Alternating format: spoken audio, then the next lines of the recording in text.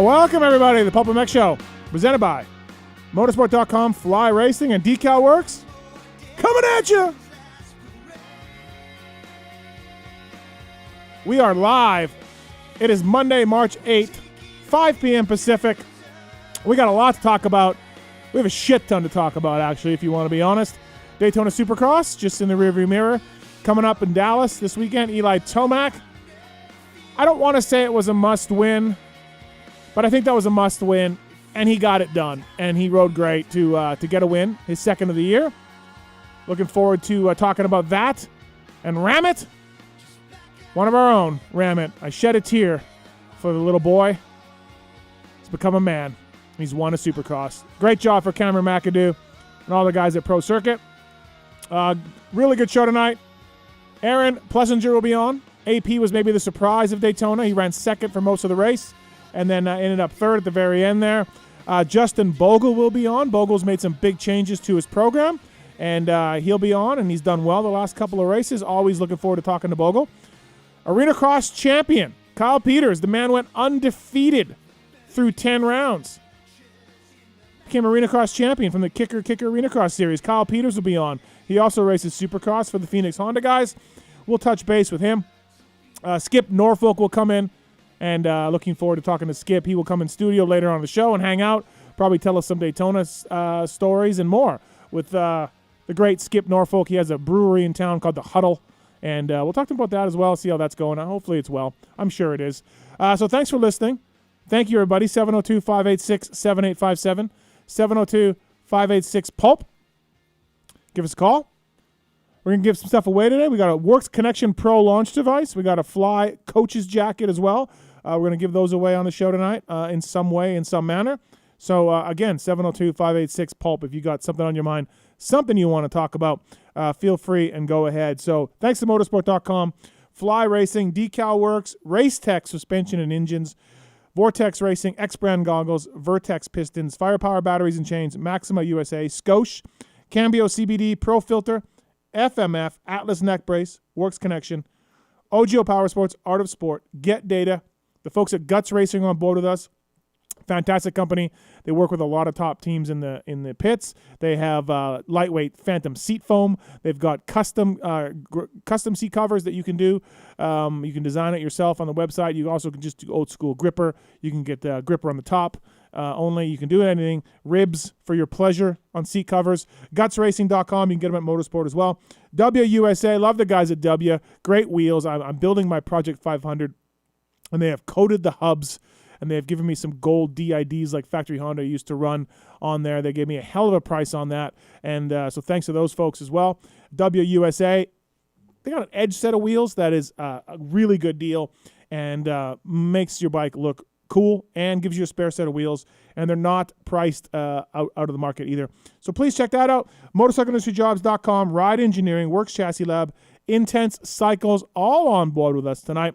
And again, it is AP, Bogle, Peters, Skip Norfolk in studio here, coming back in, making his return. He is from KeeferInkTesting.com, from PulpMX.com, from RacerX. It's Kris Keefer. What's up, buddy? How are you? Oh, man, it feels so good to be back. All right. Since January, I thought I was getting pushed out. I still might be. This could be my last show. You got to stop with that. You got to stop with that. You're so worried about this. You listen, I've been doing shows on the road. I think I've done 3 shows remotely. Mm-hmm. You were in January. That's literally like a month and a bit. That's 6 shows ago. January 11th. It's so tough. God, dude. I was getting worried for a while. I was like, man, I kind of like not being here all the time. Right. So that way people don't get sick of me. Yeah. But 2 months goes by, I'm like starting to wonder. I'm like, oh boy. I was gonna get you in earlier, but Mark's is like, no way, just Right. don't do it. Right. So I mean, he kind of runs the show here, so I couldn't do it. Lots to talk to you about. Yes. I almost didn't get you in tonight because your bullshit. My bullshit. Your bullshit call with Adrian and Don last show. Hey, where you were getting all the credit. Hey, what happened when I called in? Everything got peaceful. Sorries were had. Apologies. We got it out of Adrian eventually. I mean, I had to push for that. I'm like, what the fuck's going on, Adrian? Come on, bro. That's right. So I'm glad that you facilitated it. I did. You were saying, help me. Let's just be real. Oh, your call. You text me saying, please help me. And I said, abort. Abort. I was giving you sirens saying, get the fuck out of this as quick as you can. Adrian emailed me to say, hey, man, I want to come on. Like, Dawn's really ruining me lately, which I didn't really know. And Adrian's like, I want to come on and talk about this. And I'm like, okay. Right. If you want to, you can come on. Right. Next thing you know, Dawn texts me, I want to call in. And I'm like, all right. Okay. I told Adrian Dawn may call in. He didn't say anything. He didn't respond to No, it? I don't think he responded to that one. Oh, my God. And then that was it. We were off to the races. Yeah. I know when I listened to it, he got really quiet. And I know Adrian a little bit. So Adrian doesn't help himself either when he talks. He's from New York, so he's a little bit rough around the edges. So right. It was definitely a good segment, nonetheless. Yeah, nonetheless. Looking forward to tonight's show. There's a lot going on. Bogle, Peters, Yep. Skip. Gonna be a good show. Hey, don't forget, people. Right after the final round at Salt Lake City, we are going to give away a 2021 Yamaha YZ450F. You can buy a ticket on PulpMX.com. It's $20. Second prize is a pair of Yamaha generators, which is cool. And then we have 17 other prizes. 17. We used to, 19 prizes total. We used to give the winner everything, right? His bike was decked out. But we decided not to do that this year. We went further back. Yeah, bike's just stock. So Yamaha LCQ raffle. The field is going to be set after this weekend in Dallas, after the first race. We're going to take the top 10 in points, and then now we're going to go into a chase for 7 guys to get the money. Okay. So right now, if you look right now, I just got the stuff from Swisscore earlier today. Ronnie Stewart is 3 points out of getting into the chase. If you don't get into the chase, you're not getting any money. He's on the bubble. You have to get top 10. The Cat has 86 points. Ronnie Stewart has 83. And that's the cutoff, top 10. So our buddy Cade, 92. The way he's riding. Let's say he's riding good. Dude, he could actually. He's like a different dude. If Cade makes the main again. He's out, right? And Ronnie Stew does anything decent, then, yeah, Cade will be bumped and Ronnie Stew will be in. So, big points battle for the Yamaha LCQ Challenge. $20 gets you a ticket. And you got 19 prizes to possibly win. So I have really a question. Cool. Yes. Do you hear from any of the people that won the bike? Like now? Like a year later? Yeah, the guy we went to Glen Helen with. Yeah. He emailed me not that long ago. Okay. Justin was his name? I think his name was Justin. Yep. Remember? RV was there and everything? Yeah. So that's it. It's the only guy I ever heard from. Okay. The guy in Canada? Or No, there was a guy. There's a guy in Kentucky that won or something, and he just went. I said, "You won this bike." He went, "Thanks." He wrote back, "Thanks." That's it. Yeah. And there was another guy on a different brand that won, right? That you had it on 1 year. For Cowie had it 1 year, right? Not for this. Not for the Yamaha. No. Okay. No, that was a fantasy thing. Oh, okay. Yep. PulpMX Fantasy. So, yeah, $20 get you a ticket. The link is on PulpMX.com. Go ahead and do that. We'd really appreciate it. Lots to get into tonight when it comes to Daytona. Working the video screens over there and deciding what you see, what you don't see. Working on the PulpMX app that will be dropping any day now. Is this like the X-Brand goggle? I saw a beta version of the app. It looks fantastic. It looks amazing. It's Travis Marks. What's up, Marks? How are you? Hi. Hello. What's happening? I'm tired, dude. Why? I'm not going to lie. Why? It's like I've been a busy couple of weeks. I feel tired. How'd you like to hear that? I like you. You're crazy. I'm dragging ass, so I'm If letting you you're- know ahead of time. That's a good way to start it. Yeah. If you're the boss, okay, and your employee says 9 minutes into his shift, your employee's like, dude, I'm dragging ass. I feel tired. You should be happy it took this long. Nine minutes in. That's good. Dude. For how I'm feeling. How am I supposed to handle that? You just hand the man a Red Bull or something. Yeah. Hand him something. Something. Thanks for the Steve Starbucks. Mathis. Taking your calls over there, holding things down in the corner. He is back once again. We don't know when Tisla Jerry's coming in. He'll decide when he comes in. But for now, it's Tallon Taylor. What's up, Tallon? Hey, what's up? Big day for you. We have a drop. We have an intro Yep. for Tweet at Tallon. We do. We have a brand new intro, so we get it. God, I can't wait. He gets I it. can't So wait. very, very exciting stuff on the show. Will that go in your bio on your Instagram? Probably, yeah. Okay. Yep. Officially have a drop for PulpMX. Do you think you get any chicks because of it? Probably not. Probably not.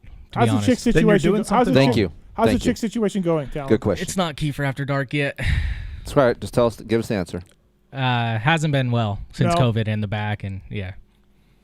The back. The COVID. back. my I haven't really been trying in the last little while, to be honest. Are you still working at the shop? Yeah. Yep. Okay. All right. Yep. Okay, goddamn. Damn. 702-586-7857. Jason Thomas will be in as well. Kris Keefer brought you tonight by Decal Works. Have you gotten these guys the image yet? What's going on with this? No, I keep forgetting. What? I got to mark this on my notes right now. Heather's titties. That's what I'm Okay, all right. So Decal Works is going to make you some custom graphics. They can make you custom graphics as well. They're officially licensed with all the OEMs. They have the best custom motocross graphics around. They got rider ID products. They got a really good turnaround, really good customer service. They're quality, service, and knowledgeable. DecalMX.com is the website. The best part is PulpMX code. Get 20% off custom graphics. Their expert staff will go above and beyond to make sure your questions are answered. They are making me a graphic kit for my Project 500 right now. Which I saw. Looks really nice. It's coming along. Yep. It's coming along. Doc Wobbles waiting on some clamps. Wobbles, if you're listening to this. But yeah, that thing's gonna be sweet, and you're gonna ride it. I can't wait to ride it. You're gonna ride it. Because last time I rode a 500 was Larry Rossler's KX, but I haven't rode a CR 500 ever. Wow, you're in for something. Right. And not only are you gonna ride my Project 500 CR 500, it is my old 500 from back in the day, That's even better. like my old bike. And you plan on keeping this, right? Because I know how you do some stuff. Like you buy it and then you sell it later. You're going to keep this? Yeah, probably. Yeah. I mean, if somebody offered me a ton of money, I would sell it. Put it in here, right? Yeah, it's gonna go in the studio. Okay. eventually. Yeah, for sure. Just like the 125 behind you, you rode that. Yeah, it's fun. Yeah. Remember that thing? Remember how hard it was to like keep it on the pipe? Like, it's just insane. I couldn't even, I'm like, I don't know even how to ride this thing. Right? You forget about how to ride a 125. Like, you're just like, what? There's a first gear? What? Yeah. You got to ride it there? Decal MX, Decal Works, bringing you Kris Keefer tonight. Thanks to those guys for making things happen. We got some prizes from those guys as well. $300, I think, a gift card for the Yamaha LCQ privateer thing. So looking forward to that. Hey, we got affiliate programs with Arma and Karcher. So go to the PulpMX.com, the sponsored deals. If you're in the market for a pressure washer, or if you want to get some Arma, blitz out. There's codes to save with those guys, so we appreciate that. All that stuff's on the PulpMXShow.com sponsored deals. Also, I want to thank the folks at Firepower. They got batteries and chains, and Chisholm runs them. We're going to talk about Chiz later.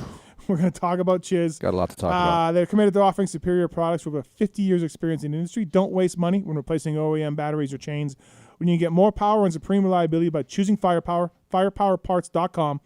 They're backed by a 2-year warranty, the batteries are. And ask for the stuff at your local shop today, firepowerparts.com. I got a chain coming for Project 500 on that bike. So. O-ring? No, I'm not going to run an O-ring. Really? Nah, fuck that. 500? Yeah, bro, I can get free chains all I want, so I don't need a. Okay. If I was a guy who had a 500 who had to pay for chains, Right. I would buy an O-ring. Soul Rider. Yeah, if I was a Soul Rider, I would buy an O-ring. Right. But I don't really care. So Factory.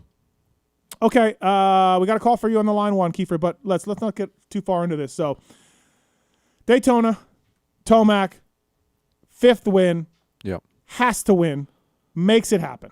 Good ride, great ride. It's expected, right? Yeah. Like you see the layout of the Daytona course, Mm-hmm. sandy, open, faster. I wrote about this in daytime. It's kind of like his home track. Yeah. Flowy, bermy. That's Yeah. right up his alley. Yeah. So for me, it's expected. You say has to. I don't really say he has to win that. He was 29 points down or something. I know. And he made some up. He's only 24 now. 24 now, yeah. But yeah, I mean, once you saw him ride in the heat race, you're like, okay, yeah, it's going to be fine. Right. The big story, of course, Cooper Webb and Ken Roxon in the second turn. Webb drove it outside there. Kenny was not too happy after the race. We actually have his audio here. Can we play that, Marks? Are you ready for that? Here's Kenny's audio after the race. We've reached the halfway point. Yeah, obviously I got a really good start, and Webb just pushed me really wide into the tough blocks, which caused me to lose a bunch of spots. But I think he's scared of me, That's why he plays these kind of games, but little does he know I like to play as well. So from here on out, I'm just going to put in that little bit of extra focus on a daily basis, even at home, to just be that much better on the weekend, He's just fueling the fire, and I'm ready for it, I mean, he got this one around, and the points have closed up a little bit where we got plenty of racing to go. So, yeah, I like to play, so let's go. You know, I'm gonna focus hard and yeah, bring it on the weekends. What do you think? I think he's contradicting himself a little bit. Okay. I think he's heated, right? Yeah, he's heated. He wasn't expecting that, and that's why he's heated. Was it as bad as what he's making it out to be? No, he didn't go into the tough blocks. He pushed him out to the berm. He wasn't riding the wall. But I just think he wasn't expecting that in the second corner. Oh, yeah, you can definitely, But Cooper kind of screwed himself there too, because he had at least a second place start right there, right? He came out third, I believe. So Right. he got pretty lucky because he could have come out fifth or sixth, and Kenny come out seventh or eighth. But I think Cooper's mentality is, I'm not really worried about Eli. If Eli gets around me, Daytona, it's Eli. He's Right. going to be good. I'm more worried about Kenny. Eli's 29 points back. I know I can be able to handle Eli when we get back to Arlington. So I think his focus was make sure Kenny has a bad start, and let's try to make up some points right now, Yeah. right here. And it worked out for him because there's Plessinger in between him, right? Yeah. So that helped him. But I just don't understand why everyone gets all uppity about what he did. It wasn't that big of a deal. It was not. That is, again, he could have really screwed himself. He didn't. He made it. He came out about the best he could do. There's nothing wrong with what he did. Nothing. That is racing. Right. But if you're Kenny, you're pissed, and because Kenny comes out with either first or second if Cooper doesn't do that. And as a racer, you don't want to show the emotion, right? Like he's trying to let people know that he didn't like it, but he's trying to downplay it a little bit at the same time and going, hey, I'm going to concentrate on myself, which is kind of bullshit, right? Because he is like, I think Cooper is in his head. You know, he likes to play games, these little pit board things that he does to Kenny, which I thought was funny, and I thought they both were okay with that, but obviously it bothers Kenny more than he leads to believe. Yeah. You know, we all think. I think practice should be interesting in Dallas if they ever get together in qualifying. You know, I just don't see them do anything in practice either. I think they're old enough and they've been around enough. They're not going to screw with each other during the day. right?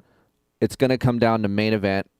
And even in the mains, I don't think they're going to play Matasevich and Larry Ward in Seattle. Yeah. But they're going to make sure this pass is stuck, right? Yeah. Just kind of like what Cooper did to Kenny in Daytona. Yeah, he was mad. Kenny was mad, and he should be.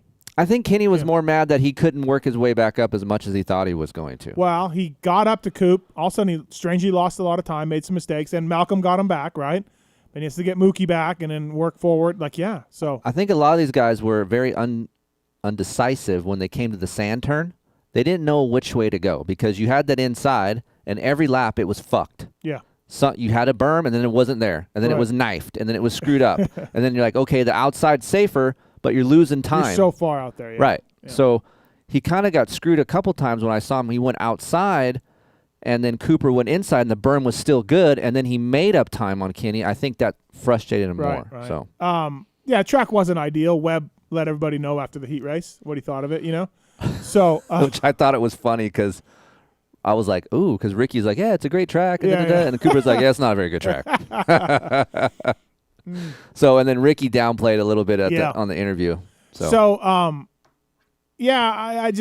don't see. I was surprised that Kenny's was that heated about it. Look, he should be mad, but he seemed like he was pretty upset about it. But I mean, hey, it's 5 minutes after the race. Yeah. You got fourth. Yeah. You're not stoked. Right. That little maneuver did piss you off a little bit. Right. It's fresh. He got fourth at Orlando too. So he's running into two fourths now. Yeah.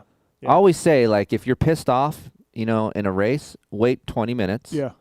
And then talk. Right. Because you're probably going to say a lot of shit you don't want to say. Yeah. Big win for Tomac though, and that's he's good there at Daytona, of course. You know what?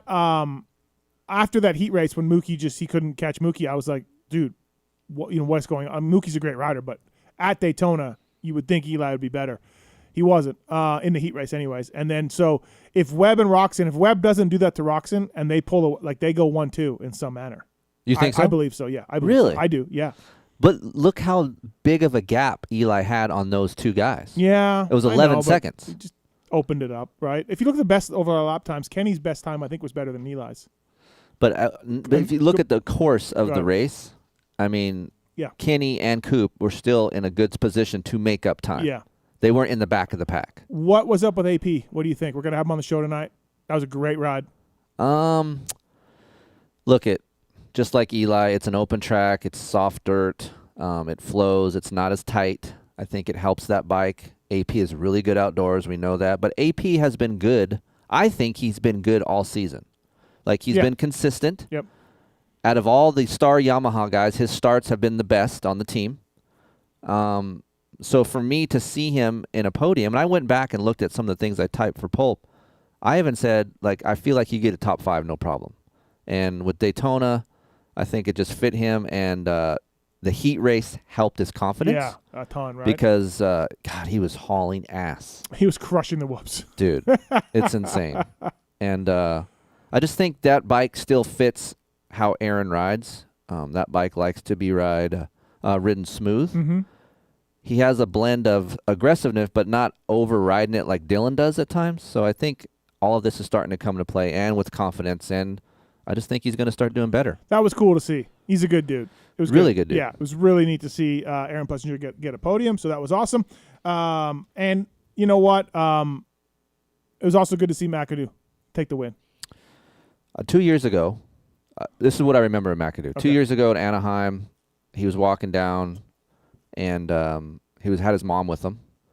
And he said, "Hey, how's it going, Cameron?" We talked, and I introduced myself to his mom, and I just want to let I told his mom, "Hey, man, you got a really good kid." Mm-hmm.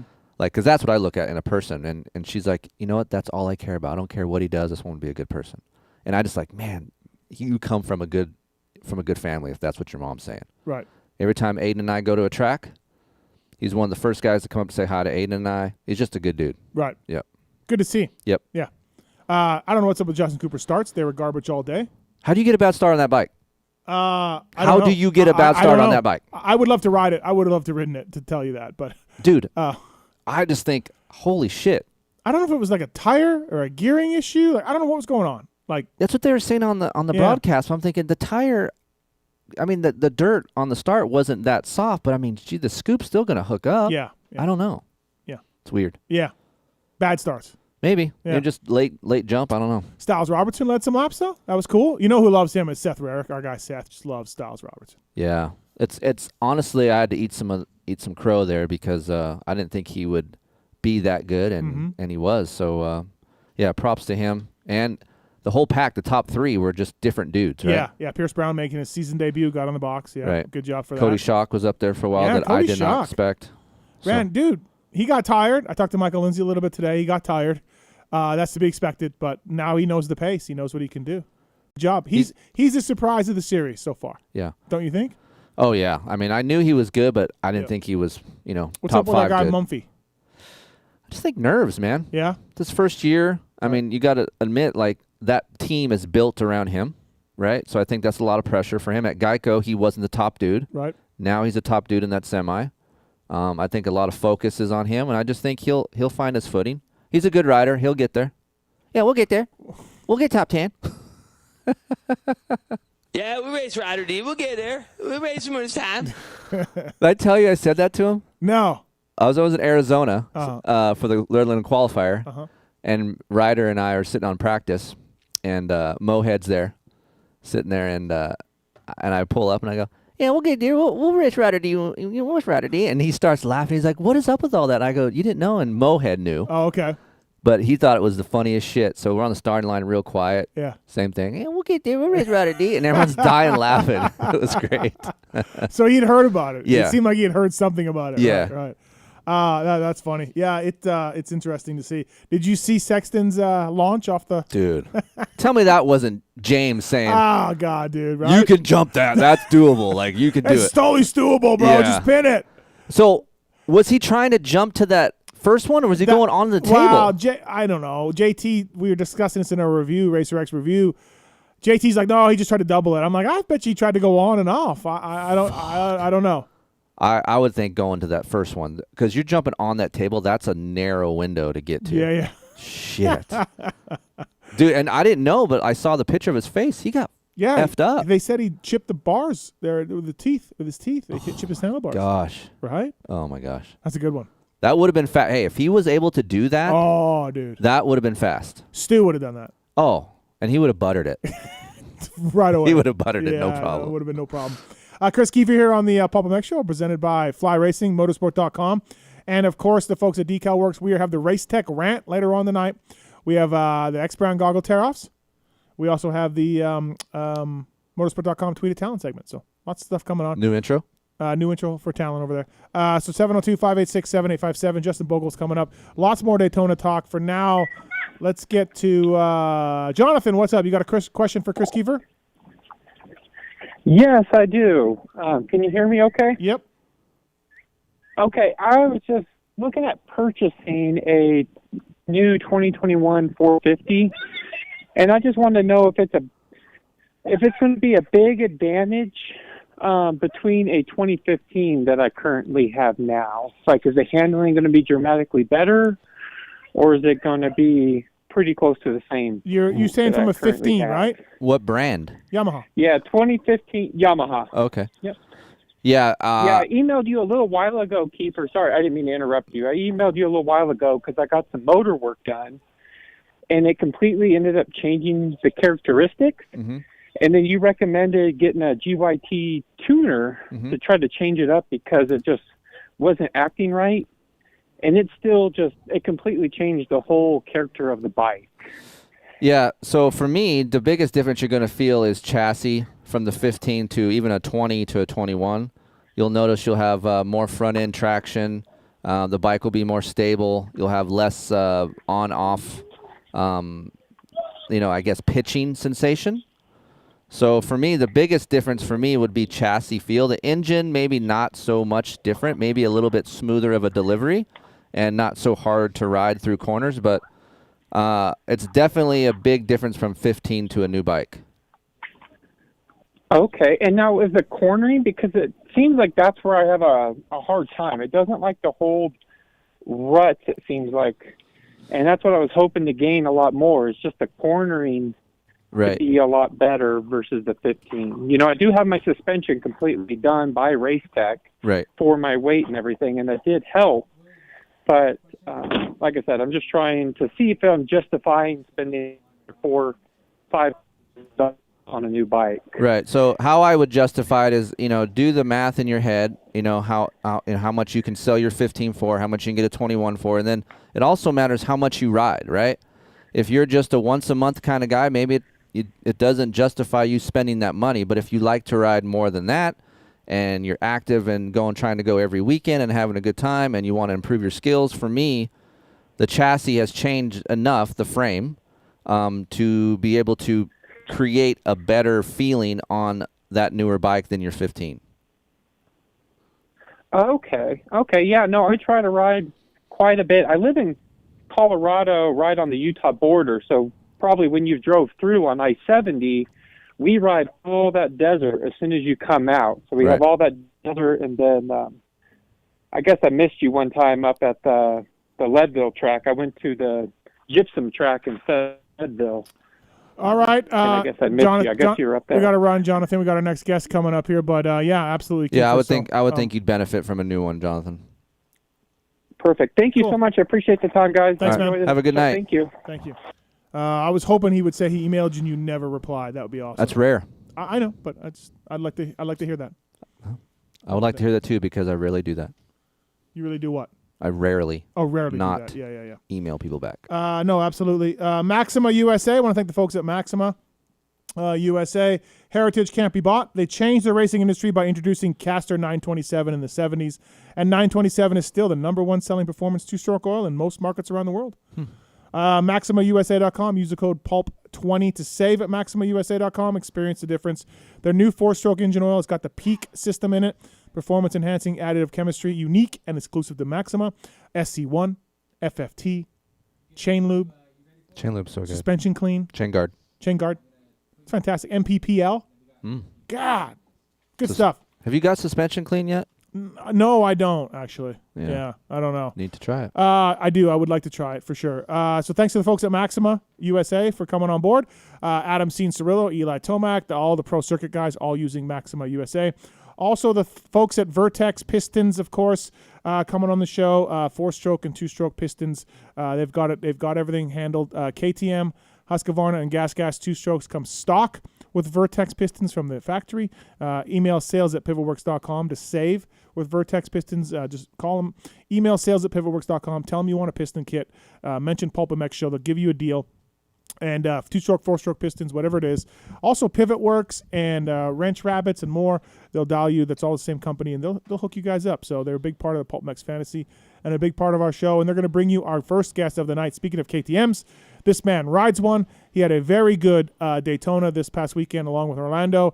It's Justin Bogle. What's up, Bogle? How are you, man? How we doing, guys? How we doing? We're good. Thank you for coming on. I appreciate it. I wasn't at Daytona, but man, looks like a good race for you. You got to be stoked. Yeah, I'm pumped with progress. Right. I mean, I've made some changes, and it's nice to see that things are starting to go in the right direction. Obviously, always want more, but yeah, I'm pumped on the progress. It's getting better. Yeah. I mean, honestly, in this field, if you can be a top 10 guy every single weekend, dude, that's huge. I hate to be the guy saying this is the fastest field ever, but and I don't know if it's the fastest field ever, but it's really fucking fast. It's really good. And so to be a top 10 guy is impressive.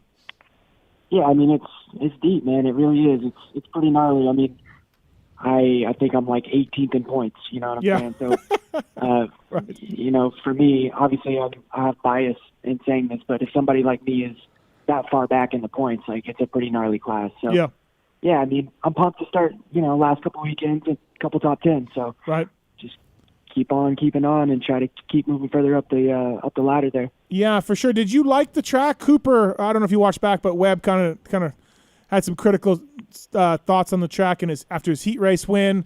I didn't like it, and honestly, it's not even RC's fault. Over the years, they added pavement, so they narrowed it. There's certain things you can't do to the track for drainage / lawyer restrictions. Like there's so much. He's so limited in what he can do. I don't feel like it's a great track anymore. What'd you think? I mean, in all reality, if you want my honest opinion, there's been way worse Daytonas that I've raced. Okay. Okay. Yeah. I mean, I didn't really mind the track too much. A lot of people didn't really like it, but I mean, the dirt was a little different just because we were expecting a monsoon and then nothing really happened. Mm-hmm. So it was a little harder and choppier than I think any of us were really used to. But there's been a couple of years, man. Even I didn't race last year, but watching it, it looked worse to me last year. Right. My honest opinion. Yeah. So, I mean, there was places you could pass. I mean, we all had to make some passes, so I think it was better than it could have been. Did you make anything stick by going wide in the sand section? Because if you did, you might have been the only. I didn't go wide in the sand one time. Oh, shit. Okay, all right. I knew better than that. I saw people do it, and I was like, well, why would I waste energy and lose 2 seconds, you know? Dude, I was watching guys do it, including Kenny, trying to make up time, and I'm like, no, don't do that. Just follow the guy into the inside. Let's just follow him, you know? Yeah, I mean, you're getting blasted with sand, but it's better than losing a second by just going wide. So Yeah. No, it's always an interesting race that way for sure. It's kind of start dependent, and which is neat to see in some cases. But no, good job on that. And I was down there at the what is it, 83 compound? What are we calling it now?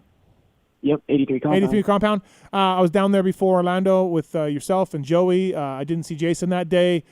Hunter and Jet were riding too. And this is a whole thing you've done. You've decided to move down there. You've done it before back at the Goat Farm. And you picked up, of course, from Robbie Renard's and moved down there, man. And it's a big change in your life, but, you got to do it, right? Yeah, big change. But, I think I've always been the type that'll, if it needs to happen, I'll just do it. I don't really need to make a big deal about making the decision. I'm a grown man at this point, so I'll make the decision and just make the move. So I'll never stop singing the praises of Robbie Reynard and his wife Ashley, though. They're some of the best people on planet Earth that I've ever met and have helped me more than just about anyone in my life. So it's tough. It's tough leaving home, and it's tough leaving Robbie and people that I love and love to be around. But I've been down here basically just living with Berner and his family, and him and Danny have treated me like family, and hanging out with his son has been really fun and cool change of pace and all that. So I've been enjoying it, man. Working with Berner, I really, really enjoy that. I trust him, and he's very good at his job. So I'm really enjoying my time down here. And I mean, as we speak, I'm sitting here on we got a really mini little beanbag chair, and I'm sitting in the middle of the living room of my apartment I just moved into, and there's nothing else in here. So. I heard you went to Oklahoma, you grabbed some clothes and a mattress and your like bike and stuff, and you drove back to Florida. Yeah, so like my living room right here, I got my TV. Berner gave me one of his old little TV stands, so I got a TV, and it's on a stand, which is better than I was planning on doing. Right. And I have this little beanbag chair that I got today, and I have my skier. And that's it. That's all that I got in here. So That's insane. mattress on the floor. You're right. You sleep on the floor, you wake up hungry. You know what I mean? I love it, man. It's awesome. This is all interesting to me. Right. Okay, so you get out of Oklahoma. Do you say, okay, I'm going to Berner's house. I'm doing that. I'm not going to look for anything else. And then when you go to the 83 compound, does it cost you money out of your own pocket to switch? Are you paying them to train there? Or how does that all work? Yeah, I mean, it's a facility, so definitely paying to ride there and to use it, and it's top notch. So it's like anywhere you go, you know, it costs money to ride at all of these places. So down here with Berner, it's really just to get more time with him and work on my bike and be around the team and be able to make those kind of changes quicker. And riding with Joey has been really good, and obviously with Anderson and the Lawrence kids, it's been we got a good group. It's fun, but there's a good group back home as well, and I really enjoy that too. Don't get me wrong. It's just with Joey being on the same team as me, it's been really good to bounce ideas, and I get along well with him. So it helps with testing stuff. I ended up on his fork setting, and he ended up on my shock setting, so we kind of got a little Nice. like a Bovaci setting going on now, which it's just nice to be around the team and everyone too, you know. That was my question. Is like, how does his bike evolve since he moved from Oklahoma to Florida? Has it evolved? Or And I even guess you it look has. at Jason's stuff. You know, it's the same bike as you, basically. You know, you can. I don't know how much you can bounce off Jason, how much you can, but you can be like, hey, what are you trying or whatever. I don't know how that works, but Yeah, I mean, we all talk for sure. yeah. 702-586-PULP. You got a question for Justin Bogle? Give us a call. Brought to you by VertexPistons.com. Yeah, again, like, you know, you're putting your money where your mouth is with the apartment and the riding area and everything else. Like it's, but Justin, we've talked before on this show. We've talked privately. You've been down in the dumps at times. You've been injured. You've had head injuries. You've been injured other stuff. And man, you just kind of just keep building, man. You're not one guy to stay knocked down. That's for sure. Like you're getting up. I admire it. I really do admire it. Well, I appreciate that. And, I mean, what else are you going to do? You know, you can't sit there and cry about it and making excuses and doing all of that. It just doesn't get you anywhere. It doesn't – I mean, people don't respect it anyway, so you might as well just deal with it and keep on keeping on because everyone's got their sack of rocks to carry. So we're all dealing with something. Yep. I think, for me, a big thing, you know, for a lot of people really, you know, kind of know, but I had a pretty big injury every year of my career, and to be still in this position that I'm in with a great team and a great bike and people that do believe in me, like Berner really believes in me and Robbie really believes in me and Forrest clearly believes in me to keep, you know, giving me chances. So that stuff means a lot, but I think a lot of that has to do with the way that I handle things and approach things. And it's not really, I'm not one to just fully give up. You know, I've had a lot of shit thrown my way, but we all do. So you just deal with it and move on. And I believe in my ability on a motorcycle. Maybe my fitness has struggled because of, you know, time and all of that. But once we get that under control, I think I'll be all right. The KTM, I want to know a little bit more about that. How has that fit your riding style? I think even to this day, you're one of the most fun to watch ride for me. When I go down there and I watch these guys ride, you're always really smooth, flashy. How's the KTM adapted to your riding style? Well, I love the KTM, but it took me a little bit to get used to it. But this is my third year with the same bike, the same generation KTM. So I'm super comfortable with it now. And like I said, being able to work with, you know, Berner and WP guys and all of that over the course of the last few years, definitely got it feeling a lot better for me now. So I'm super comfortable on the thing. I love the steel frame feel. Like you said, I don't like to get too crazy. Stay pretty smooth if I can, you know. So it's just a comfortable bike to ride, pretty much just right off the bat. But at our level, you clearly got to fine tune things all the time. So always working, but you know, I love the bike. Obviously, I'm feeling better on it all the time.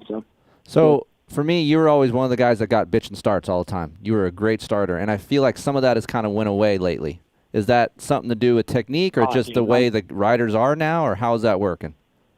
My start this weekend was absolutely horrendous. So, yeah, I mean, and I like fully locked bars with Malcolm going in like right out of the gate, and it was 100% my fault. So, yeah, man, I don't know. I whole shot a heat race, and I've actually got pretty good starts. A big focus for me lately is I got to work on getting my speed back so I can qualify better, so then I can have a better heat race, so then I can have a better gate pick, because if you don't get a good gate pick, the gates are absolutely wrecked by the time our main event comes around, and there's not much you can do with it. So actually at Orlando too, I was pretty far outside, and I came out third or fourth, and then Marv got sketchy in the whoops, and I ended up having to roll the whoops, and then I was back in wherever. But right. Yeah, there's been times where I've whole shot like every single weekend. So, yeah, it's a little frustrating not to do that, because there's nothing better than whole shotting, even if you're not ready for it. It teaches you to get ready for it quickly. So, yeah, I got to give me some more starts, man. That'll turn the ship around quicker than anything. Right. Hey, when you're at the and like I said, I went out to the 83 compound, and I spent some time at these different places. So, and whether it's RVs or Alden's or whatever, I've been at these a ton. I always wonder about this, Bogle. So when I was there that day, you started first, right? Joey, it was Joey, and then Hunter was testing. So it was basically, hey, Joe, you start first, Joey, you'll start second. And it usually does that. And I don't know how it goes when Jason's there or whatever, but how does that work? What's the political way of doing that, where it's like, hey, you're going the slowest right now, so you go first, and and the fastest guy goes last. Like, what's the dynamic of that? I always wonder. how that works. Yeah, well, I mean, we usually try to switch it up and kind of change it up, but I don't mind either way, because I feel like it's good. If I'm not the fastest guy, I kind of like having that pressure behind me. It forces you to learn how to ride with that pressure. And then I like having to chase as well, because you can watch and learn. And I mean, that's a lot of, you kind of get the toe and figure out where they're going faster and stuff. So I think it's kind of just, you have to do both.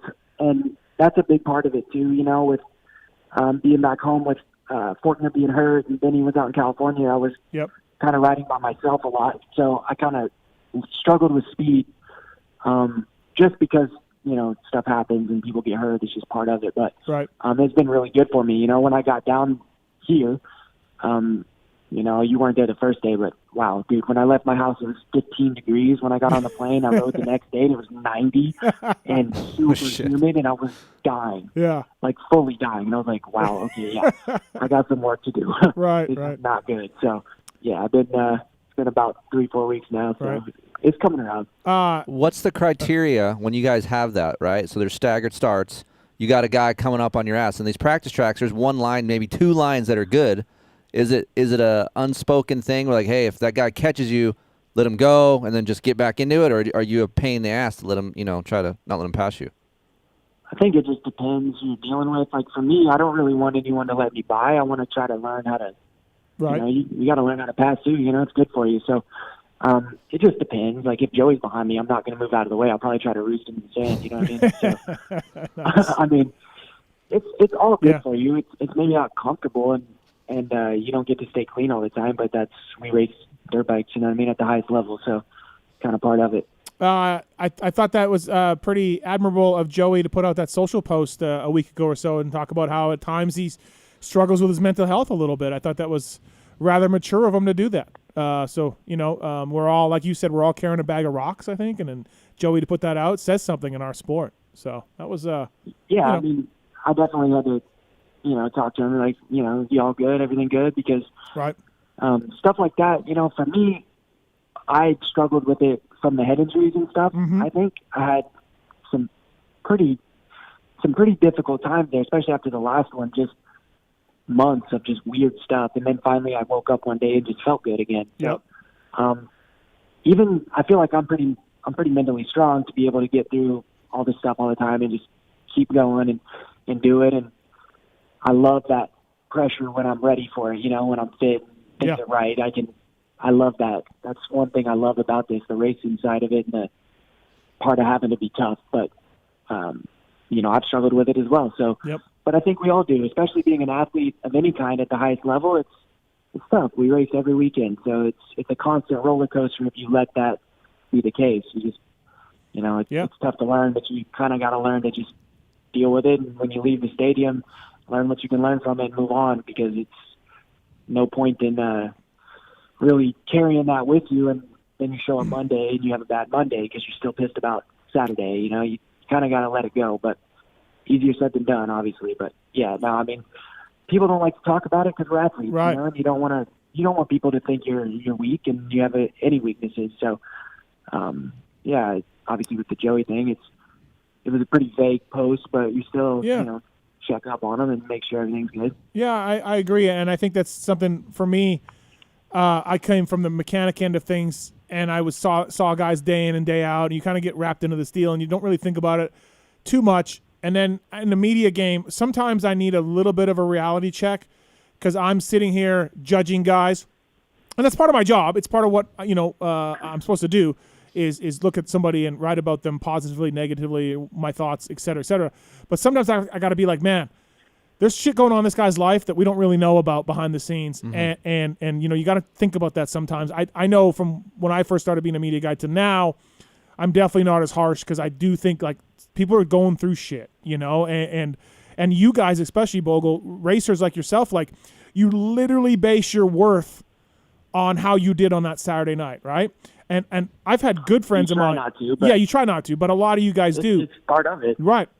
I've had a guy, I've texted a rider and been like, hey, man, you want to come on the show Monday? And they'll be like, why, dude? I crashed out. And I'll be like, I don't care that you crashed out. You're a good dude. You haven't been on in a while. Who gives a shit about your crashing out? This was one race out of 29. Like, I don't care, right? But then you always brings you back to like, oh, yeah, that's how these guys, that's how they base themselves on, you know? So, yeah, it's always tough to do, and you got to remember that, I think, as fans and media. So yeah, I mean, it's that way with any kind of athlete. You see people talking shit on LeBron, and you're like, dude, how could you talk shit on LeBron James? Like, right. This dude is the greatest. Like, how would the way you carry yourself and all? It's like, but it's gonna happen either way, and obviously, it's tough to hear it sometimes, but there's always some truth to what people are saying. So, you kind of just gotta let it roll off, and I know when I'm not doing good. I know when I'm doing super shitty. Right. And, I don't need all those dickheads in my Instagram DMs telling me that I suck and don't deserve a ride. But, that's also part of it. That's their right as a fan is to, be a fan and love what they love and not like what they don't want to like. So it's just part of it. Everyone is entitled to their opinion, and people like you're paid to be a media guy. You're paid to say what you think and what you see. So it's part of it, but I mean, we're all dealing with shit, but so are you. So is everyone else. Yeah, no, absolutely. Vertex Pistons bringing you Justin Bogle on the show. 4-stroke, 2-stroke Pistons. Email sales@pivotalworks.com. This Jet Lawrence kid, you've been around him a lot. He's special on and off the track, isn't he, Bogle? Nah, Jet's a funny kid for sure. Not sure because obviously I hadn't really been around him or really met him, but being down here and hanging out with everyone, he's funny, man. And he honestly reminds me so much of me at that age. Like, right. Even just the way he dresses, the way he acts, the way he rides. I'm just like, man, it's pretty funny, like a blast from the past. I was going to ask you if he reminded you of yourself because I saw videos of you, and I know people who knew you for a long time, and you're kind of, I think you were that way a little bit. So it's funny. Yeah, I mean, we were out at the track talking about which Jordans we picked up that week. You know what I mean? Right. There's not too many people that I can talk like that with. It's really just me and Colt that I really get along with. But Jet's a pretty funny kid, so he's cool, man.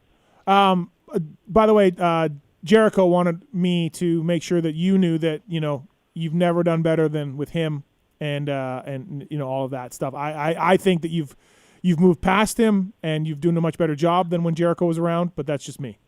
So yeah, he loves bringing up those couple heat race wins. I know, right? I mean, the thing is with Derek, man, he is like, I'll tell him I love him, and he will just refuse. He won't hug me, nothing. He's never, ever done any of this. He told me the other day he was so sick of hearing it from, like, me and Colt and all my friends that he's like, I don't he tried telling me that he wouldn't cry if I died, and I was like, dude, I don't believe you. Like, you want to act like you're so metal and tough, but Right. I'm not buying that. Dude. Like, we talk like every day. Like, come on. Slipknot and those type of fans. That's how they live, bro. That's So it. he's that way?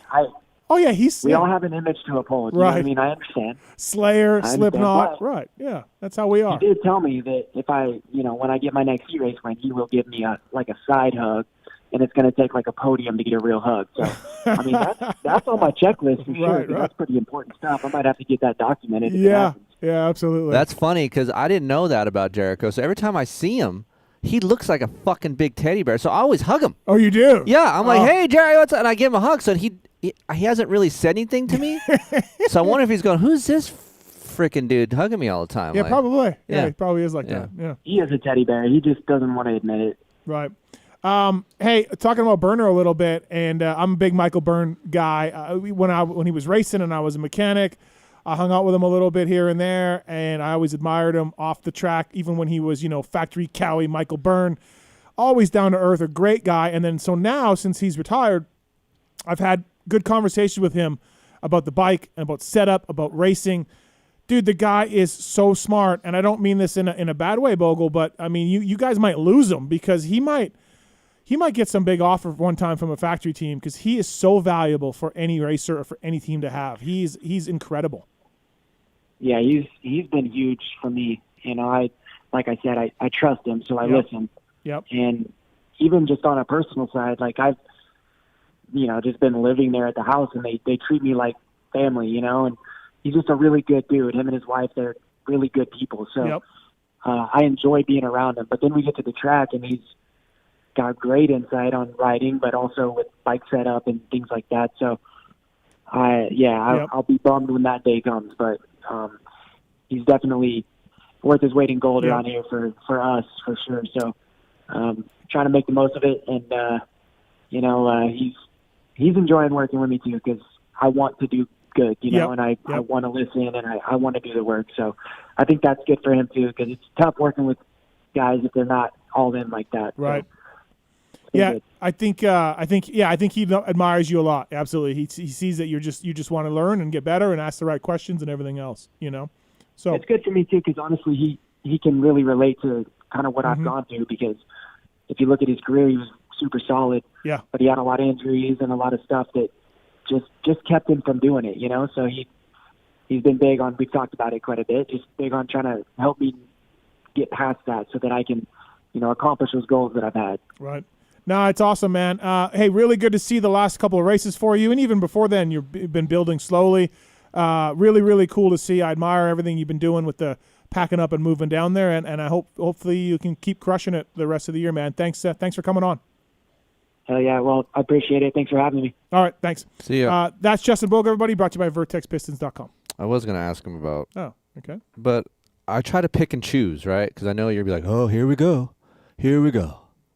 I was going to say, you're in an apartment, you have a beanbag, you don't got shit in there. What about chicks? I know he's single. I don't. I mean, I don't are know you if going to, Bogle- hey, come over and hang out with me? I would have liked that question because I don't know what Bogle's chick situation has ever been. Right. Like do we have Jericho's number? I don't, but you can send it to me. But I was just wondering, Let's call Jericho, see if he can answer. has he had a chick? Because I've never really seen. Let's get to the bottom of this. I would say we could call Will Hahn, but we can't call We can't Will do Hahn. that. No, we can't That's do that. illegal. It's illegal? So I'm just trying not to press the woman/home life/chick issue with every guest, But I was wondering about that because when he mentioned, I have a little apartment, I don't got much in there, and if you meet, he's a normal human being. He's going to meet a girl. He's going to invite him back to hang out, to have dinner. Yeah. Here's my situation. Right. This is what I'm doing. They're like, what? Yeah. What? No. No. We're going to call Jericho. Kyle Peters is coming right up here. Here's an email. Okay. From Jordan. Hey, Kris, I just want to say thanks to you, Steve, JT, Tits, Tallon, Travis, Pookie, Swisscore, Wow. Pookie and Heather. Wow. Yeah, Pookie Pookie gets two twice. mentions. Yeah, Pookie's twice. And the whole network got me through a lot of hard times in my life the last few years. I know Steve doesn't really believe it when people tell him these things, but he and the whole crew have changed lives in a good way. I've been listening since 2014. In that time, I've graduated college, which was a struggle. I got through a really hard breakup. I moved around the country. I missed my family and friends during that time. The one consistent thing through all the struggles was listening to you guys. I just want to say thank you for all the content and laughs through the years. You guys got me through a lot. I hope you can share this with Steve and JT. All of you are honestly bringing true enjoyment to people's lives. I hope you know that. That's cool. That's from Jordan. Thanks, Jordan. Appreciate it. I like how I'm the funnel for people to get to you because they're like, a lot of these people are like, yeah, I'm not going to email Steve. He won't talk to me. Yeah. No, that's fine. Timmy says the amateur parents are like, why does he hate amateurs? Why does he hate us? I'm like, I don't know, bro. That's fine. Yeah. Just, That's fine. Yeah. That's You can think that. It's okay. Yeah, it's totally fine. Yeah. Speaking of Burner, though, I'd love for you and Burner to have a conversation. Have you ever talked to Burner? I've never talked to Burner. God, because every time you talk to him you talk highly of him. Dude, the guy's smart, and he knows a motorcycle, and you love looking at the inside of a motorcycle and how it works for a ride. Like, you and him would have this fucking dorkiest conversation. So he's built that way too? Yeah, okay. He is. He's super smart that way. So, A-Ray's listening and just sent me a funny photo of Jericho. So yeah, you and Burner, you guys would really. I'd love to talk to him too and learn stuff too. I'm sure he has a lot to offer. You're gonna have an email from Kevin from New Zealand. Kiwi. I'm solving another mystery for you. Why don't you get to ride the Star Yamaha under Will Hahn? The answer can be found here, and he links to a Steve Mathis podcast show. Okay. A wise man explains that Yamaha are corporate, concerned about their image, as are most OEMs. The problem is not you, Steve. It's your mate, Kris Keefer. Kris Keefer is good. This is going to be a good. I have no issues with Creeper creeping around in the After Dark section. It's late at night and you flag in advance. But Creeper, quit creeping out around the regular show. When I hear Creeper on the PulpMX show, it seems he really believes that throwing down F-bombs in every second sentence makes him a real hard moto man. Really? Did you ever hear any of that 13-year-old boy language from Tomac, Rocks, and Web Stew, etc.? No OEM wants to be associated with that. No. I'm sure JT could tell you that's the reason why you missed that ride. JT could tell us. Oh, really? Yeah. Okay. Now, here's the kicker. Okay. Kev says, when I see Creeper's bike reviews on Racer X's YouTube channel, he is totally professional. He speaks intelligently. I really like that guy. So take some sound advice, Creeper. You don't need to put on the caveman act to prove that you are a badass dirt bike dude. Ask JT, a rider with pro credentials. JT will confirm. JT will confirm that when he represents WPS, he must be professional all times. JT is not embarrassed to speak intelligently to a dirt bike audience. Try it, Creeper. And then he goes on to say, when we have 7 Deuce Deuce on, he needs to turn his mic volume down so he's not shouting into the mic. He believes the average PulpMX listener is so primitive they are impressed by shouting F-bombs all night long. Let's see. Okay, so he's kind of great helping show, my Steve, JT, Marks, Tits, and team. No Tallon. No Keefer. And no Keefer. Look, if you only knew my wife more, you think I would be a G-rated person. I actually do watch my F-bombs because we are on the show. I know the listener. I know that I can use it here. I'm more of myself here. Racer X, I've got to clean it up. Yeah. I know my audience, right? Right. You want to get full me or you come here. This is how I act in normal life. Just like this. Bullshit. I'm gonna say fuck every once in a while. All right. Can't say that on Racer X YouTube though. Right. I understand this. Okay. Jericho. Hello. Jericho. Are you in a tomb? You hear me? Yeah, now I hear you. Okay. Hey, you there? You okay back there? You okay back there? Yeah, dude. Listen, Bogle said he's never been happier without you. Well, that's fine, dude. I mean, I'm pretty happy right now, too. Okay. Hey, so the reason we were calling, though, is, and we hung up with Bogle, so we didn't get a chance. Like, what's Bogle's chick situation? Keefer was wondering this. Like, dude, I haven't ever seen him with a girlfriend. Is it just, like, just really low-key? I mean, yeah.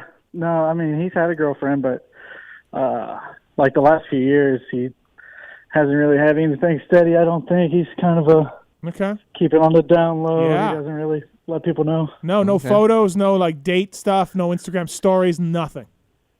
No. He's not like A-Ray. He's not gonna fucking just put it all out there for everybody. Because I feel like Bogle probably could pull some quality ass, right? Yeah. No, he does. He does well for himself. He just, Okay.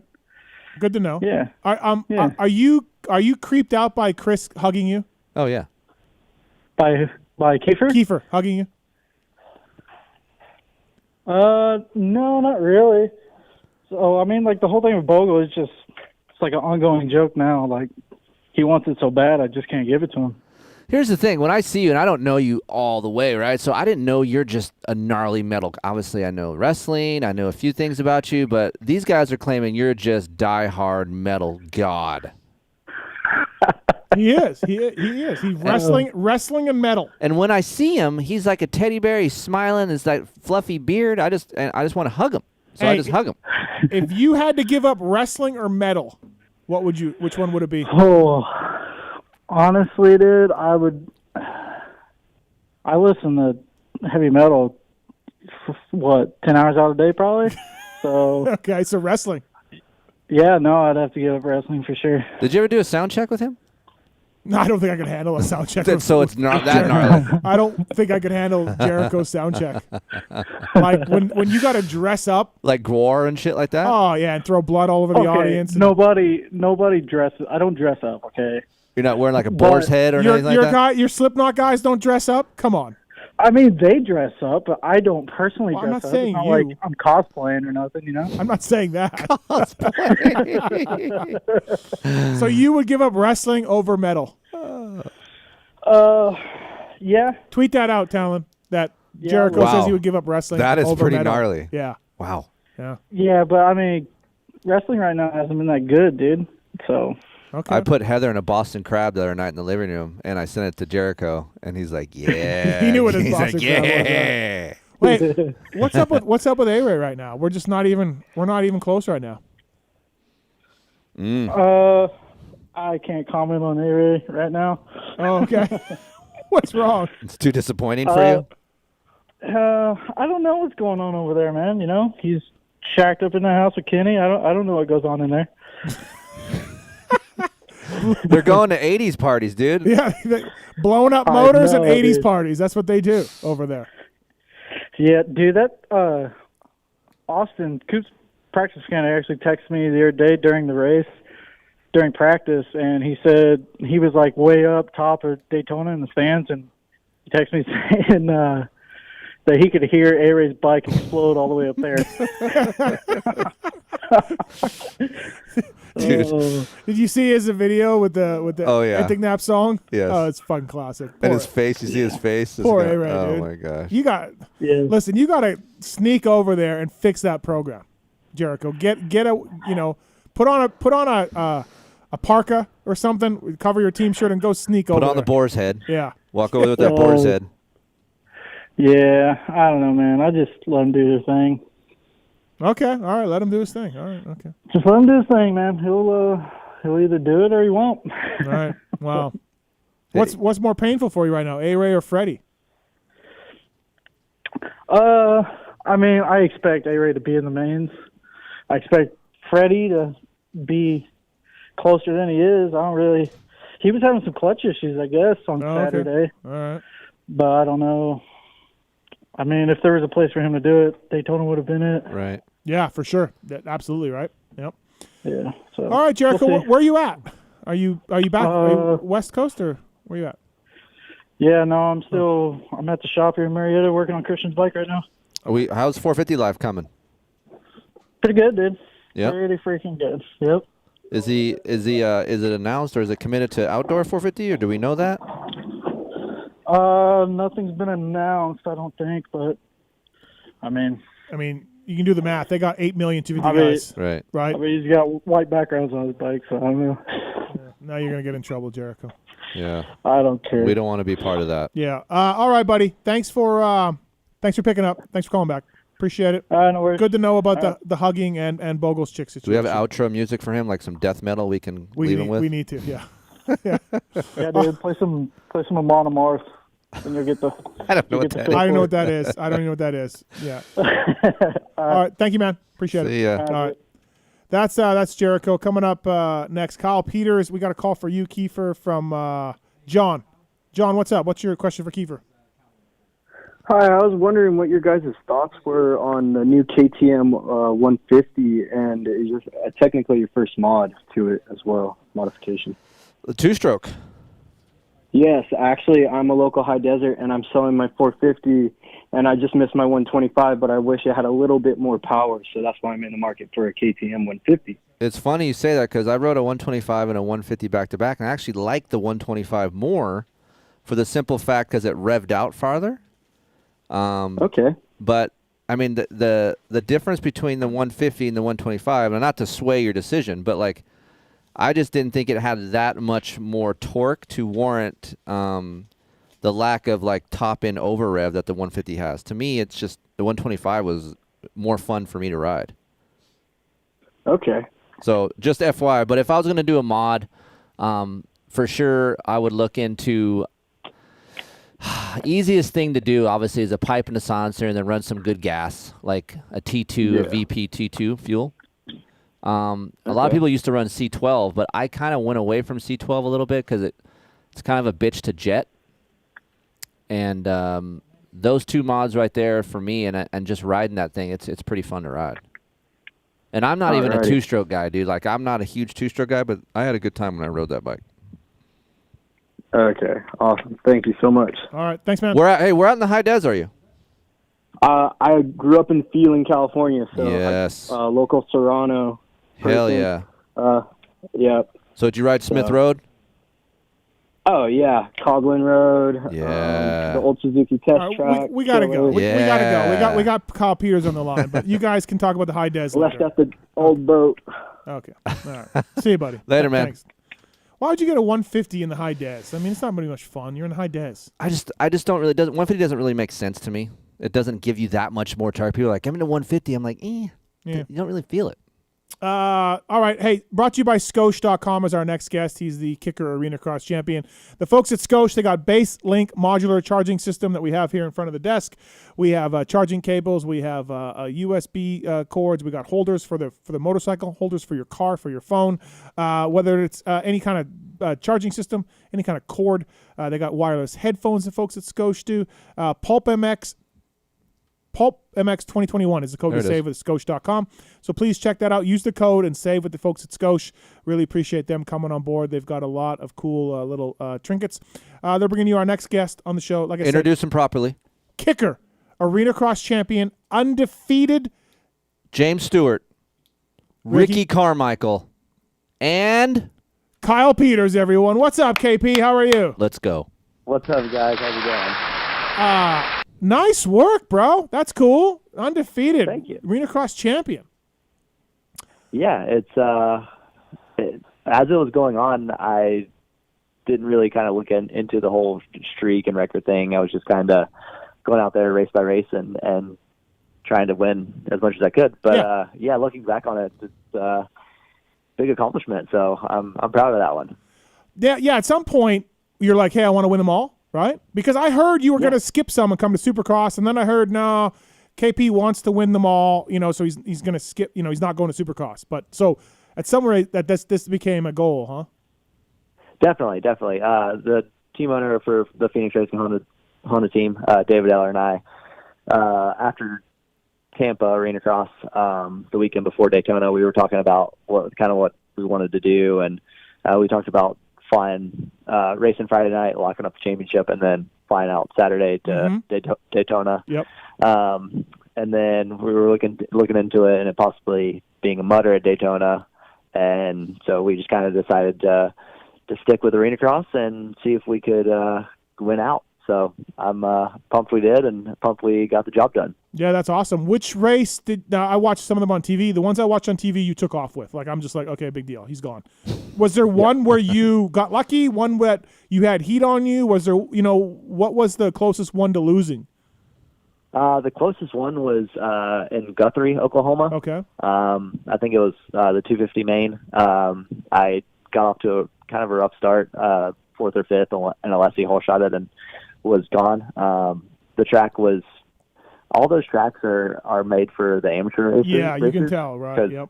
Yeah, because they race like the whole day, all night with us. We're just kind of mixed into the program. Mm-hmm. So it's really tough to make up time on anyone out there. But yeah, Alessi was kind of gone out front, and I was able to catch him. And I think with like 3 laps to go, I was able to push him into a mistake and get around him.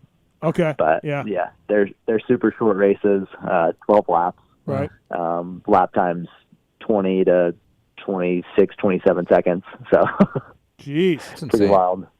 Yeah, that is absolutely nutty. Did you watching them on TV, Keefer? I caught a couple. Same thing as you. Like KP, like I was like, okay, he's gone. Yeah, I'm like, exactly. All right. But yeah, man, it was some good. I mean, look, the 800 is no slouch. No. You know? No, absolutely Yeah, not. you got some good competition there. It wasn't like you didn't have anybody to line up against. So like, yeah, it was. And these kids that are coming up, right? They're in these. Who's that? Who's the dude that got second in 250s? Colin Park. Yeah. Yep. I've heard he's legit. Like people are like stoked on him. Yeah. Like he's an up and coming kid. So yeah. Absolutely. He surprised me a lot. He's got a lot of natural talent. He's actually really good through the whoops. That's one place that he kind of excels on the ring cross track. And yeah, he's 19 years old, and he's going to be one to look out for. Yeah.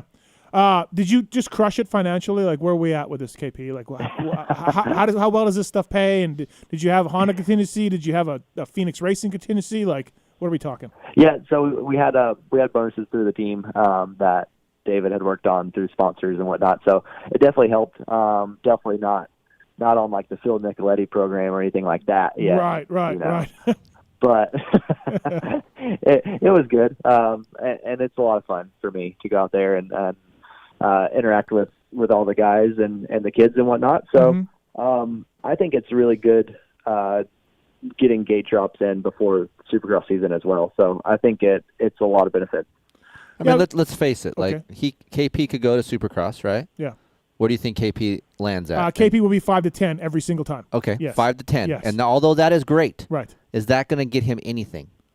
No. No. Not much. So why not go kill it? Be a 20-0 guy. He stands out now. He has a standout on something. So that is, he keeps his name relevant. He made some money. He's the man in one discipline. KP, it all helps. Did we make 50K? Are we 50K for this series? Oh no. Oh really? No. So not even that much with bonuses and everything? Okay. Yeah, no. Wow, I thought it would be not like quite that much with bonuses. We were debating this on group text earlier, a bunch of us, and we were debating. I would not have. I would have said around there, but hey, but no, for you, like, so you missed Daytona, right? You're jumping in the series now, though. You're back, I assume. Yeah, I'm back. Right. Even with Orlando too, I didn't feel like super myself. Okay. Coming into that, which even in the main event, I think I started like 15th or 16th and came up to 7th. I think on a good day, with my confidence that I kind of get through arena cross, along with the off-season training and whatnot, I think my program's a lot better than what it has been in the past. So I don't see any reason why I can't be fighting for podium spots every weekend, even with how stacked and gnarly West Coast is. Well, I was going to ask you if there's anything from arena cross that helps you in Soupy, but it doesn't sound like there is. Oh, there is? Okay. Yeah, I think so. Okay. I think gate drops obviously help. Yep. It's obviously different. They're not great, so they're dirt. So it's hard to kind of go back and forth with them. Right.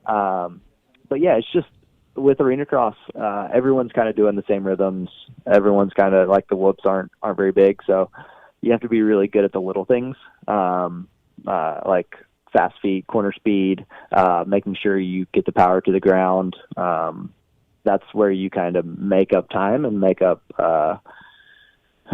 where you can kind of pass people. So I definitely think it helps transitioning into Supercross with remembering Supercross, like there's big rhythms, there's big whoops.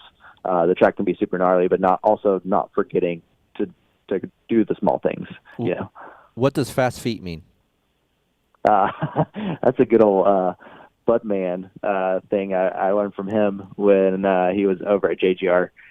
It's just kind of getting your feet back on the pegs as quickly as you can, coming out of corners, or even sometimes even leaving your feet on the pegs in corners, and that just kind of helps your intensity and also getting power to the ground. Yeah, Kenny's really good at that, right? Yeah. Yeah, very good. Yeah. You're really, really right. So, this is cool. It's awesome for you to do it. Do you foresee yourself going back? I mean, is that what Phoenix wants to do? Do you want to do this next year, or is this something, KP, for you to keep going? Yeah, definitely. I would love to keep going. It's something that the Phoenix Racing Honda team and I are in talks about. So the team over there has been great. They've really stepped up the program even from last year. When I was on it, we have Mitchell Key and Dean Baker came on board from the JGR team. So our motors are getting a lot better, and they've come a long way. So stoked to have them on board. And then we have Johnny Oler doing our suspension. And yeah, I mean, our bike's solid. I think it's definitely competitive, and I'm pumped to get back racing in Supercross and be able to show what I got. Right.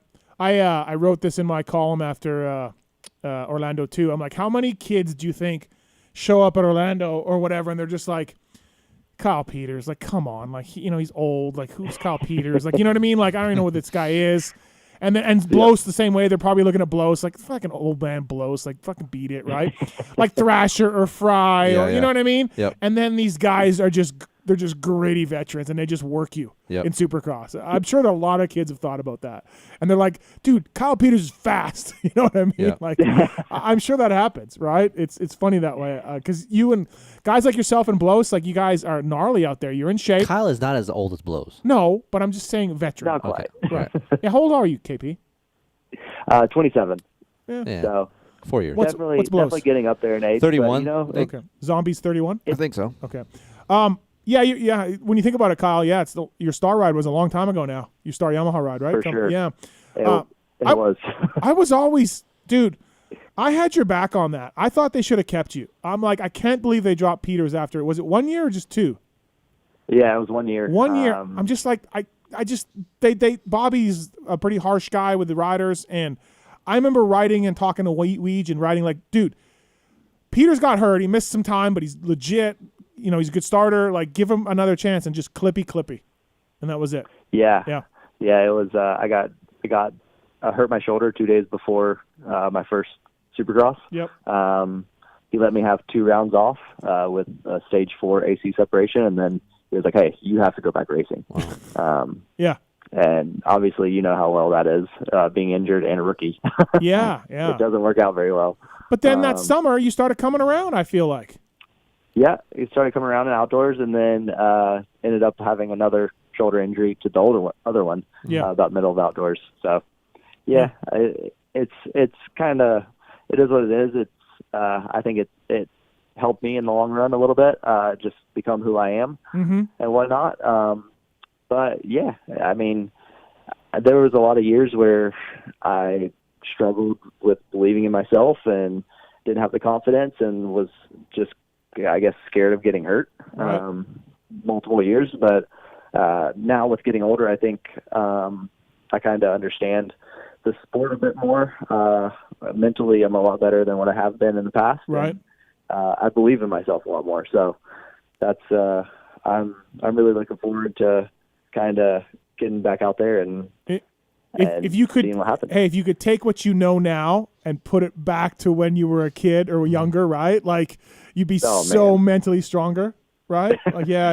It would be insane. Like, what I knew, like, even with the fitness wise, right? I thought I was fit and ready Yep. back in the day, but obviously I wasn't. Yeah. And knowing how hard I work now, I wish everyone told me I needed to work. Like, you need to do this, you need to do that, and I just wish I would have done it. Is it something like when you say I work harder? Is it something like I'm riding more laps? Is it off the bike stuff, or what exactly is that? It's everything. Yeah, it's more putting in more time on the bike, more time off the bike. I did a good bit of training with Justin Brayton over the off season, bike rides and whatnot. And dude, Brayton is a beast on a bicycle. So that kind of opened my eyes to that whole deal. Right. And yeah, my trainer Corey Worf, he's another one that really kind of puts it to me in the gym. So it's definitely more than the past couple of years. I've been doing a lot more than what I did previous. Now, Phil, first of all, did you get any sort of congratulations from Phil on going perfect in the arena cross? Anything? What did Phil? I did. Oh, you did? I did. Yep. Just like hey, good job. Like what? Is that all you got, or? Yeah, that was really about it. I got a hug out of him. Oh wow. Soft yeah. Phil. Hey, listen, my dog just passed away last week, man. and you know who was one of the few guys that text me? Phil. Really? Yes, Phil. Phil. Yep. So He's good about that. Right, goes to show you, right? Yeah.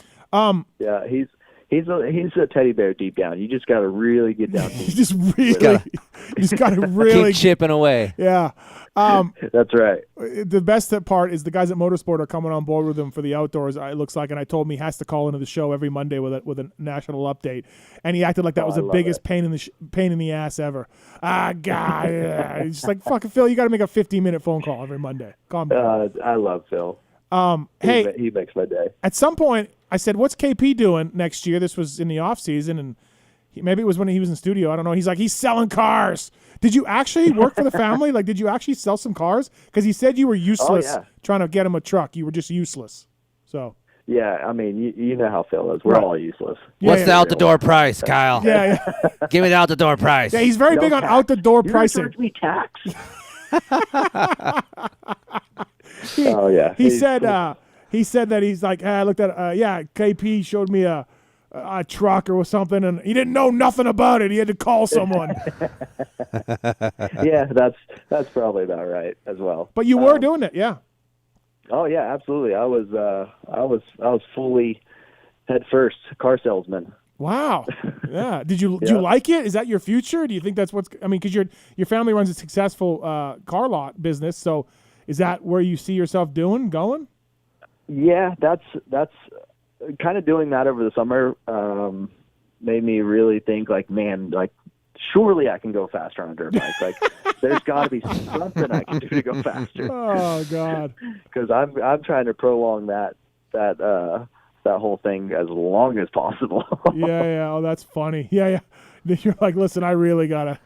Nothing, no training program, not riding. Get a fucking real job. That'll make you better. Right there. Right. Well, Christian had one for a little bit, right? He was like, oh my God, this sucks. Yep. This is not for me. That's why, let's get that code. Like Justin Hill. Like, what the fuck are you doing, Hill? Is he a cop? I don't know. That's what I heard. He doesn't want to ride. He doesn't want to race. He wants to go. And like, more power to him. Right. Okay? It's like, his great. life. Yeah. It's his life. Guess what though? He will be full of regrets at some point. But maybe not. I don't know, bro.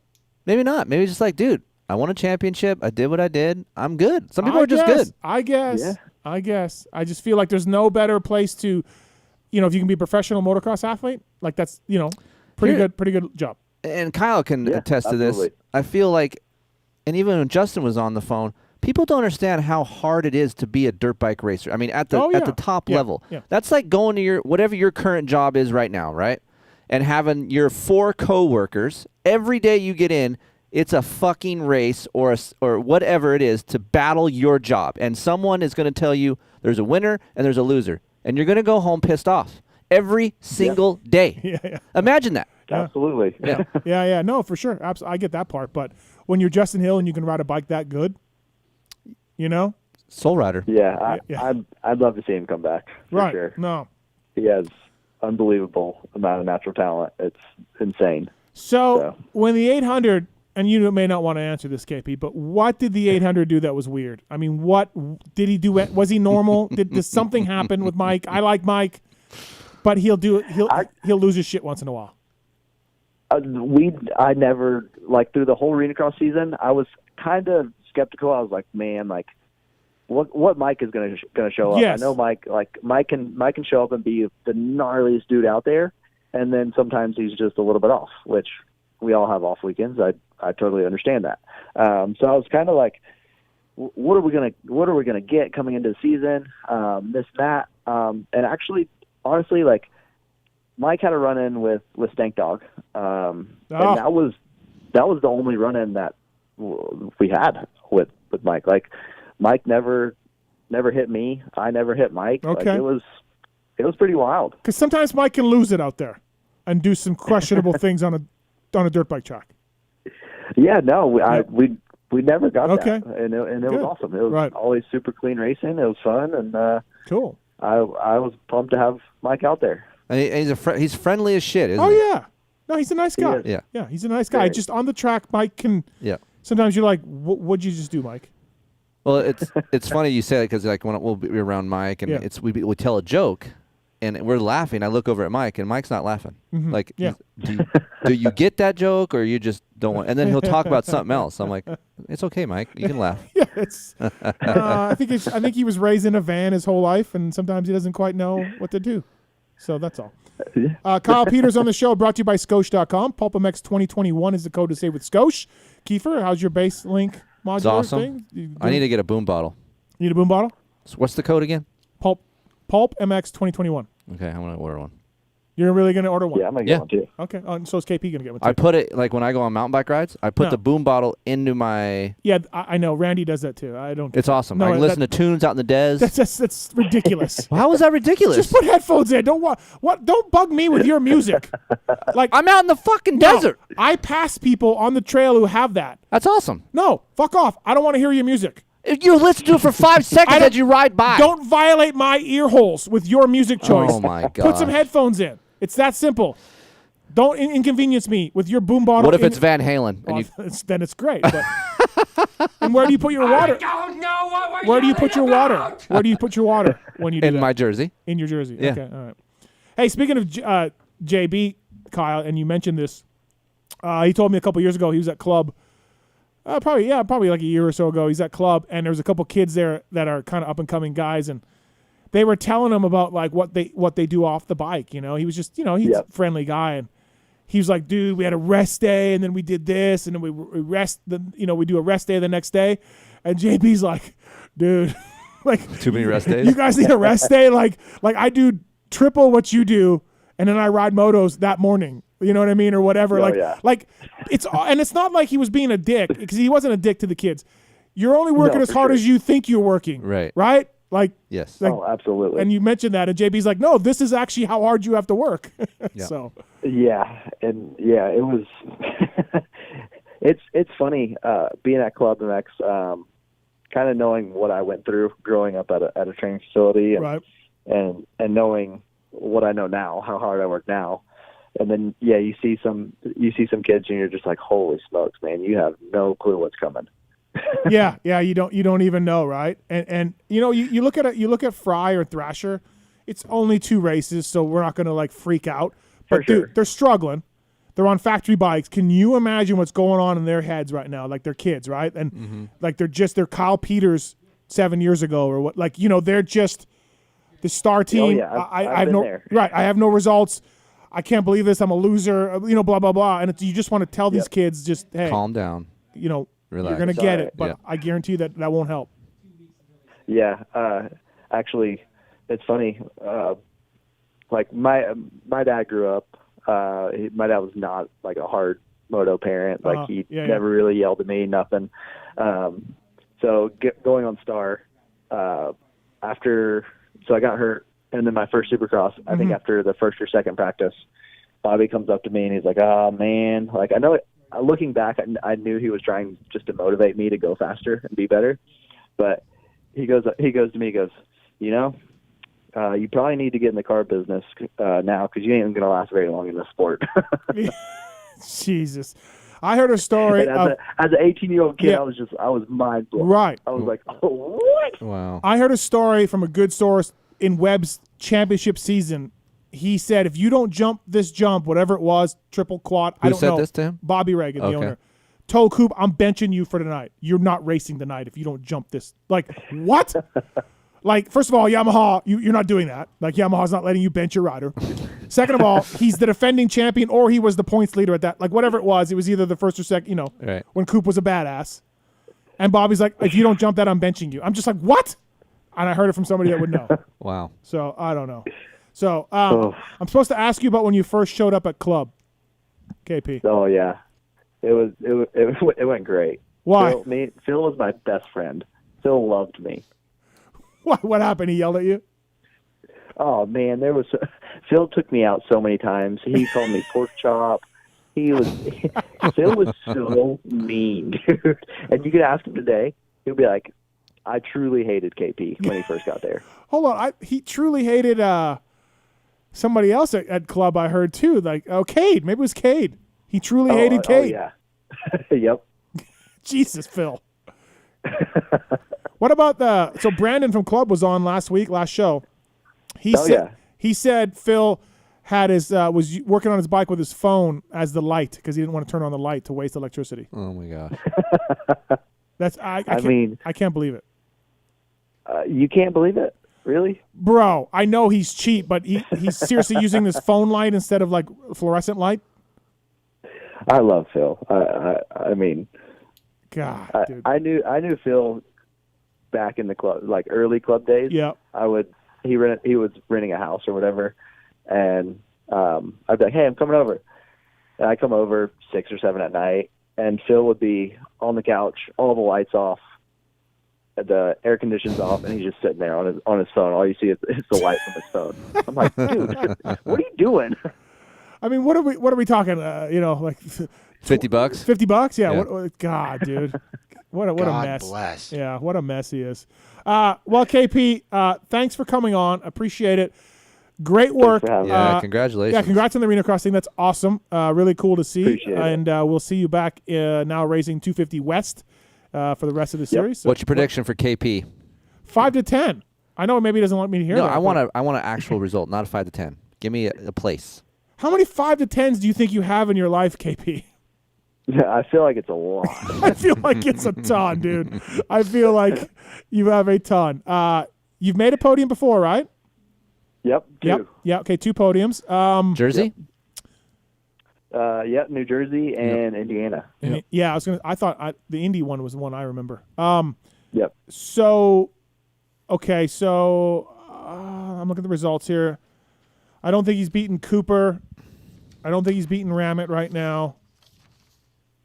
Today, Junior. I'm gonna go 5th. I'm gonna go. Sorry, KP. That's what I have to do. So he's gonna beat Marchbanks, Hunter, Amart. Amart? You're gonna beat Amart? Oh, I love fucking Troll, but I think Troll's got this. Excuse me? Troll's got a leg problem. Yeah, because he hasn't grown. No, that's fucked up. That's funny. Come on. No, when Ramit ran over his lifeless body, he jacked his leg up. Oh, really? Yeah. Oh. So, God, a Troll KP battle would be great. It'd be great to see. It's coming. Yeah, I feel like it is too, for sure. All right, what do you got, Keefer? What do you got? I got him first round as a No, 6. he raced to Lando. He raced to Lando too. Well, coming back. Sorry, Okay, 6. He got 6. Yeah, that's good. I like how he's not even saying anything. He's like, fuck you guys. No, I mean, those. What's your goal when you come back? Where do you want to be? My goal is to be on the podium. There it is. That'd be awesome. That's my goal. Yeah. I think I don't think that's not a crazy goal. You could do it. Absolutely. Yeah. So, Hey, before he gets off, so Okay. the Honda is not known for lots of torque. How is the torque on your guys' bikes? It's actually really good. Okay. From where we were at last year, I don't know the exact numbers or anything, but I definitely think we went up probably 3 or 4 horsepower from where we were at last year. And you're like, what, $150? Yeah, That's $145, that's $150. Dean Baker, the horsepower maker. That's what he does. You got some That's horsepower, right. 150 pounds. It's a Yeah. possibility. Yep. Thanks, KP. Appreciate it. Great job on Arena Cross. And I won't see you this weekend, I'm sure, but I'll be there in the press box. But but hey, actually, Thanks, boys. I appreciate it. after Atlanta for the Atlanta rounds, I think I'm going to be back in North Carolina. Are you? Yes, I'm going to do my show from North Carolina and all that. So we'll be mountain biking. There you go. And doing my show, and I'm sure I will see you then. So Absolutely, we'll definitely hit the trails and look forward to it. Cool. Thanks, Kyle. See you, Kyle. Awesome. Thanks, boys. Thanks, Appreciate man. it. That's Kicker Arena Cross champion Kyle Peters. Perfect this year. That's good. Good job by him. God, he should have made more I money. don't care. I know. That's fudged. Still better than it's still still better than the 250 series purse, right? Before we go, the folks at motorsport.com and our folks at Michelin have teamed up to offer up a special sale price for our listeners and for anybody else also, but our listeners can take advantage of this. And to talk about that, it's the fastest man in Piedmont. He's on the line. Vintage RC vintage Supercross racer, high revving 77 pilot. Open face wearing, mustache having, high point booting, yeah. All those things. All the above. How's it going, Randy? It's going good. Hey, and thanks for promoting that because I had forgotten. I needed to call in for that. What I was calling in was to get like some sea-level, hopefully Keefer could help me with some sea-level jetting specs for a 1977 Husqvarna TR125. Yeah. I was a year old, so I can't help you. Okay. we got the clutch. We got the clutch fixed though, right? Yeah, it's good. Well, the clutch messed up on the 250, so we're good. Okay. And it's funny. So the 125 has a Bing carburetor, and at that time, I guess Keefer had a binky in his mouth. Yeah. Wow. So no help there. No, not at all. You looking forward to it though? Yeah, heck yeah. It's going to be good. It's going to be a fun week. On vacation all week and going to hang out and have a good time. So nice. Do the Daytona Vintage race tomorrow. The track looked like pretty mellow. They were rolling a bunch of jumps, which is good. Yep. Favorable when you're working with 4 inches of suspension. And that's not a Keefer after dark comment. You said 4 inches and it perked me right up. Yeah. Yeah, we'll race Ryder D. We'll get there. We'll race him when it's time. So he dropped that today. Yes, he did over the speaker. I was walking in to go to pre-registration and get my transponder, and I hear that over the PA. And the TR Speedway race, I was standing right there between, so me to the left, Weege in the middle, and Deegan over there, and we're just talking about normal stuff. And Weege had told me that he had the conversation with Deegan earlier. Right. And here comes some dude that rolls up, "Hey, man, how are you guys, man? I listen to Pulp all the time. It's funny as heck what they do when they make fun of you." And it was so awkward. I just, cut my eyes over it like my buddies, Harvey and Robbie, and I'm like, oh, this is going to get weird. Yeah. But Weege played it off real well, though, so it was good. But today he dropped on the speaker, "We'll race Ryder D. We'll get there. We'll race him when it's done." We'll race him when it's time, yeah. That's great. Yeah, that's so good. Over the loudspeakers at Daytona Speedway. Oh, So that's it's great. epic. Yeah, that's awesome. But That's cool. Looking forward to seeing the Instagram updates. You met Pancake too. He was there. The it was nice. Yeah, vlog. he and his parents, and he's a good kid. He said I think he said you'd helped him on a little KX 125 build. I did, some parts and stuff. So I had to put kind of a Stewart replica. I had to put the call into Pro Circuit to get a special pipe for him. So I want to thank those guys for doing that. Yep. It's good to see you help some people out, not me, but some people. Anyway. Wow, where'd that come from? I got a big old box from Michelin today, so thank you to Michelin, the official sponsor of the wrap-up show, Michelin Bicycle Tires, and I got some bicycle tires today. Yeah. No worries at all. Now you'll just get them mounted on your bikes and ride some. That'll be good, right? So I want to put a set. I sent you one set to put on that Supercross Tour bike. That, if I understood correctly, you say you're going to do some riding in North Carolina. Yes. Okay, that's not the state that I'm from, but I know you always think it is. But you've got to drive through my state. If you drive from Atlanta to Charlotte, you'll go through Piedmont. Oh, wow! Wow. Well then, that short time that I am there, you will no longer be the fastest man in Piedmont. Oh, you will be the second fastest man in Piedmont. No. If you blink, you'll miss Piedmont, and then I could outrun you with my eyes closed. So that's the similarity there, I think. Okay. All right. Hey, dude, but you have to come through. You have to stop by if you're coming through. Randy, how's the hoop doing? You know, I talked to a couple people today that mentioned that to me, and I don't know. I definitely want to try to maybe see him Wednesday before I leave the Daytona area. I heard he just unfortunate get off on a jump and not sure the specifics of it, but and I don't know the details. I talked to David Iser was one that told me that they had some surgery and had some limited feeling and stuff like that. So it sounds very, very serious. So definitely thoughts and prayers for him, because that's not good, right? No, absolutely. I agree. So motorsport.com, what do we got going on? Yeah. So we got the March is Michelin month with Motorsports. So we have a promotion we've collaborated with on them where it's a free set of Michelin inner tubes when you purchase any set of Michelin Starcross 5 tires. So just one tire? Can you get the same deal with just one tire, or you got to buy? You can just buy one tire, but if you want the free tubes, you need to buy a set of Michelin Starcross 5 tires. Exactly. Right? Okay. So, all right. No, it's good to see our guys at Motorsport jumping on board with the Michelin folks. Love it, and so that's really cool we did deal. That. Yeah, we did that last year with them, and it was really successful. And the cool thing for us is we see, some conversion to where we see that, that an opportunity like that, someone who maybe hasn't tried our brand before or currently on a different brand, and kind of have some conversion to get them on some Michelin products. So that's always good to get people to try the brand, and it's going well. No, absolutely. Motorsport.com. There's a whole PulpMX section on the Motorsport.com. You click on that, it can take you to Michelin sponsor page there, which makes it really easy, or just search Michelin on motorsport.com, either one, and you get a set of tubes. If you buy a set of Starcross 5s, which, of course, tire of choice for me to go 14.9 for 7th overall. And what did I go this year? 9.7 or 9.79? I'll tell you what you went this year was down. Tread lightly. Tread lightly. Be careful. Easy on that. Easy. Too soon? Is it too soon? It is too soon. It is. Hey, you guys were talking about you were saying about Alessi. I saw him at the start there at the GNCC, the Wild Board GNCC, and he had a cast on his hand, and because he recently injured it or whatever, and Davey Coombs was asking about the wrist, this and that. Okay, chit chat, and I said, hey, Mike, did the doctor tell you, like not to point at anything way off in a distance for a while? Like this only, I pointed, I said, like, don't point like way off at a tree line. Like you can point at things close up, but don't point at anything way off. And I don't. Because his hand was broken.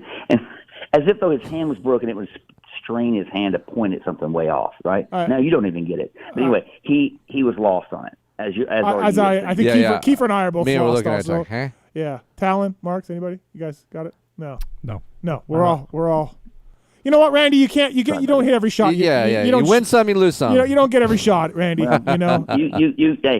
guys catch some, you don't. So anyway, it's good.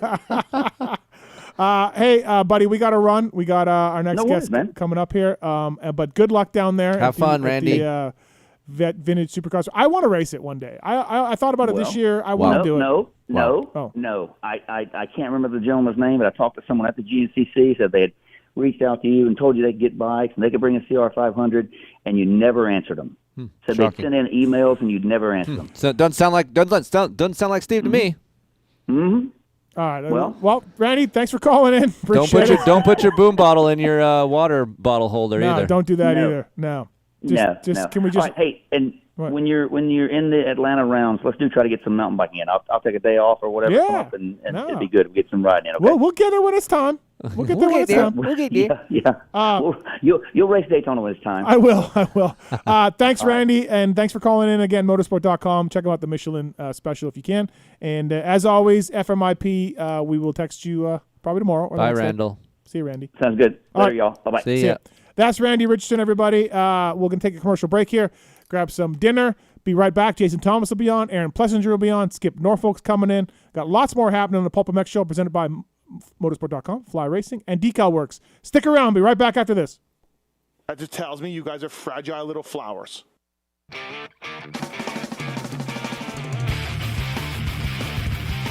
Those who love motocross know Motorsport.com has the knowledge and expertise to make your next ride your best ride. Motorsport.com has a broad selection of in-stock parts and gear at competitive prices.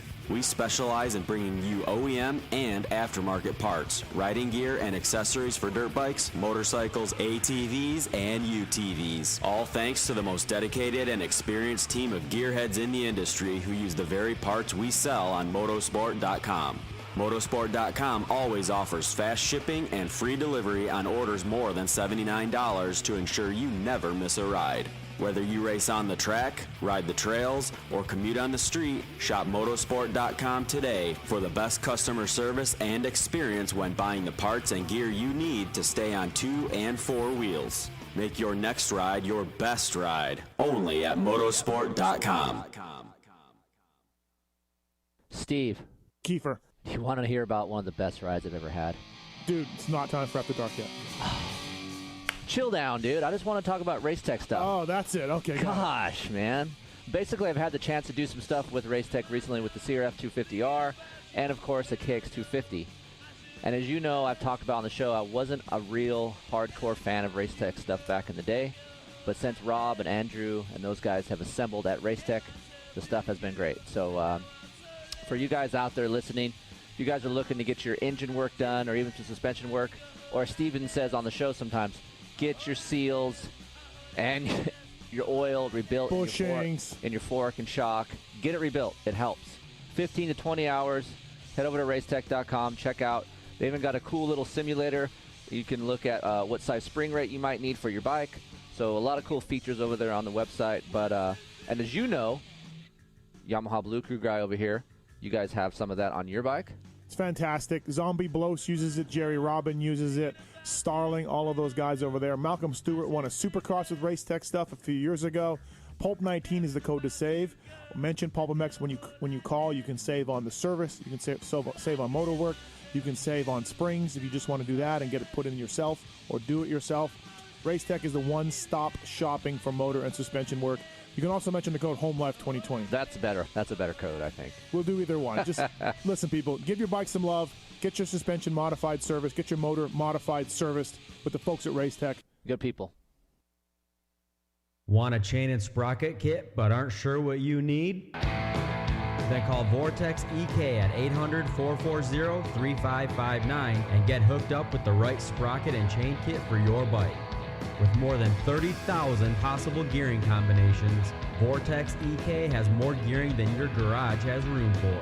It's a ridiculous amount of gearing for nearly any bike. Join the ranks of Star Racing Yamaha and Supercross champion Dylan Ferrandis and run a Vortex sprocket. Available in red, blue, black, orange, silver, and Kawasaki green. Yes, green. Call a doctor because things just got sick. Warning may cause extraordinary power, excessive performance, and speed so fast your eyes will bleed. Call Vortex EK at 800-440-3559 and mention promo code PulpMX 2021 and get the best deal on your next order.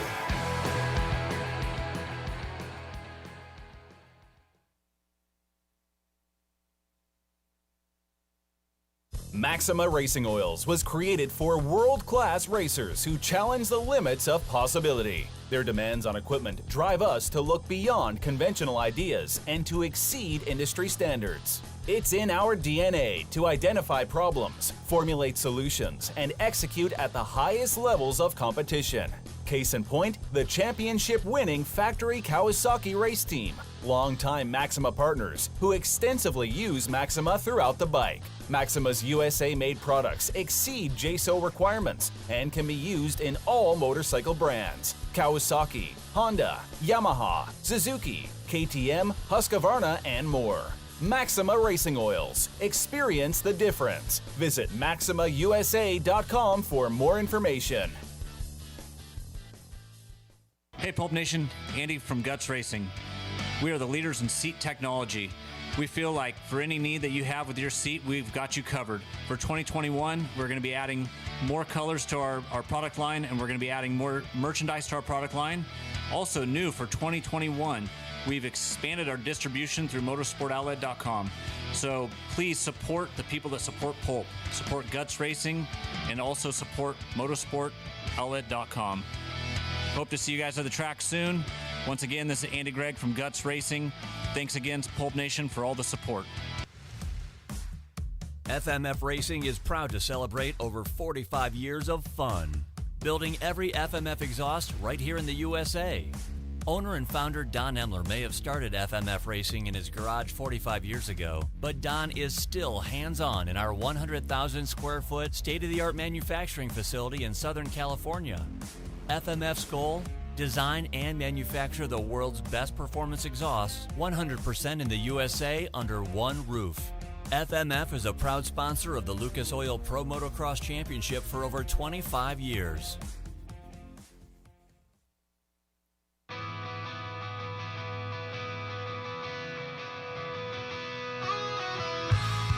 Hi, it's Tomax Superfan Dylan here.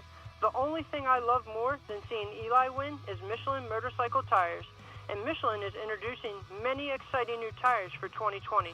For V-twin riders, the Michelin Commander 3 Cruiser and the Michelin Commander 3 Touring tires offer improved wet grip and enhanced tread life. For sport bike and track day riders, the Michelin Power 5 tire and the Michelin Power GP tires feature the same architecture and profile for effortless sport bike setup from street to track. If you'd like to have the same tire that won the 2019 Red Bull Ayersburg Rodeo, the Michelin Enduro Extreme tire is the tire for you. And the Michelin Starcross 5 tire range is now available for young motocross and off-road riders in sizes for 50cc bikes and up.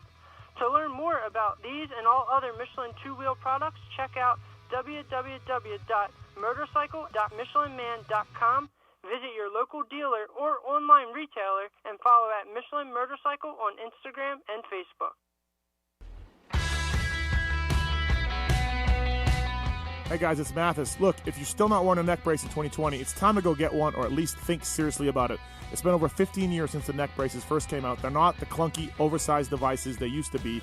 Atlas came in and changed the way all neck braces were designed by introducing flexible technology to the world and proving that neck braces can be something you can actually ride in while performing at the highest level. Look at Jason Anderson winning Supercross championships, or look at Martin Davalos or anybody else. Don't take my word for it just because I have 2 Manitoba championships to my name. Wait, I have 4. Just look at how many other brace designs look like the Atlas one. Atlas pioneered all the modern neck brace features and have been refining them ever since then, while the competition has been trying to catch up.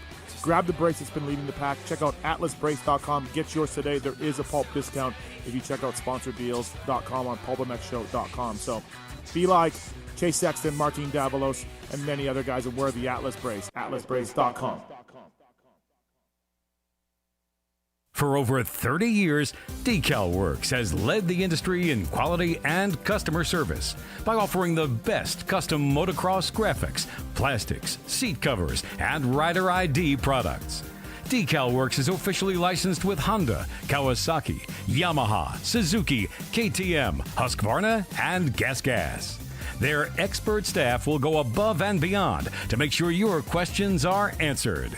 DecalWorks is a proud sponsor of Red Bull KTM Factory Racing and the Rockstar Energy Husqvarna Factory Off-Road Team.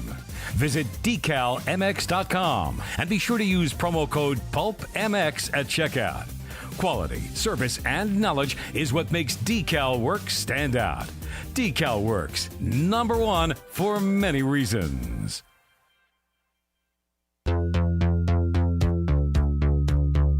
Our guys at Works Connection have always been there for the PulpMX show, and they're there for you as well.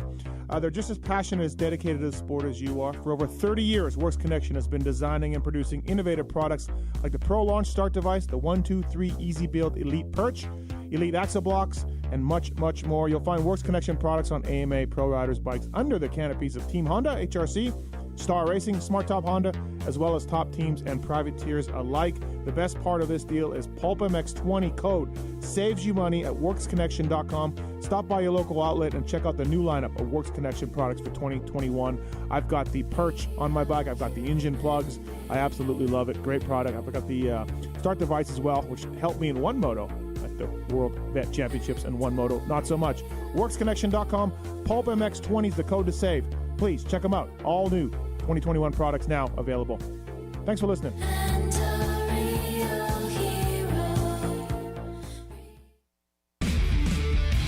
Over 65 years ago, Vertex Pistons was born out of a small technical workshop in northern Italy's famous Motor Valley. Expanding and maturing among the racing legends of Ferrari, Lamborghini, MV Agusta, and Ducati. Today, Vertex Pistons are the pistons of choice for motorcycle riders and teams throughout the world. Because of their renowned reputation for exceptional quality, Vertex Pistons is a factory piston supplier to KTM, Husqvarna, Beta, GasGas, and TM. From the Motocross, Supercross, MXGP, GNCC, National, and World Enduro Series, you can find Vertex Pistons winning championships.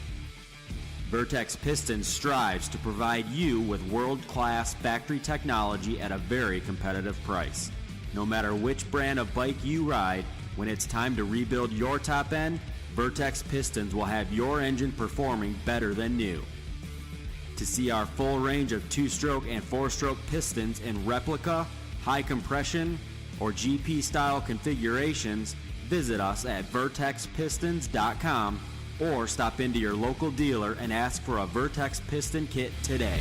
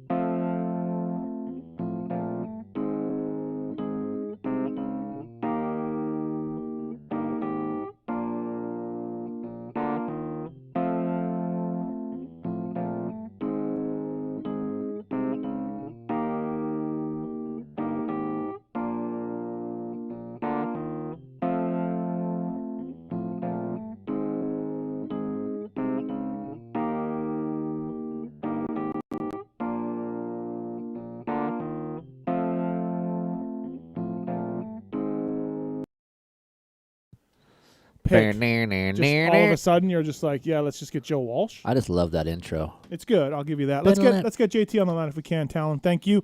702-586-7857. We got a call from Shane earlier, the Albany MX in Oregon, a place I've been to multiple times with Birdwell back in the day.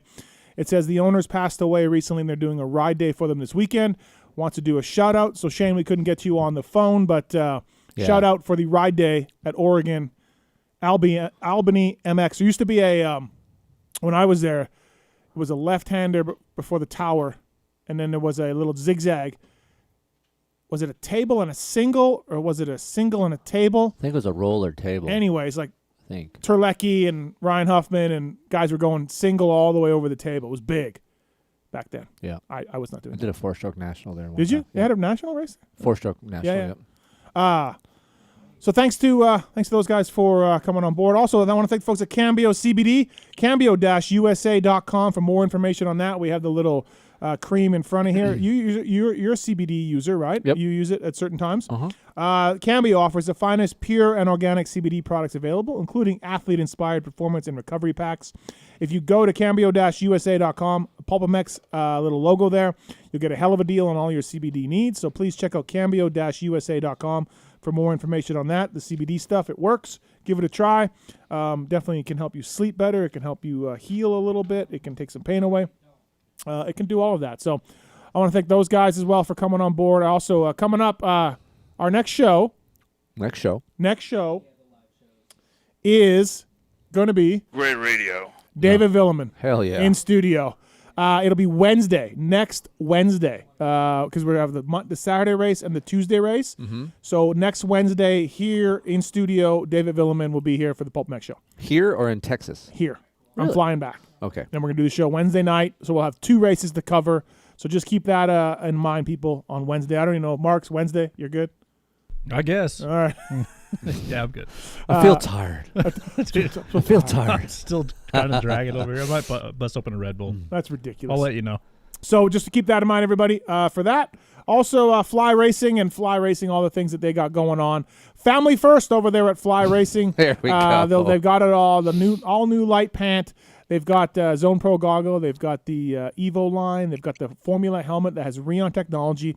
Formula helmet CC this year, different shell than the regular Formula, just a little bit heavier, but also a little bit cheaper. So if you're in the market for less expensive, I guess is the word, not cheaper.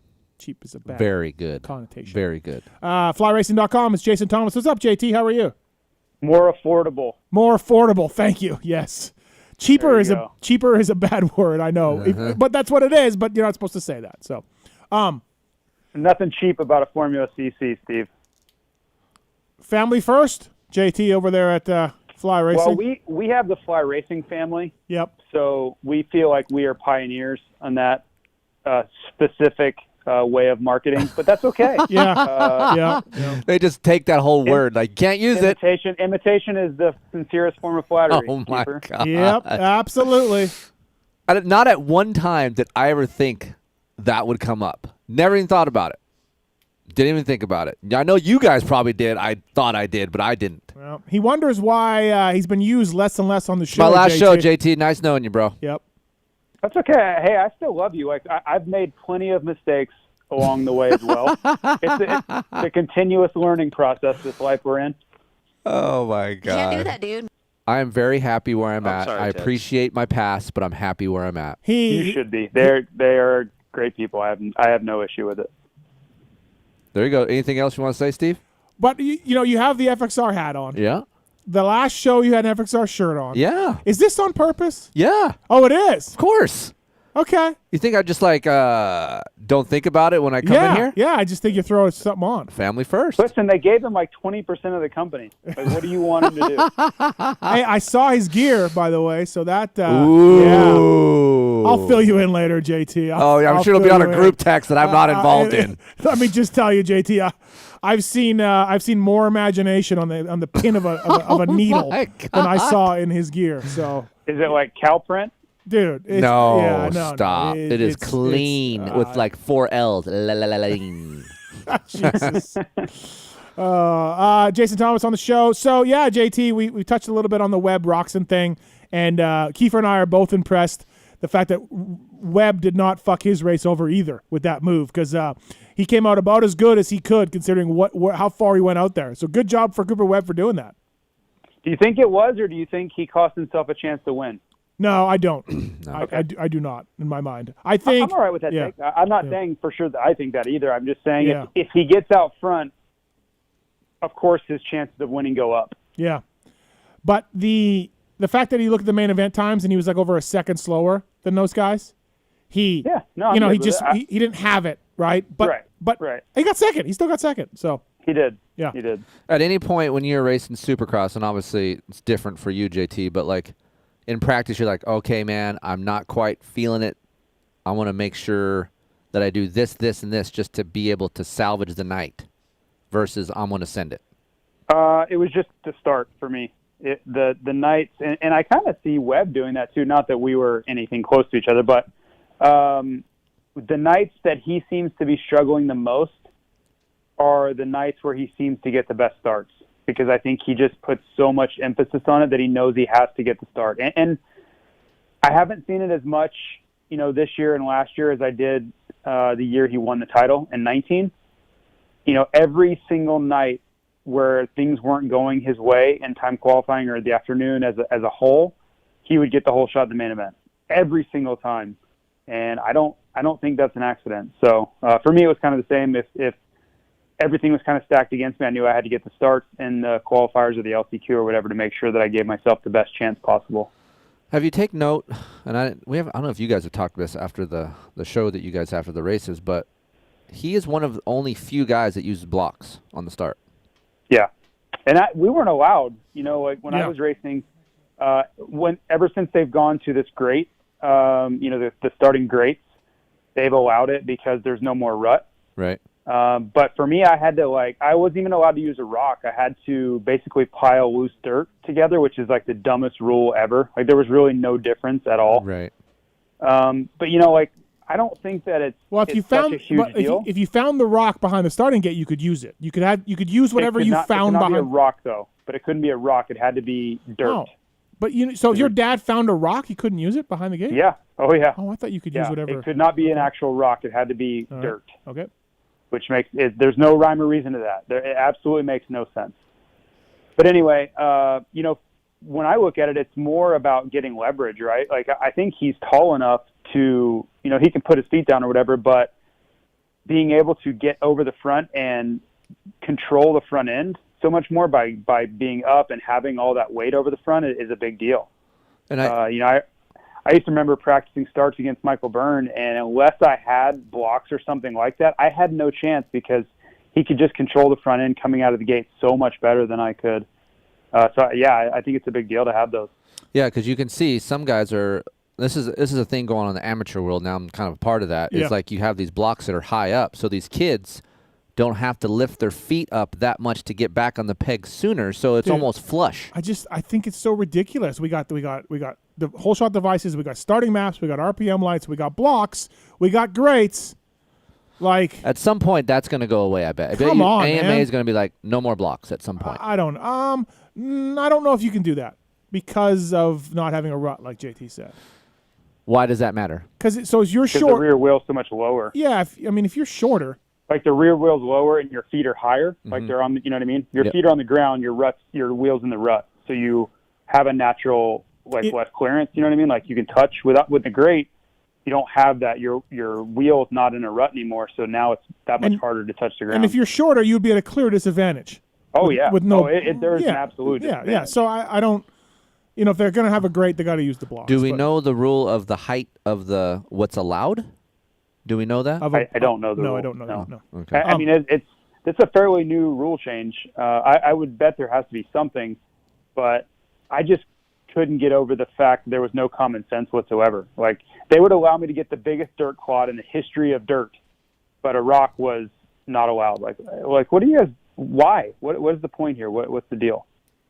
Remember the concrete starts and you put contact cleaner on a rag and put it in a Ziploc and bring it to the line. Just all this shit that people were trying to do People with spraying the tire with some adhesive. that. Yeah. People just trying Like to. putting a pine tar on a baseball and stuff. Oh yeah, it's just ridiculous. So we're gonna have Aaron Plessinger here right after you, JT, on the show. Do we think this is this a pivot point for him? And I don't even know. I'm not even saying podium like all the time because that's a gnarly pace and a gnarly speed. But is he going to be Mookie? Mookie is now a 4th to 7th place guy? Well, he's the only one that can answer that because it's really hard to draw any sort of conclusion from Daytona. I think it's a great springboard for him, confidence-wise, and everything's right in front of him to go out there and accomplish what he wants to do. But I think he and Tomac are both in this kind of the same boat for the rest of this 2021 campaign. Is that they're coming off of great rides, arguably their best rides of the season. And what do they do with that? Do they fall back into the pace and the results that they've had at the previous, 9 races or whatever it's been? Or do they use this Daytona momentum and, everything that they left there with mentally? Can they take that confidence and roll into Arlington and keep it going? I don't know. I don't even know how you could really posturize either way. That's really up to them. I generally think that most people revert back to the mean, where what we saw at all the other normal Supercross rounds is probably what we'll get because just Daytona is Daytona, and it's really hard to say, yeah, Cody Schock in the 250 class is going to be running around in 2nd and 3rd place at Arlington. I don't personally believe that. I think he just rode Daytona very well, and I think Plessinger rode Daytona very well, and I think Tomac is one of the best Daytona racers of all time. So that's just kind of where I come down, is I think we'll go back to what we've seen before when we go into Arlington. I think for the AP reason, I think it's going to help him, just like what JT said. You have confidence now, you'll springboard, and I think that'll roll into a stadium. Right. I know what JT's saying about how the tracks are way different, and it's a special kind of deal with Daytona, but unlike Cody Schock, I think it's just that's not an apples comparison. You have Aaron Plessinger that I think can still go top 5 no matter where he's at. He's getting what I said earlier in the show, he's getting the best starts out of that team. He seems to be the best starter on that team. And I think this just is going to help him in future rounds, no matter where we go. So rank the 3 Yamaha guys through 9 rounds. Rank them through 9. Because, honestly, Ferrandis has probably shown the most speed. Okay. Mookie, you have to go Mookie 1, though. Like, Mookie has been there every week. Right. Yeah, so Mookie has the best results. Ferrandis has probably shown the most speed, and AP has the podium that only Ferrandis has. Well, Ferrandis has a podium as well. Yeah, and only Ferrandis has. So, like, you rank them. I think I go Mookie 1, and then I go 2A and 2B because I think Ferrandis and Plessinger have had very similar seasons so far. What do you think, Keefer? Mookie, AP, Dylan, and Dylan, I think rides the bike over its potential at times, so I think that hurts him. And I do think we will see that come into play more later on in these rounds where it's going to help him. But more times than not, it's going to bite. You just can't do that like you did on the 250 with this bike being the Yamaha 450. You just can't do it for that long. Yeah. Speaking of, Can't do that, dude. We're trying to figure out if AP is going to be able to carry this on. My only question is, we all watched the race, but I don't know what they showed on TV. I haven't seen it on television. But could you guys see how much better AP was in those whoops than everyone around him? Yes. Yeah. Okay. So that's where I really struggle with him carrying this form on, because I don't think he's going to be able to have that advantage, right? There's not going to be a 50-yard set of stand whoops where he's just going to be able to get up on the rear tire and blast past everybody. Mm-hmm. And if you take that out, he was still riding really well, but that was a distinct advantage he had and was able to exploit it, and good for him. I just don't think he's going to be able to use that again until, maybe Atlanta is the same way. Maybe there's sections like that in Atlanta with these 3 speedway races, but going to Arlington, I just think he's certainly capable of a top 5, but I don't think he's going to go, be chasing down Tomac for the lead. I just don't see that. I don't see that either. I just think he's going to be up near 3, 4, 5 more than we've seen him so far. He absolutely could. Do we see any fireworks between Roczen and Webb this weekend in Dallas? Let's hope so. Keefer? No. No. No. All right. These guys have had it. I mean, these guys have battled for a couple years hard, hit each other. They hated each other so much a few years ago. Yep, and I just think they've kind of grown. Like, hey, man, we're going to be together for a while. Let's battle and then end it. I mean, and you're going to get annoyed. Just like I said early in the show, Roczen's annoyed. He got 4th. He didn't like what Cooper did. I don't think he's that pissed. I think he was pissed because he was in the moment. It's right after the race. We're going to move on. Mm-hmm. Kenny's really going to try to concentrate on himself because he doesn't want to implode and fuck this whole thing up, right? So I don't think we're going to see as much as we all hope to see. All right, that'll be interesting for sure. Also interesting is the X-Brand goggle tear-off segment. Can I add one thing before you go into that? All right. I think Cooper's going to try to instigate it more. I just think that's inherently in Cooper's DNA, is to try to jack with these guys. I think he enjoys it, and I think he's good at it, and I think it benefits him. So I agree with you that Kenny's probably just going to kind of woo-saw and be like, whatever. You do your thing, I'm going to do my thing. But I think Cooper's going to try to keep it going. I think Cooper feels like he has an edge when guys are worried about him versus worried about what they're doing. X-Brand goggle tear-offs, let's do it. It's the X-Brand tear-off segment. 15-second rapid-fire Q&A. Rapid fire. X-Brand goggles, the choice of champions everywhere. Freddie Norn wearing X-Brand. Chiz wearing X-Brand. Keefer. When are we going to talk about him? Let's talk about Chiz right now. X-Brand goggles, his own Kyle Chisholm. You wrote about him in your daytime qualifying column. And we talk a lot about his bike. We converse a lot to each other. Okay. And there's nothing done to his motorcycle. An FMF muffler, engine is stock. He is running a stock. What map? What map does he have? Zeros. He's on a stock map. What? Yeah. He likes that map because it has the most bottom end. Okay. So he runs all zeros. He's like, it's what I know. I'm running it. That's what I got. He almost dies in his heat race. Yeah. Gets back LCQ. Wasn't looking good. No. Gets in and just fucking gets his whatever. I mean, what did he get? He got Yeah, 17th. 17th. It's crazy when you think about a stock motor. And he is getting starts over these other dudes. Yeah. Right? Yep. He is ahead of these other guys. And these factory riders that are behind him have got to be going mental.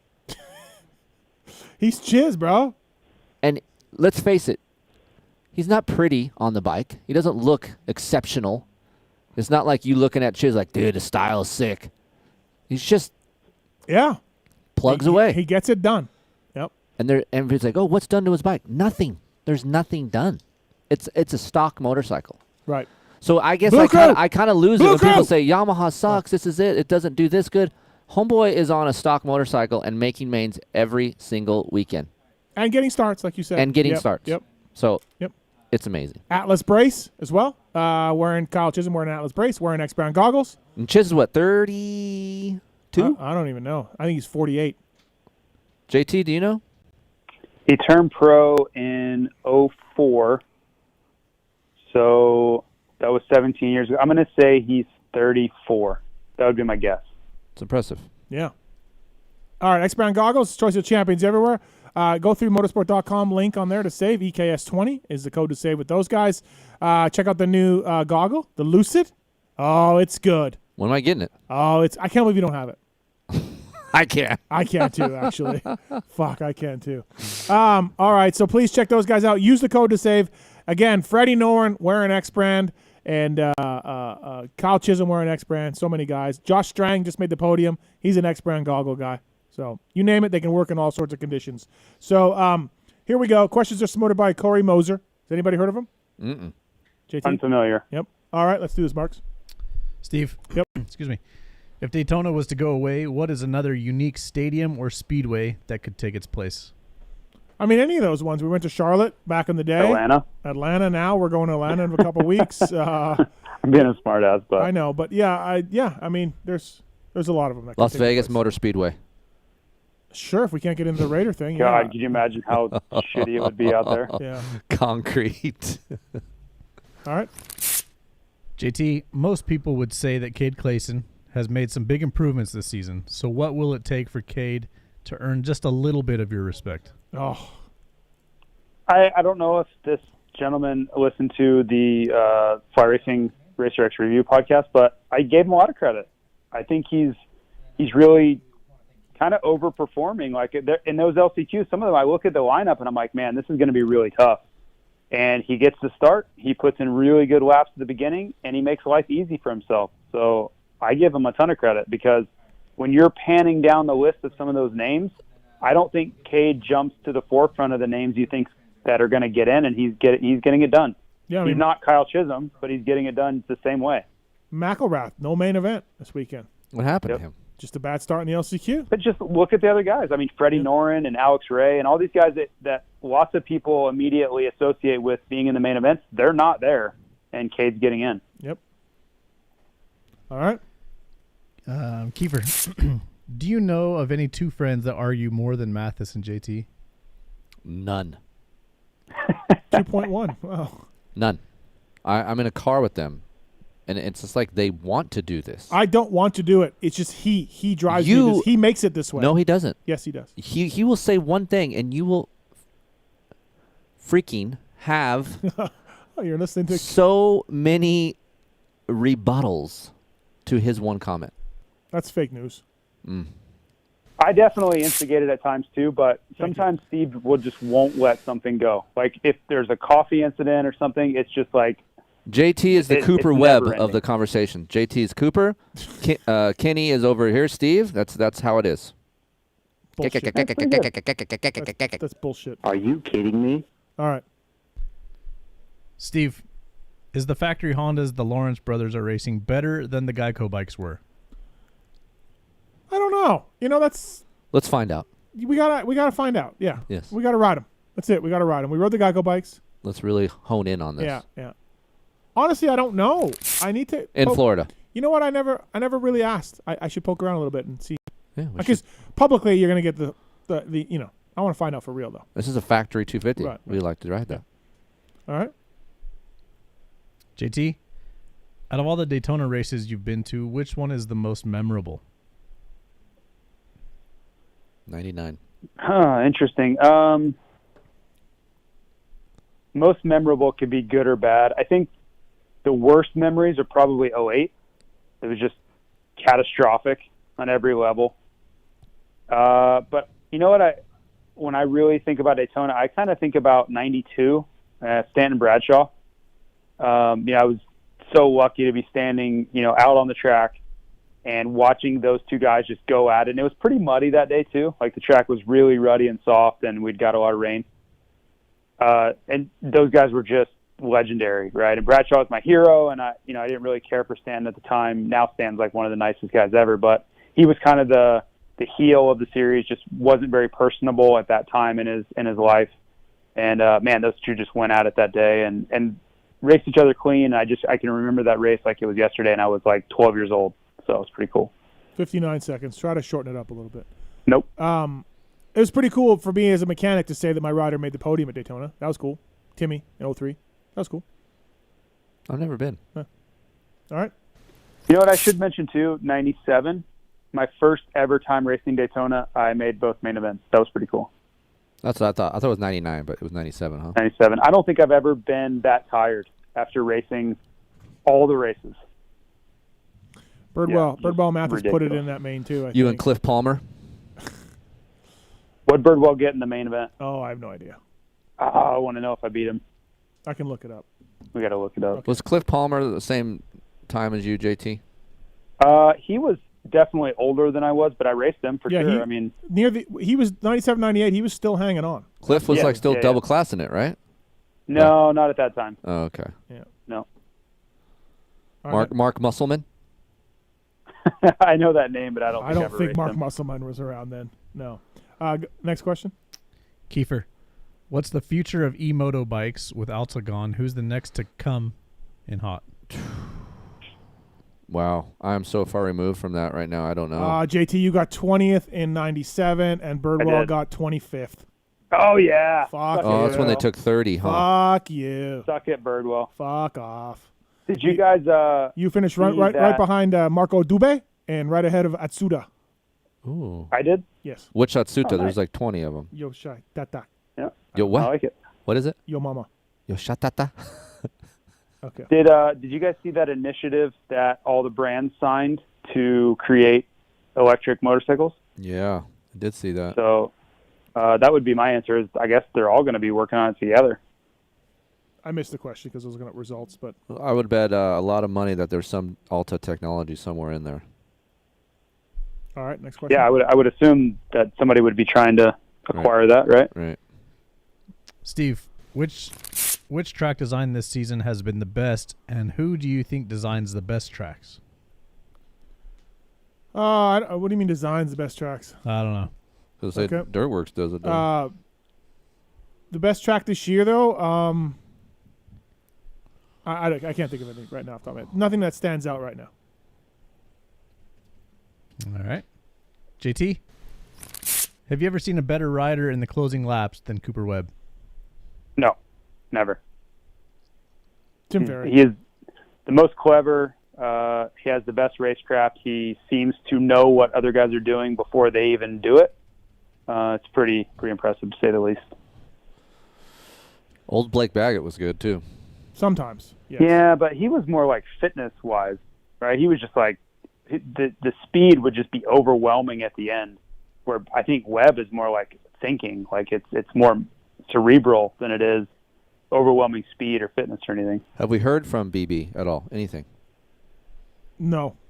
JT? Weege got a message back from a DM. That's about it. Yep. All right. Last one. Keefer, which bikes look like they are working the best this season? The Honda looks amazing. It looks amazing. Looks amazing. Yeah. And I know Cooper has been searching for some stuff, but the KTMs lately have looked really good as well. So those two bikes for me are stand out. But for sure the Honda has looked the best over the course of the whole series. Right? Kenny's bike looks amazing. Yeah. Which is so crazy because, I mean, I don't ride the factory bike, but I ride the production bike a lot, and it's tough. It's tough to ride. Yeah. Is it like you just don't like it, or It's just it's stiff feeling to me. Okay. The motor's really good, Mhm. but you watch Kenny and it looks like it's so connected to the It looks ground. forgiving, yeah. It looks yeah. plush. It looks balanced. He gets in and out of those ruts. He's so good. And the RPMs are not high. I know that's Kenny way of Yeah, riding, but I mean just the way the bike is settled, that's what's amazing to me. And you don't feel that the production bike is that way? I do not. Okay. I know that the old bikes, I would totally agree with you, that they were all about turning, which is fine, but I like my bikes to be stable. So yeah, interested to ride the 21. I'm gonna ride. So tomorrow at Racer X, I'm gonna ride JB's replica bike that I helped him, with the motor. I finally got that bike back, so we're Mhm. gonna do a video on that. So maybe that will kind of change my mind a little bit, but we'll see. We got some phone calls here on the line. First up for Keefer, it is Brett. Brett, you got to talk to Kris Keefer? You want to talk to Kris Keefer? Yeah. Yeah, I was just wanted to thank Kris Keefer for just giving me some confidence to email some companies for some support. I'm just a blue-collar guy trying to make it in the moto world, and just getting some products and stuff at a discount helps out a lot. And listening to Keefer, he really opened my eyes to that. That's Thanks, man. So great. I'm glad it's working It's out. so great that Keefer helped you to tell you to send some resumes off. Yeah, that's amazing. Brett, I mean, what did he do? But if Brett emailed you, you wouldn't have emailed Brett back. You don't know that. Oh, I true, do know actually. that. Keefer emailed me back, and I was waiting for a little FMF help from Steve and never heard back. Uh-huh. All right, Brett. Well, thanks for calling. Let's wrap it up, Brett. Thanks, guys. Thanks, Brett. Later. Appreciate that. Whatever, Brett. Is this Dustin? Dustin, what's going on? You want to talk to JT? Hey JT, I emailed you a couple times. I'm the one that asked you for that jersey for my dad. Yeah. Yep. I just again wanted to say thank you. I got it the other day, and dude, like everyone in my family they wanted to say thanks, and just really appreciate it. Like No I'm problem, beyond words man. on that. So we second you, and again, really sorry to. Great guy for JT. Great guy for Keefer. They're doing God's work over here for people. I guess maybe I should have somebody call in for me. Should I plant a call in? Where's the cricket sound drop? Yeah, I mean, Dustin, that's awesome to hear that he, JT went and above and beyond for you. That's awesome. Did I do anything at all, Dustin, for you? Well, yeah, I actually called you a couple months ago. You helped me out with that wrench rabbit kit. Oh yeah, So yeah. There we go. There it is. So I'm actually called in to say thank you on that one. But again, but I appreciated that too. But my dad passed away a couple weeks ago, and JT just got him a jersey with his favorite colors and everything on there. That's badass. So I was beyond just stoked on it, and I told him I'd pay him shipping, whatever he wanted, wouldn't take anything. So it's just again, you hear people say that, I want to help people and this and that, but actually have someone actually to stand up and do it and not ask for anything in return, even when offered. And like I said, I will fly for the rest of my life, honestly. Wow, there you go. There it is. This guy right here. All right, Dustin. Cool. Thanks for the call, man. Thanks, guys. I appreciate it. All right, thank you. Take care, man.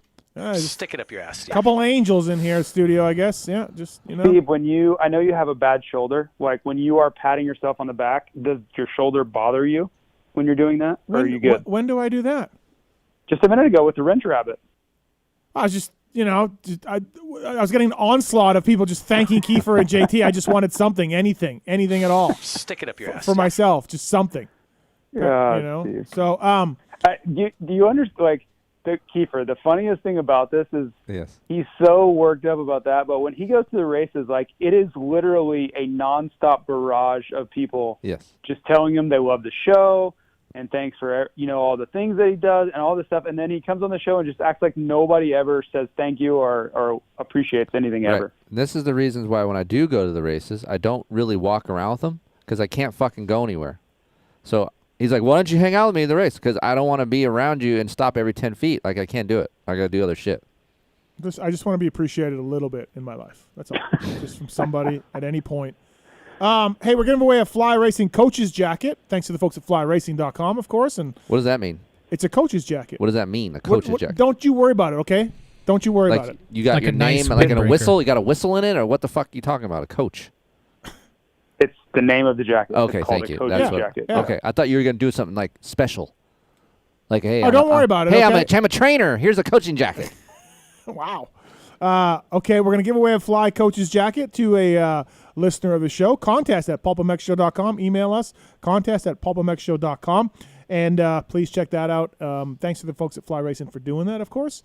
Dallas this weekend, JT. We got another 3 in 1 week. So it should be interesting. Should be exciting. I love it, but, man, it's a lot of work in between them. Like, yes, from when the race stops till we go back to the next race, it's pretty much nonstop for us, like doing something. Yes. Yeah, I whether agree. Whether it's covering the race that just happened or leading into the next one. Whatever. Don't feel bad for us, but there's a lot happening. Yeah, there's worse ways to make a living. Absolutely. Yeah. But yeah. No, I'm with you. They are jam-packed for sure. So, all right. Anything else for JT? Keefer? Are you guys sharing a house again, or No, Okay. we didn't. No, we didn't do that. And JT actually just no. Well, I couldn't deal with. Well, these you two. document He's everything. not even staying the whole time. Is he documenting everything you do when you're staying there? Yeah, he videos it and then puts it on his Instagram and whines about it. Those are facts. That's true facts. And he's not even staying the whole time. Oh, when are you coming down? Who, me? Yeah. It's up to Steve. I will come down. Why is it I'll up to make Steve? It happen. Oh, why is there it up to Steve? There it is. Because it will make my whole trip so much easier if you are a part of it. This is news to me. Basically, what he's asking In you depth. is like, hey, co-host the show one day. Right. We can do a thing. No. You know okay, what I'm so saying? you two work on it. Okay. Okay. You got honestly, after Atlanta, there's 2 weeks off, I believe. Okay. Yep. That's perfect. Just plan for one of those 2 weeks. All right. Wouldn't that work for both of you jerkies? Yes. Yeah. All I need you to tell me is when, and I'll do the rest. Okay, and here's some rules. Oh, I boy. want to set some rules on the show. Here we go. Here we go. I need Insta-bangers. Okay? JT? Like photos? Yes, I need photos. Yeah, no I need problem. video Very of you fun. riding. I need proof that, hey, everybody, JT's got a motorcycle. I'm riding dirt bikes in Idaho. But, hey, well, I'm not like taking days out of my life to go to California and then drive all the way back to Idaho and do all these things if I don't plan on riding. Okay. I can just stay home. Okay. Just want to make sure everyone knows. All right, okay. So JT's getting a Keefer Inc. bike. Yes. He's gonna shred on it, He's going to shred. and we're gonna do something with it, And we're going to do like a little Keefer Inc. testing ish, Yep. pulp ish, whatever. We're going to do a show or Right. something or a podcast about the bike, JT Yep. riding, the whole thing. Okay. All right. You down with that, JT? You're good. Yes. All right. Yep. All right. Thanks, buddy. Thanks for calling in, and we'll talk to you tomorrow, I'm sure. Okay, guys. See you. All right, See ya. thanks. If anybody else wants to call in and blow Keefer or JT, feel free. Vortex Racing. You know who uses Vortex Racing? Yamaha? Aaron Plessinger, Uh-huh. Mookie, Dalen Ferrandis, all the Star 250 guys. James Stewart, Chad Reed have won championships with Vortex Racing sprockets. They got the V3 handlebar. It's 29% stronger than the competition. So the Monster Energy Yamaha guys use Vortex Racing, and you can get a deal from anything from Vortex Racing. Email Kyle at vortexracing.com and mention your PulpMX show listener, and you want the same sprocket as Aaron Plessinger, and they will dial you in with a hell of a deal. Let's get to our next guest here on the show. He is podium this past weekend at Daytona Supercross. It's Aaron Plessinger. What's up, AP? What's going on, boys? Dude. Yeah, AP. How stoked are you to do it at Daytona, too, to get the first ever podium? Like, of all the places. That is pretty. It was pretty cool. It was pretty cool, and I didn't even think about it like from the first year, rookie year, breaking my heel to now a podium, and it's like, wow, it's crazy. Yeah, and time flies. Yeah, absolutely, man. Dude, you were so good. You were good in the heat, good in the main event. Like, I know you talked about some bike changes and stuff that you guys have figured out. Like, so you got to be stoked on the changes. Whatever changed mentally on the bike, whatever it was, keep this going, right? Oh yeah, I'm gonna keep it going for sure. I felt way too good to let that just be a one-time show. No, I'm stoked with how things in the team are going. I mean, obviously I've never felt this good on a 450 ever before. So yeah, I was pumped, and I was just gelling with the bike and all day long, like. Qualified 8th, heat race was sick, the main was sick. Yeah, I was flowing. like the hair out of the back of my helmet.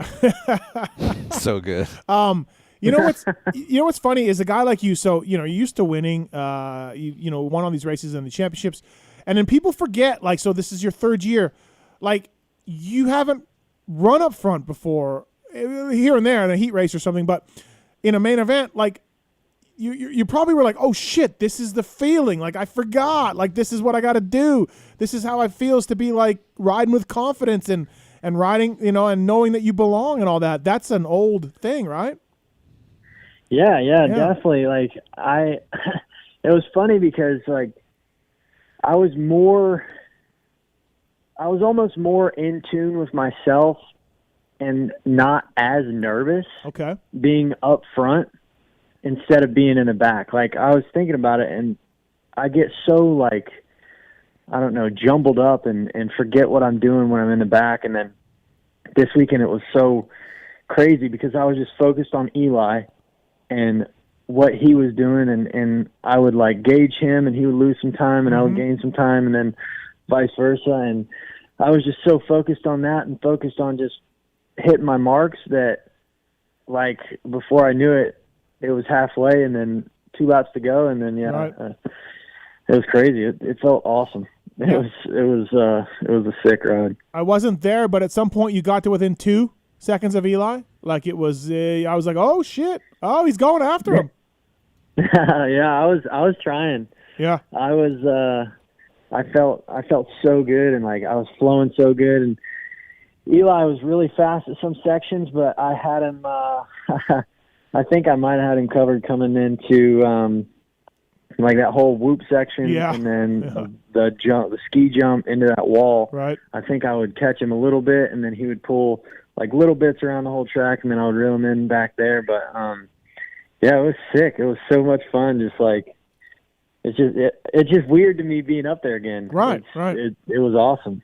Yeah, you mentioned earlier in this conversation that you said, I wasn't so, rattled about being back there. You can't ride your own race. You can't ride your lines. You're in traffic. You're trying not to get roosted. Like, that whole thing was gone. And you're like, oh, see what a start can do, AP? See what happens when you get the start? Yeah, that's. I guess that's what I can right. do. I mean, right. Get out there and feel the flow and get it going. Maybe next time I can catch the number one. I know. How bad did that sand section suck? It looked like it was no fun. Oh yeah, it was pretty brutal. But that's where I made. That's where I'm. Well, I guess I made all my passes pretty much. There was only 2 that I made, but. Right. But yeah, that was a good section for me. But it was definitely deep and brutal. When you're behind Eli and you're in the main, and I'm watching the clock, and you're 2 to 4, and everyone else is like 11 back, are you looking at that jersey and he says, Tomac number 1? Are you like, hell yeah, I belong here, I'm gonna get his ass? Or you're like, holy shit, I just need to learn some shit off of him first? Or where's your mind at? Like, it was weird because in the first couple laps, I was like, holy shit, like, I'm here and I'm like gaining on these guys. And then once I got past Coop, I was like, all right, I can do this. Like, I'm ready. And I just kind of put the hammer down and tried to charge after Eli. I think I almost pushed too hard. Mm-hmm. And then at the end, I was kind of like mentally out of it. That's why I missed that section and Coop got by me. But yeah, I mean, I think I would rather do that than get, I don't know. I would rather try my hardest and get past, right? Knowing that I can improve instead of going out there and just kind of not being able to improve. Right. Well, that you bring up that point about Coop. So you screwed up the triple coming in, and like, did you know he was that close? Did that cause you to screw the section up? Like, take us through that a little bit. So yeah, I mean, I knew he was getting closer. Okay. Because I had missed the 3 on before the whoops, like 2 laps in a row, Mm-hmm. and I knew him and Kenny were closing in, but I didn't know he was that close. Like, Okay. I didn't know he was as close as he was, and yeah, I still thought I had him covered. But once he showed the orange thing right there on the left of me, I kind of got rattled a little bit. But yeah, I went double, triple, which I'd never done all day. So it yanked some. I grew some balls on that one. yeah, really, right? Vortex Racing bringing you Aaron Plessinger on the PulpMX show. Email Kyle at vortexracing.com to get a deal on sprockets that the Monster Star Yamaha guys use. And again, Stu and Chad have won championships with. So you talked about the bike developments at the goat farm. Tell us what you found, or tell us what it was. Was it the soil and the tracks at the goat farm, and a combination of some stuff on the bike, or was it a chassis stuff, or where'd you go? What'd you find out? Yeah, so like we went, or we'd been there for 3 weeks or 2 weeks or whatever it was, but yeah, we're getting used to the dirt and stuff, and then our suspension chassis guy Gilly, he kind of wanted to try some things with me. Just he didn't really know if they were going to work or not, and I was like, yo, I'm all for it, because I had done my motos, whatever, and we were just kind of messing around with it, and you know, we threw some parts on the bike, and then I would go out and I'd be faster, and then we threw some more parts on the bike, and then I went out and I think I was like a second faster than what I was before. Wow. And I was like, yo, whoa, let's just leave that. And and we did, and we only had I think we only had to change like one thing, maybe a couple clicks and one thing on the bike at Daytona, just to kind of calm it down just a little bit. And dude, it was so sick. Like, I don't even know. I've never been that comfy on a 450, and ever. It blew my mind. Yeah, it blew my mind that I could be that comfortable on a 450. It's crazy because I worked with a little bit with KYB and Ricky and that guy right there is such a smart dude. Oh yeah, dude. He is a smart guy. He thinks outside the box. You can tell when you speak to him, he's thinking. And then I know he's dedicated to you guys over there. And once I knew that you were getting him, man, I was like, dude, their bikes are going to be really, really good, especially in the suspension area. It was like he has some really cool thoughts, and the things he comes up with is really nice. Yeah, and that's what he did. He kind of just brainstormed and came up with some things, and I tried it, and I was stoked. I mean, he's a good dude. He is unreal with it. Yeah, and so it's not something. It's not something that's a Daytona setup only. This is something that's going to carry in. This is full round. This is going to play into the rest of the season, and I think it's going to turn out real well.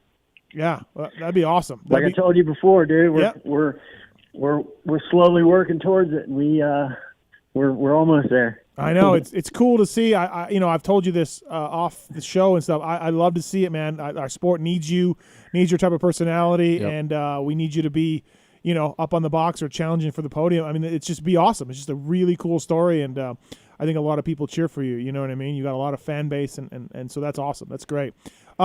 What's it like? Is Mookie around at the goat farm, or is he doing his thing down at his place? Yeah. So he was the first week he was down at his place, but the last 2 weeks we were there, he was at the farm. Dude, and it's pretty fun. Ferrandis, AP, and Mookie just going at it. Tell me that freight train's not badass. Yeah, how's that? That must be gnarly. Dick measuring going out the ass. Just dick measuring all day. Oh, it is, dude. Sounds gay. And hey, and we talked about this too. Like Ferrandis at Orlando too, bro. He pulled in the pits. He pulled out in front of AC, who was leading, and he pulled away from everybody and got 11th. Like Ferrandis was hauling ass at Orlando. Just nobody will talk about it, right? Yeah, he was ripping. That's what they told me, and yanked him and he got 11th. Right. So that was crazy. What do you think of the goat farm? You've ridden at Barcia's place a lot. You know, you've spent time down there. What do you think of the goat farm? Yeah, I love it. I was actually training there before I went back to before I came back to California. Okay. I was actually at the goat farm with Jeannie, and then I left there to come back here, and then a couple weeks later they were like, "Oh yeah, yeah, we're going back." Right. Oh yeah. But I'm stoked. I love it, dude. It's good dirt. Yep. It's out in the middle of nowhere where I like it. Yeah, I was camping in my camper. You should have seen me. I was full force. I was AP at its finest. Yeah. Just out in the woods, loving it. So are you going to move the family out there? Like, is that what they kind of want you guys to do? Are you going to, because you've been in California a lot. So what's the plan for that? Yeah, so we'll see. I mean, I gotta, this is signing year for me, so I gotta figure out what I'm doing there first. I'd love to move back to Tallahassee, and I'd love to stay with these guys and prove to everybody the Yamaha can win championships again. But you never know. I'm looking forward to the process, and hopefully I can get a couple more podiums, maybe a win under my belt, and go outdoors and crush it. But I'd love to get back out to Tallahassee and get some land and get Jake on a bike. Yeah, absolutely. Was Coop pumped for you? I imagine he probably was. Yeah, he was stoked.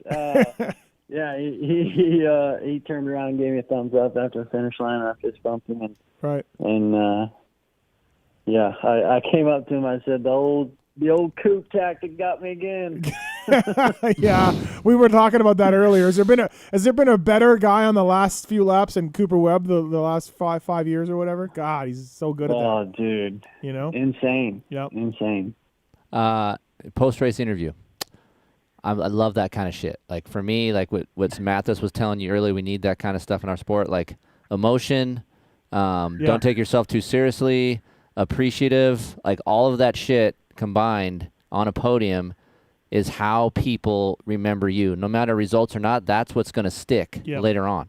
And for me, as a fan of the sport, I love it because I love seeing raw emotion. And that shows how much this stuff is important to you, right? Not just a fucking robot on a dirt bike. Like, hey, man, I'm a human being. I have a family. I love racing. I love riding. And this is how much it means. Doing it for Dale. Doing it for Dale. All that. I mean, it's just, it's so awesome to see, dude. Like, all that shit's great. Yeah. I mean, once I got up there, I was talking. I almost couldn't even do it. I know, right? It was crazy. I was getting choked up, but it was so sick. It was kind of surreal seeing the fans and stuff. It was cool, and they lit up, dude. They lit up when I said do it for Dale. Yeah, dude. I thought everybody was gone. I thought because they were kind of funneling out, and then I said that, and the whole stadium kind of like got loud, and I was like, whoa. Oh, that's awesome. Sick. It just fit too because the mustache, the Dale. It just was awesome. Yeah, dude. That's awesome. I shaved the mustache, dude. It was Friday night. I shaved the mustache in. That's awesome. I'm showing it off on the podium. Oh, that's awesome. No, it's cool, man. And I really hope that the gains you made on the bike and everything, that it helps you going forward. We're back to more traditional Supercross this weekend. So tell Gilly to keep it coming, dude. Yeah. Just tell Gilly to find the settings. I told him to make me the guinea pig more often, so I can get the good stuff. No, absolutely. Thanks for coming on, AP. Really appreciate it. Congrats on the podium. We're stoked for you. Keep it up, man. Thanks for your time. Yeah, thanks for having me on, boys. Always a good time. All right. Talk to you. Thanks, Aaron. All right. That's Aaron Plessinger, everybody. Brought to you by VortexRacing.com. We just had him on, I was on last time when he was on. No, he's been on since then even. Oh, really? I feel like, right? No, I feel like that was it. Was that it? Yeah, it was only because last time he was on, we talked about how shitty of a test rider he was. That's right. Yeah. Was that January? That was January 11th. Oh, was it? Yeah. Oh, okay. I felt like it was sooner than that when he was, saying he's like, dude, I can't test. I can't test. Yeah. Right. But no, he's awesome. He's a good dude. I'm really stoked for him and the team. Let's hope the changes work.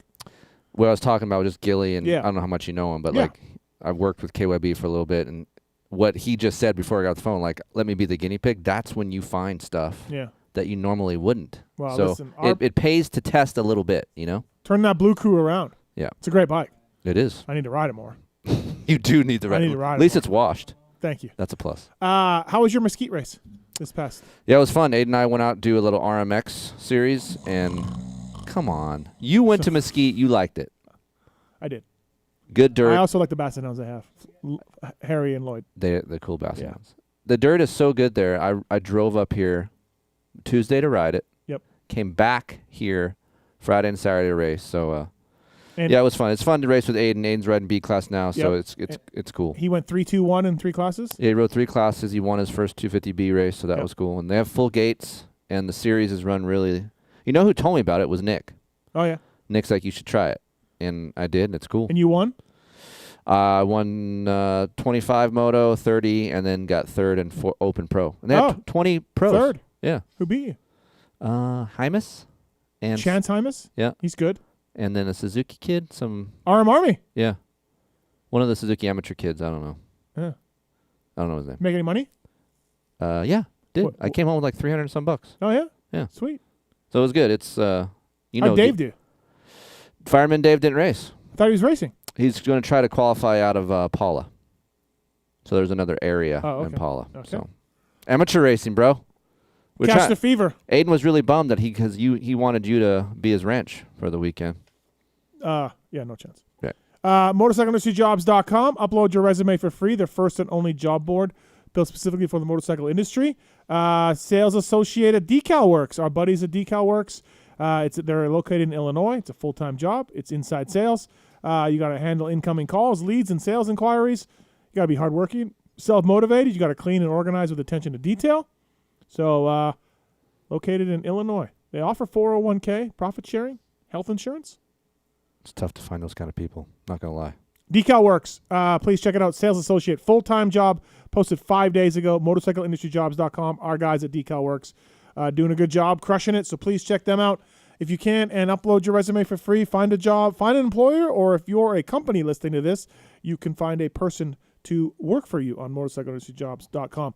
So please check that out. Motorsport.com, Fly Racing, Vortex Racing, Decal Works, Race Tech Suspension and Engines, X-Brand Goggles, Vertex Pistons, Firepower Batteries and Chains, Maxima USA, Scoche, Pro Filter, Cambio CBD, Works Connection, Atlas Neck Brace, FMF, Guts Racing, Get Data, OGO Power Sports. If you want a deal on a bag from the folks at OGO, I just got a new 9800.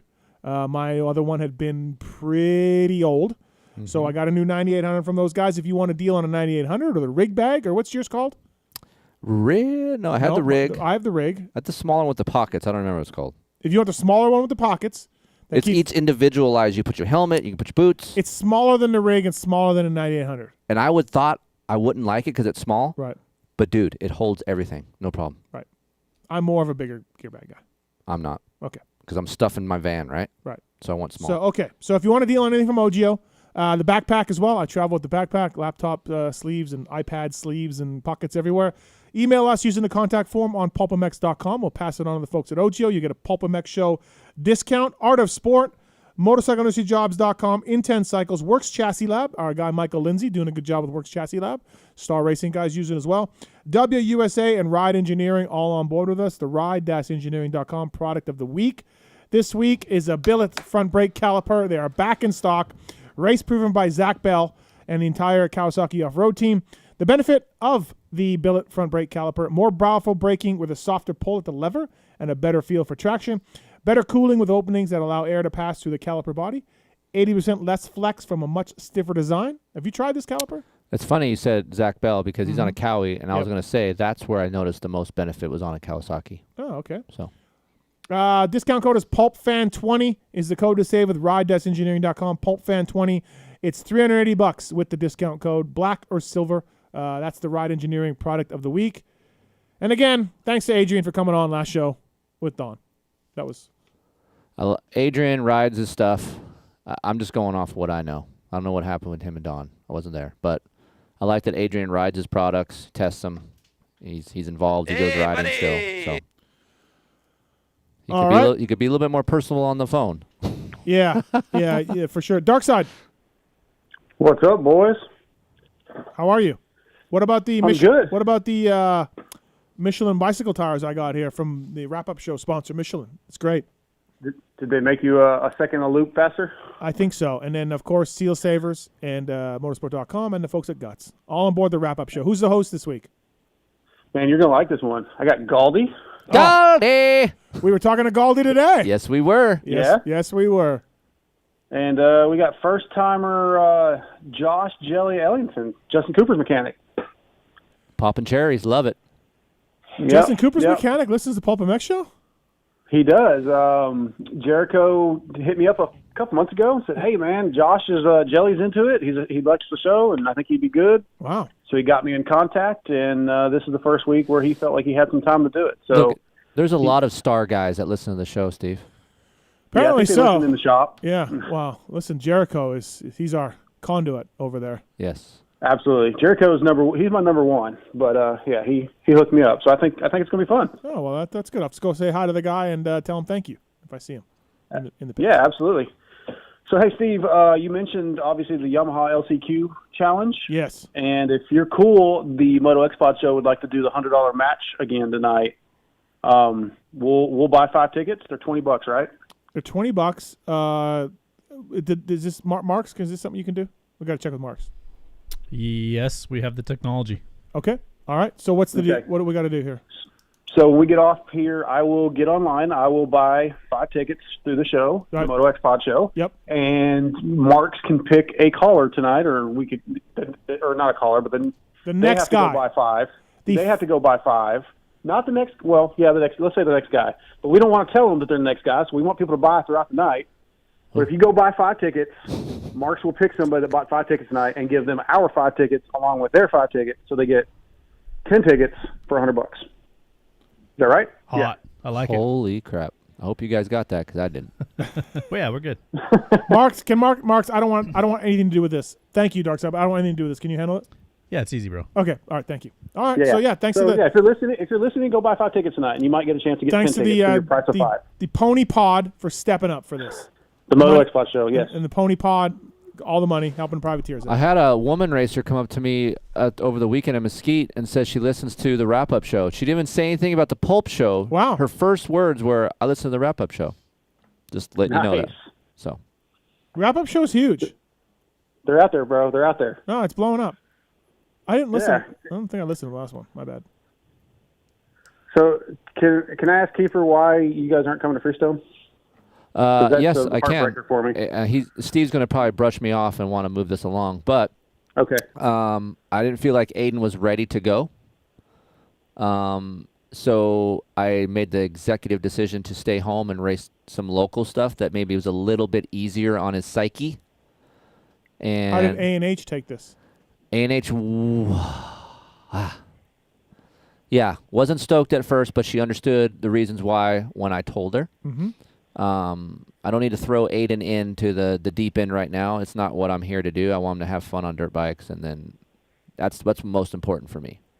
You know, I'm not here to chase everything across the country and have another Ryder Di Francesco. Okay, I just want him to have fun and have when he gets older and he has some stresses in life, he can go ride his dirt bike and that'll make it better. You know, so racing's just an olive branch to that. So that's kind of where I was at, and that's why we didn't come. And another reason is I'm just busy. Yeah. And it's hard for me to take 2 weeks away. I don't know how these amateur families do it. Going to they Daytona. Mortgage the house, bro. They just mortgage the house. I'm going to Daytona, then I'm traveling to Texas. That's 3 or 4 weeks gone. I can't do that. So I guess they're all self-employed. Maybe. What? I don't know. I don't know. Yeah, I don't know either. I need to learn the ways. So that's the reason why Dark Side. We had plans to go, and then after Arizona, I saw what I saw, and he had a mental breakdown, and I just felt like it was a waste of our time to go to Texas. So. All right, well, that's a good reason, but I'm bummed. I'm going to drive. I was bummed too, man, because I wanted to ride those tracks. I was looking forward to it. Yeah, I'm going to head out there Wednesday after the Tuesday Supercross and spend the day, so I was hoping to see you guys, but maybe next time. Yes, sir. And you are going to the Dallas rounds, Dark Side? I will. Yes, I will be at all 3, and like I said, travel to Freestone on Wednesday and get home in time to listen to your show, and then do the wrap up Thursday, I suppose, since you kind of jacked the schedule all up. I like that dedication by you. Keep that up. You get a new bike yet? Yeah. Nope. Same reason as we talked about. Not in my budget right now. Okay. The money I pay you should be no problem to get a bike. Sure. Yeah, well, I speaking did of ride this weekend though. Speaking of Dark Side, the Works Connection guys, they're a big part of our show here. They do not give away prizes to Dark Side, but they are going to give away a Pro Launch device tonight on the show. Keefer, you I endorse it. This is your product.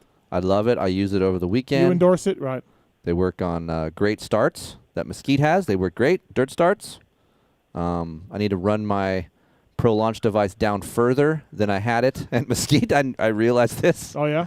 So instead of having 100 mil, I need to go back down to 120.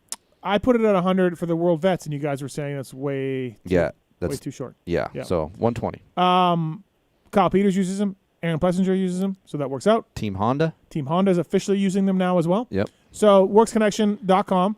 PulpMX 20 is the code to save. So if you want to enter the sweepstakes, you can. And then let's do Dark Side. How long is your pony right now? Probably about 8 inches. Okay. Yeah, you like just the way she likes it. That's fucking great. 8 inches of pony. What did it used to be? You guys are triggering me. Stop talking like that, because I'm gonna go somewhere else. What? How long was your pony used to be? Well, I cut off 18 inches. So okay, so 26 inches.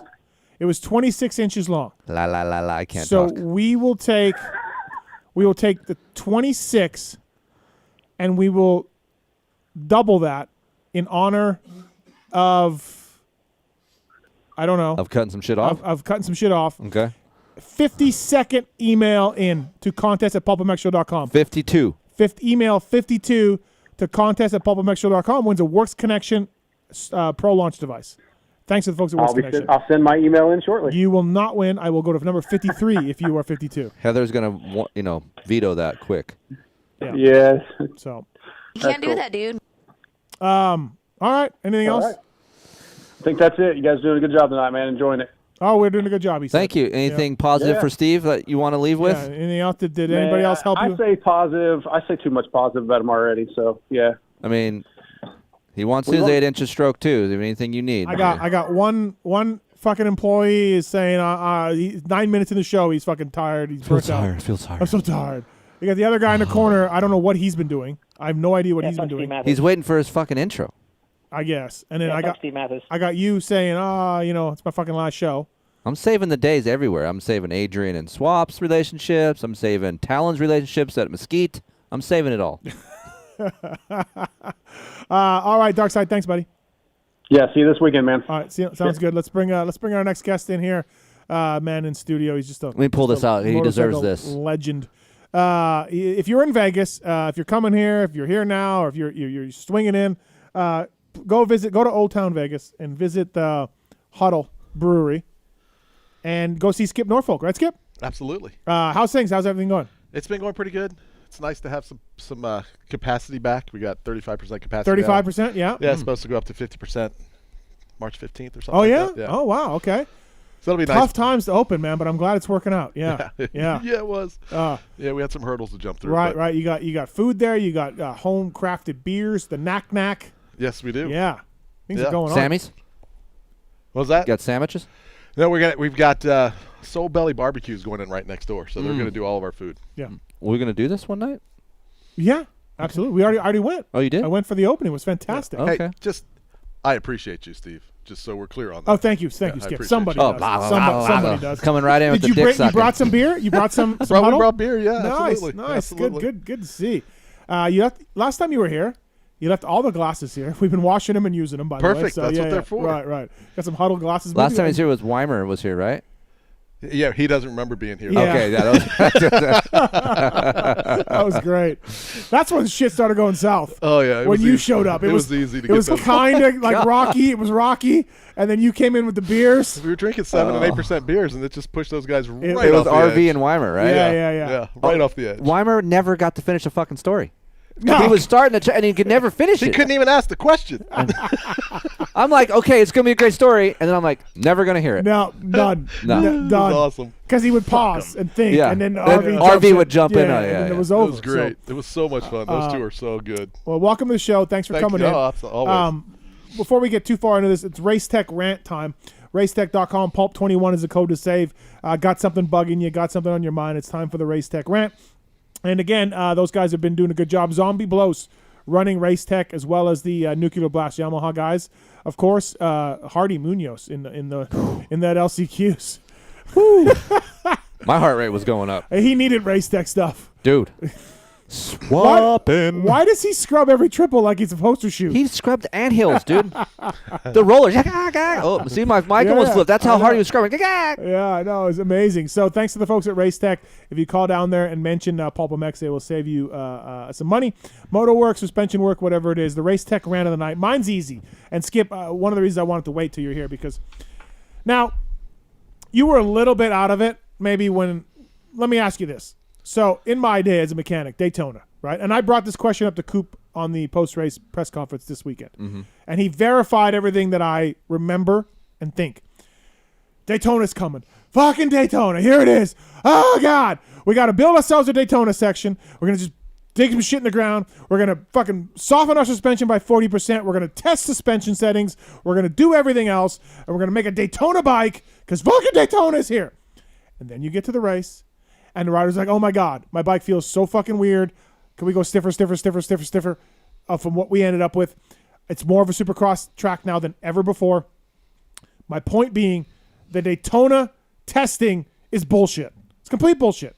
And you end up going, what you should do is take your supercross stuff that you've been riding with, soften it up, give yourself a little more sag, call it a day. But nobody does that. They freak out, all new settings. And in my experience, Skip, you end up almost back to your supercross settings. Webb, I mentioned this to Webb this weekend in the press conference. He said, yeah, as much fun as it is to change it up variety-wise, you end up back where you did. So I don't know how it was for your day. Well, the tracks were way different. And it was funny you talking about Daytona this weekend, and the tracks were different. The dirt was different.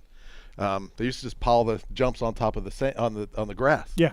And you would get these gnarly holes, and it was just different. But transitioning into maybe 5 or 6 years ago, it was like, no, let's just slide the forks out a little bit if you need some more stability, and maybe a click here or a click there, and go ride your dirt bike. Yeah. The track is, I mean, it does get rough. It gets gnarly. It gets rutted. The sand is sand. I don't care what you do in the sand. Yeah. You know, and it's just, it seems like everybody needs to be comfortable now. Yeah, and I think they're not comfortable when they're trying to get used to all new settings. Well, it's change. Yeah. We're humans. We're creatures Right. of habits, and I think now more than ever, Yep. the riders are such creatures of habits. Yep. And that comfort zone that they have is where they live. Yeah. And to go outside of that creates more problems than it does anything Yeah. else. And so my race tech round of the night is stop fucking worrying about Daytona. Just go ride Supercross. Maybe, roughen it up a little bit and don't worry about it. Do they actually fuck with Daytona anymore? I know they build the sections at their practice tracks, but do they actually change anything anymore? Because last time we had this conversation with the guy, they're like, dude, yeah, we didn't really work on anything. We just made the track like Daytona. What do you mean? Like, we've had this conversation on the show previous years Right.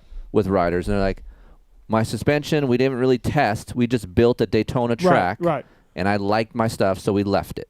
Well, I don't know how much they tested. I asked Coop. He said they did a little Okay. bit. But I mean, in my day, we would go to Chad's and Timmy's, and we'd be swapping forks and shock all day, like coming up with a Daytona setting. And then we'd get to the race, and it'd be like, it's too fucking weird. Like, I feel weird. Go Right. back to my Supercross stuff. Yeah. And then, okay, like you said, drop the forks out a little bit, soften it up, call it a day.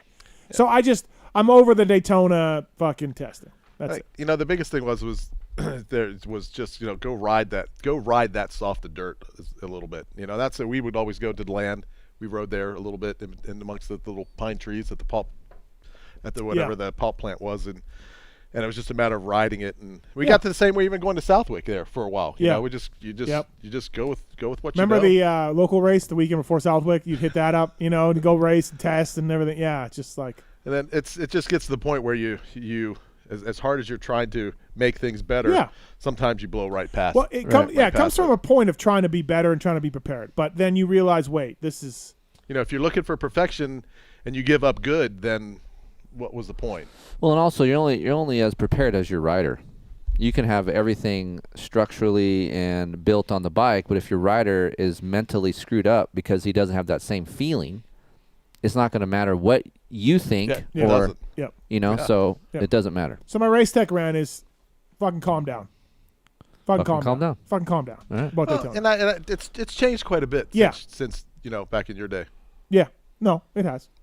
You're like Jody now. Back in my day. Well, my Daytona, to me, when I first started going there, it was in the middle of the day. It was 30 riders, and it was hot as hell, and it was a 35-minute race, and it was rough as fuck. And then around 05, it went full soupy, like full Dirt Works built it at night, full Supercross. Then we've gone in between the two now, where we're at. I just the thing that stuck out to me watching it this weekend was the start.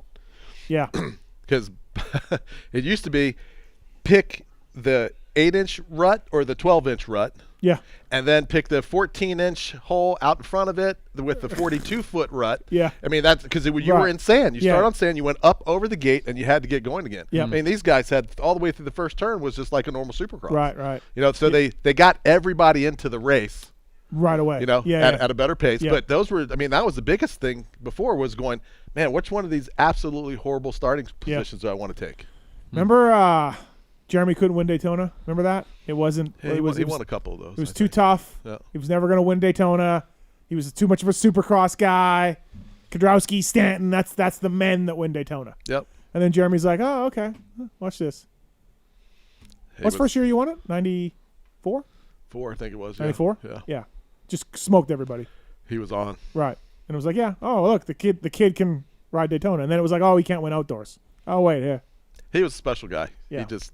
He was such a mental giant. He'd just wake up one day and go, I'm going to go do this. And there he was. Go do it. Yeah, absolutely. So that's my race tech round of the night. Kiefer, do you have one? Amateur racing? No, I talked about it earlier. I wish the fans, I want to say this, most of the fans and some media, they forget how good some of these riders, like we had. Fuck my ass. Had on the show today, Bogle. Yeah. Tickle. Yeah. Guys that may not be in top 5 now, but they're Supercross champions. Bogle's won an outdoor national. These are great riders. Still really good riders. And we kind of shit on our riders a lot in our sport as fans. That guy sucks. He's no good anymore. Give his ride up. Give it up. Why does this guy have this ride? And I feel like let's just all chill the fuck out, like you said. Mm-hmm. Enjoy what we got. Enjoy watching these guys. They're putting their lives on the line. They're not making tons of money now. I don't think Bogle's killing it on money. No. Bogle. I talked to Bogle about this when I was there. It's costing him money to right. Yeah. And people don't understand how hard it is to be a racer. We see the guys on dirt bikes, fans in general, ride dirt bikes, so it's fun for them. But they don't know the stresses that come with being a professional motocross racer. There's stress to win. There's training. There's practicing. There's racing. There's travel. It's a never-ending thing. And along with the pressure, just like I said, it's imagine going to work, to your job, having 4 coworkers, and having some type of event every fucking time you walk into your work. Okay, here we go. We have an event today. We got John, Paul, Mary, and Ron, and you guys have to battle it out. Who's going to sell more? All right, go. And then you fucking lose, and you go home, and you're pissed off. You got to come back again and battle Ron, John, Mary, and Paul again. Right. Every single freaking day. It's a big load on you mentally, and we as fans just don't see all that stuff. We get snippets of, Red Bull Moto Spy and things like that, but we're really quick to just forget about guys who put their lives into the sport. That's where I'm just get bummed out. I see it more and more now. I mean, it happens. Like Tickle's crashed. Bogle hasn't been doing, these guys are suck. Just give it up. Okay, so let's say give it up. We have fucking 8 dudes racing. Everyone left. Let's have 8 guys race the fucking race. It's just being a part of a fan, whether it's hockey or basketball or football. It's. But I feel like our fans should be different because we're not. We actually are more in tune with our sport because we actually do the same thing. Yeah. You know what I'm saying? Guess, yeah. You get how hard it is, right? So that's where I see all these comments and I hear people and I'm just like, oh my God, it's horrible. Like it's bad. Yeah, but that's the way the whole world is right now, right? I guess. It's not just our sport. I mean, although I think, if you go back as long as I think racing's been done, I think this sport has been, what have you done for me lately? Yeah. It's been that it was that way in the 70s. It was that way in the 80s. It was that way in the 90s for sure. Yep. And I guess I kind of get that a little bit too when we have an injury in our sport. Mhm. We hear from, okay, we're going to raise a fundraiser for this guy. We hear for 6 to 8 months, and then maybe a year. And then it just dies down, and we don't hear anything, or we never follow up on the guy. We just, the guy's fucked. Right. Rest of his life. Yeah. It's a gnarly, brutal sport that way, for sure. So, that's it. All right. That's your race tech rant? That's it. Oh, all right. How you feel about that? Yeah. I get it. Okay. Yeah, I get it. Check out my boat, dude. That's what Chicken says. Chicken's got us. Some people are more successful than others, Yes, Chicken. yes. Skip Norfolk here in studio, brought to you by the Huddle Brewery down in Old Town Vegas. Check it out if you're coming.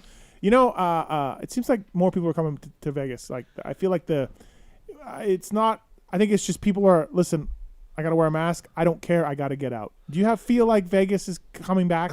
It's been interesting to especially over the holidays. We had, for whatever reason, we had a ton of people from Houston that showed up. But apparently there was a big program where we could fly for $39 and stay at the Bellagio for $39. Okay. A lot of that. And then when California shut down, absolutely, we got a bunch of people that came over for that as well. I know we got a couple of friends that are dealers down in the hotels on the Strip, and they're like, dude, it's getting packed again. Yeah. People are coming in. So regardless of the plexiglass and the masks and that stuff, I feel like Vegas is starting to pick up again. As soon as we have concerts. Well, that's good news. At least the capacity's going up. Capacity's going up. I'm hoping that stadiums and all that stuff get opened up by at least May, and we can start. This town can start to come back again. So check out the Huddle Brewery, and you're also on Instagram, HUDL. Huddle Brewing. Yep. HUDL. That's HUDL. Yes. Right. Brewing on Instagram. Also, Skip, brought to you by Art of Sport. I want to thank the folks at Art of Sport for coming on board. Body wash. Don't forget yours, Tallon, when you get it this time. Maybe we'll give Skip some too. Maybe. Yeah, maybe. We got some. Art of Sport body wash. Artofsport.com to learn more. You find them at Walgreens, at CVS, at Target. You can get them on Amazon, all that kind of stuff. Kenny Roxon's a part owner of this company. It's a great product. They have over 7,000 5-star reviews from ESPN, SI, GQ, Men's Health, that kind of stuff. I use all of it. I use the body wash stuff. I use the shampoo. I use the soap, all of it. So it's great stuff. Artofsport.com. You got some? No. Do you need some? I'm good. Oh, okay. Artofsport.com. Well, he's good. Got some Euro stuff going on. Look at this guy just passing up free stuff. Yeah, really, right? What a life. I want to thank the folks at Pro Filter as well. There's a real option for riders to avoid cleaning an air filter ever again. Imagine, Skip, if you didn't have to clean your air filters on the road back in the day. We didn't. What do you mean you didn't? We didn't have to. You just threw them away? No. What'd you do? We had filters. Just new filters. Yeah, we had new filters. Did you have a guide? Well, at some point on the road, you would have had to clean filters. Where would you get the new filters from, Skip? From Oh, Honda? No, yeah, we had them all done. So someone guy in-house was doing them? No. Oh, just new shit all the time? New shit all the time. Okay. All done, pre-old, ready to go. Okay, well, Skip, anyways, get Pro Filter, profilter.com, Pulp20 at checkout. Which is a fabulous. It's a so great nice. idea. It's a great idea. They've been active in the industry for the last decade. They manufacture top-quality air and oil filters for dirt bikes, street bikes, side-by-sides, and everything in between. Sold through power sports dealers nationwide. Pick up a pre-oiled, ready-to-use premium air filter, oil filter for your next service. Profilter.com, Pulp20 at checkout. Skip Norfolk, brought to you by Art of Sport, of course, over here. So, Skip, when I say Daytona, what do you think of it? Is it still a special place for you? It was a gnarly. It wasn't a Supercross. It was freaking gnarly back in those days. And I just remember we come in, and I can't remember if it was a year. I want to say it was '93, and we just come in after the race, and I'm just kind of going, Jeremy, what was up? I mean, this was going on. You stopped attacking this, and he's all, he looked at me with like, are you freaking kidding me right now? He goes, take a walk with me. So we walk out of the track, and in the face of the triple, so it was all white sand, clay with the seashells in it. Mm-hmm. Where the dirt met the grass, it was at least an 18-inch hole that went underneath the face of the jump another 6 or 8 inches. Yeah. Mm-hmm. And every jump was like that. Yeah. And I was like, all right, No, gotcha. We're good now. Third's freaking cool, and it was just gnarly. So it would have like so a pocket at the base, right? Not a pocket. It was a hole. Oh, It was a shit. pothole. And every jump was like that. Every landing was like that. There was nothing smooth. It was just, if you won that race. Yeah. Right. You know, and then I think that story was one that I'll never forget. And then we were at Kawasaki, and we're up in the top, and we're coming down after the race. And I think this was the event that Ricky lapped second place or something like that. You know, it was he just ruined everybody. And we're sitting there looking and going, man, we had a lot of salary money out there that got lapped tonight. You know, because we were all in the same elevator coming down, and you're just going around. He goes, man, he just ruined everybody. Right. Then you go back to the days and watching Hannah and what was your first memory of that? When did you go to it? Been 87. Okay, that's Rick Ryan. No, it wasn't. It was the year. It had been the year after that, so it had been 88 after the rain. Yep. And I think Gary Bailey built the track. Yeah. All of a sudden, everybody's coming in and breaking wheels and all this stuff, and that's when the telephone poles were buried in the track and the hoops. Those came up. And were you there for Team Green then? Yeah, Team Green. Yeah. Telephone poles.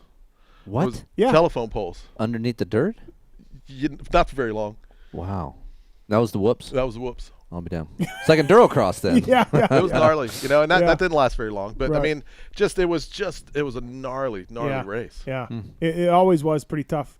I know they used to go over the speedway and out the back at some point in the early '80s. That would have been earlier before my time. Yeah. They went over the speedway into the back, did like a little bit. Really? Jump back in. That's like the Hannah when the Hannah won and all that. Oh, so wow. Yeah, way back in the day. And they used to have 40 guys on the line. Yeah, 40 guys. It was 40 guys on the line. Wow. So you talk about a track getting rough. Wow. Ooh, buddy. Yeah. They had some pavement where you would get on certain parts of the pavement or cross certain parts of the pavement at the time. So do you like it now? I mean, you were there with the Traders guys. You know what I mean? Recently, because it's more of a supercross race now. Yes. So you like it? Yeah. It's a good change, and you're at Daytona. I mean, you got to be there. I mean Gary Jones, when did he win? 1971 or 72 or something like that. What about the Roxon Webb thing at the second turn that left Kenny so heated? Keefer and I talked about it. We're like, yeah, that's racing. Yeah, it's part of the deal. I don't know. Kenny owes him one. Oh yeah, that's what I think. I don't know. Well, that should be interesting for Dallas. I think you got guys like that. They should. But I think they should race with a little more respect. But I don't believe that's part of racing nowadays. Right. Oh wow, Keefer, a little different. That's a different. Yeah, it's a different take. Yeah. Because I didn't think it was that bad. I thought he was making a statement, like showing, hey, man, you're not going to pass me here. You're not going to go around me. I want to make sure you're going to get a shittier start than me. It's almost like works into the part of racecraft. I don't know. Well, no, there's a little bit of that, but I just think that those guys, in general, I think they should have a little bit more respect when they're out there racing at that level. Right. Well, that's just me. Yeah. No. Hey, it's not a crazy opinion. We got Jake on one. Jake, you want to talk to Skip? Hey, Skip. Hey, we're down here at the Brewers meeting here in Vegas. Jake, what's happening? Hey, how's it going, man? We're good. Skip's a regular brewmaster. Support huddle. No, that's good. No, we had a guild meeting today. Oh, you all did? The brewers get together just so everybody can meet each other and talk about problems. I thought you were kidding. This is for real. It's for real. Oh, the brewers all get together. This is dead honest. Oh, wow. Okay. All right. So Jake's been doing some breweries. He's been coming in, watching Supercross with us when we have Supercross on. Oh, nice. Nice. Yeah, it's cool. What beer do you like the best, Jake, that they have over there? Oh, man, I'm a Knack guy. Yeah. Knack goes down smooth like a real Knack. Did you drink it? Yeah. Yeah. McGrath did it best. He really did. And Skip knocked it out of the park with the Knack. And then what was the strawberry one? The Wrathful Rose. It was Wrathful Rose. The hibiscus Wrathful Rose is solid. It's not bad. Yeah, it's solid. I'm not a big beer guy, right? I had to get Heather on there. She'd probably love it. Hey, Jake, we got to let you go. Nothing but noise in the background there. So Jake calling in, supporting the huddle. There we go. Yeah, it's fun. The breweries are just great. It's racing. I take your grandmom's legs out to have an advantage on the track, right? Mm-hmm. That's how we are. But when we at the brewers, it's like I can give the brewer can give me his recipe. We can do all that. Yep. And it's not going to be the same. It's not going to be the same. And it's just about it's just a completely 180 degrees opposite of what racing is. Have you and your partners been happy with what you've been doing with the limited capacity? Has it been? Okay. It's really cool to think that we're able to not dig a big hole. Yes. And at 25%, and if we double this, the biggest thing we were talking about the other night was going, if we double this, what we're doing right now, how are we going to keep up with the glass washing and all the little things that we we didn't jump into this at 100%. So it might have been a blessing for us to kind of get our feet wet and going, okay, we need to be stable up and work on this and work on that. But the local community, the local group has found us really well. That they've been very supportive, and it's huge for us. We have to have a massive local contingency of people that want to come down and do some different things at the brewery and enjoy the beer, and we still get a good amount of. It's been cool because you can come down for the afternoon. You can land here. You can, if you're visiting, you can come in. If you like craft beer, you can walk to 5 different breweries. Right. And so, have you met any super fans that have been like, "Hey, Skip here"? Like, I've had a couple. I was delivered some drinks out to a table, and the guy goes, "Hey, I need your best Redbud story." Oh yeah, that's awesome. And then had a couple people that showed up because hey, I was in town. We heard you on the PulpMX show. Cool. They came in. It's really cool. Oh, awesome. Yeah. That's cool. Yeah. Skip Norfolk in studio here, Legendary Mechanics. Speaking of Legendary Mechanics, we got one on the line. It's Marshall Plum. What's up, Marshall? How are you, man? Wow. Hey, what's happening, Steve? What's happening, Skip? What's going on, Marshall? Out there? We're good, man. Thanks for calling in. Yeah, we're just Daytona. What's your first memories of Daytona, Marshall? Man, first memories of Daytona goes way back to the '80s when you're talking about the old style track. But one of the best memories, obviously, is when going there and being able to win as a mechanic. Skip knows what that's like there, and you just as you get older in life, it kind of means more. Yeah, it really does, right? It's. I mean, I said it earlier too. My rider didn't win; he got third, but I always thought that was a pretty cool third place Daytona Supercross, right? Like, absolutely. Yeah, pretty awesome. So, Marshall Plum on the line from Marshall's Racing out there in Oklahoma. Of course, mechanic for the legendary Ross Rollerball Peterson. Name some riders, because I'm sure there's a lot of listeners that don't know who Marshall wrenched for. Well, Marshall took Rollerball to 18,000 wins. Okay. Based over, a couple of years. I want to try to guess because I picture Marshall's face. Okay. Because I'm not too familiar. Right. Does that give you nightmares too when you picture his face? It's the bald-headed. Oh God, it gives me nightmares. Yeah. So, I picture him as a Suzuki mechanic. Yes, absolutely. Okay. Yep. Swink. Yes, absolutely. Lusk. No Lusk. No. Just 2 riders at Suzuki. Yep. One was a championship, so that'll maybe help you a little bit. Kind of a off the seat kind of rider. Guy Cooper. Oh. Guy Cooper, the 1990 125 National Championship. Got it. But I mean, really, everyone knows Marshall from Rollerball. At least maybe that's just me. I think that would be maybe just you. You also went over to Honda of Troy, worked for Swink there. Did you work for Larry over there? Worked for Larry, yeah. In 1997, the year that nobody really liked that aluminum frame Honda, but Larry seemed to gel with it very good that year. Yeah, imagine that. Everything good with you, Marshall? Business is good? Yeah, business is actually still sitting here working as we, just took a couple minutes to call in here and listening to the show, all the good stories about, all the racing in Daytona here this past weekend. Was Marshall good on the poker or no? Where was his card game, Skip? He didn't play much cards with. Okay, all right, okay. He was probably a smart one. Yeah, smart one. All you guys. I played on the planes when we did those overseas trips and all that, but I kind of. You lost probably, Marshall, right? I lost more than I won. I think Skip had a few extra cards in the back pocket. That's what I hear from the old timers is that Skip was hard to beat on those planes. I don't know, man. J-Bone held his own. Oh yeah, okay, all right. Yeah. Those are good times. We had a blast. They had it all planned out what color cards we were going to use, so they had the extra ones. Right. Was Marshall one of the ones in the Wolf Pack that were driving, or was Marshall in a separate group? Yeah, I think Marshall had the best comment when we took that shortcut through Montana that time. Remember that one? Yeah, I remember that. Happened to be the last one in line when we got to the shortcut going through Montana, where they decided that they were going to repave the road, and we didn't have apps to tell us that, and we were 27 miles on a dirt road. Oh, shit. And he was at the end. His box van would barely run when it got out. Air cleaner was full of sand and dirt and all that stuff. So pissed. He was pissed. Oh, he was so mad. Oh man. Yeah, those were the good old days back then when you sit back and you laugh about it now and everything. It's kind of funny, but I gotta agree with Skip on the start thing. Okay. I think the I think the riders today are, I mean, some respect each other, but I think sometimes if they give a little more, they might get it back on the track as well, you know? Right.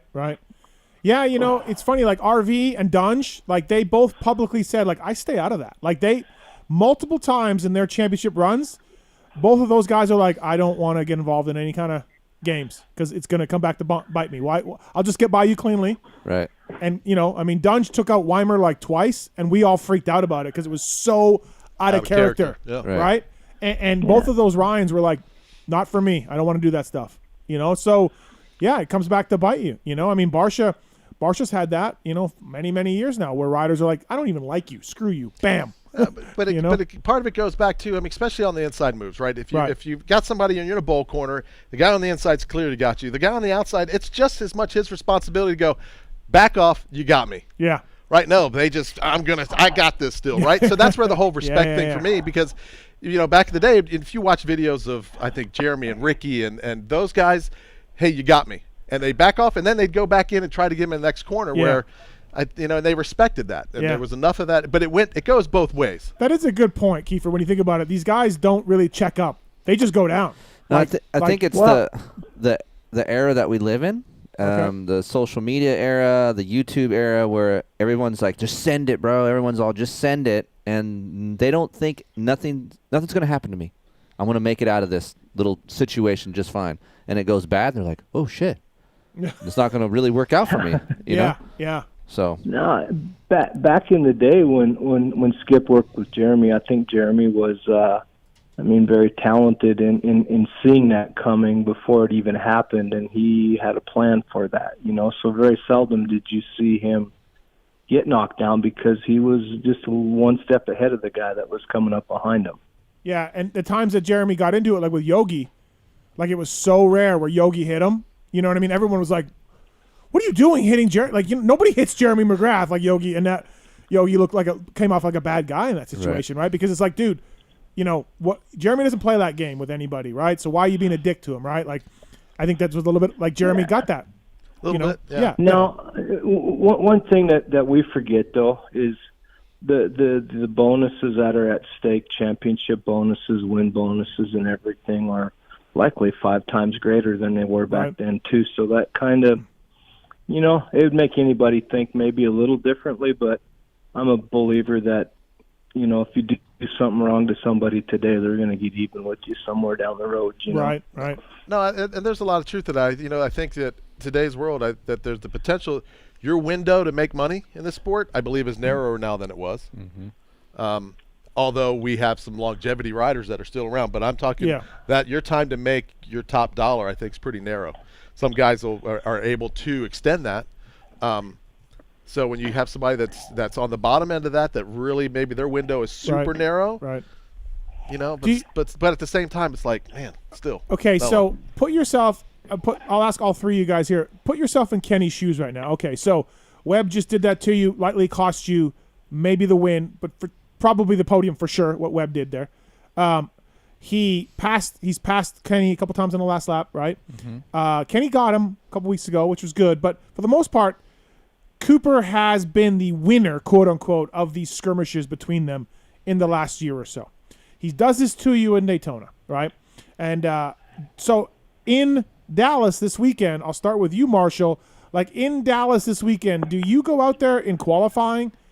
And you don't take them out, but you like, hey, like I got a chance to stuff you, or like, no, because that's, if you're going to do it, why waste in qualifying? Okay, so ruin his night. You ruin the night on the first lap of the main event. Right.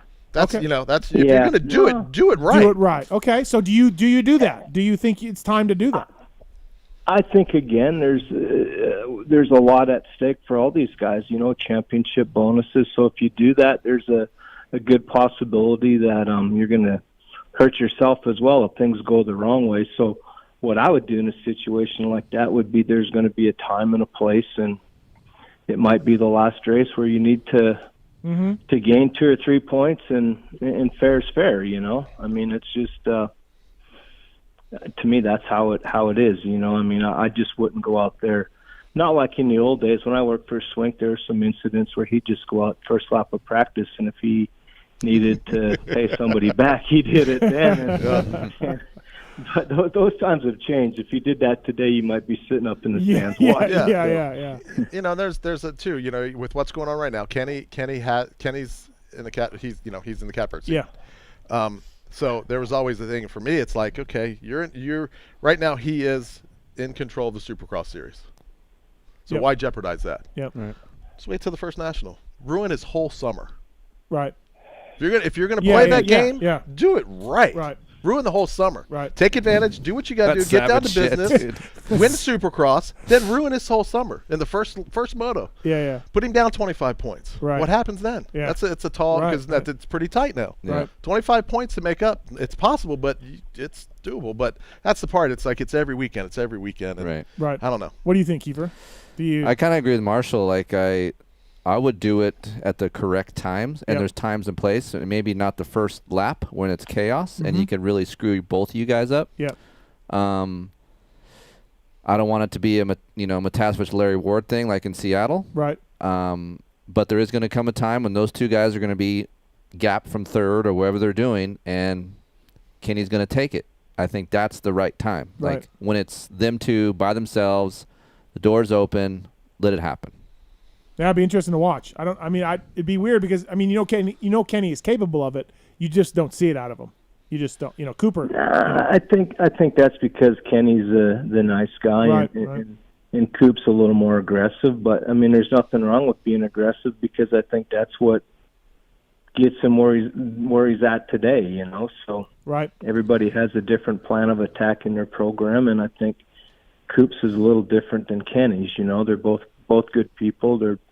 They just have a different plan of attack when it comes to being on the track.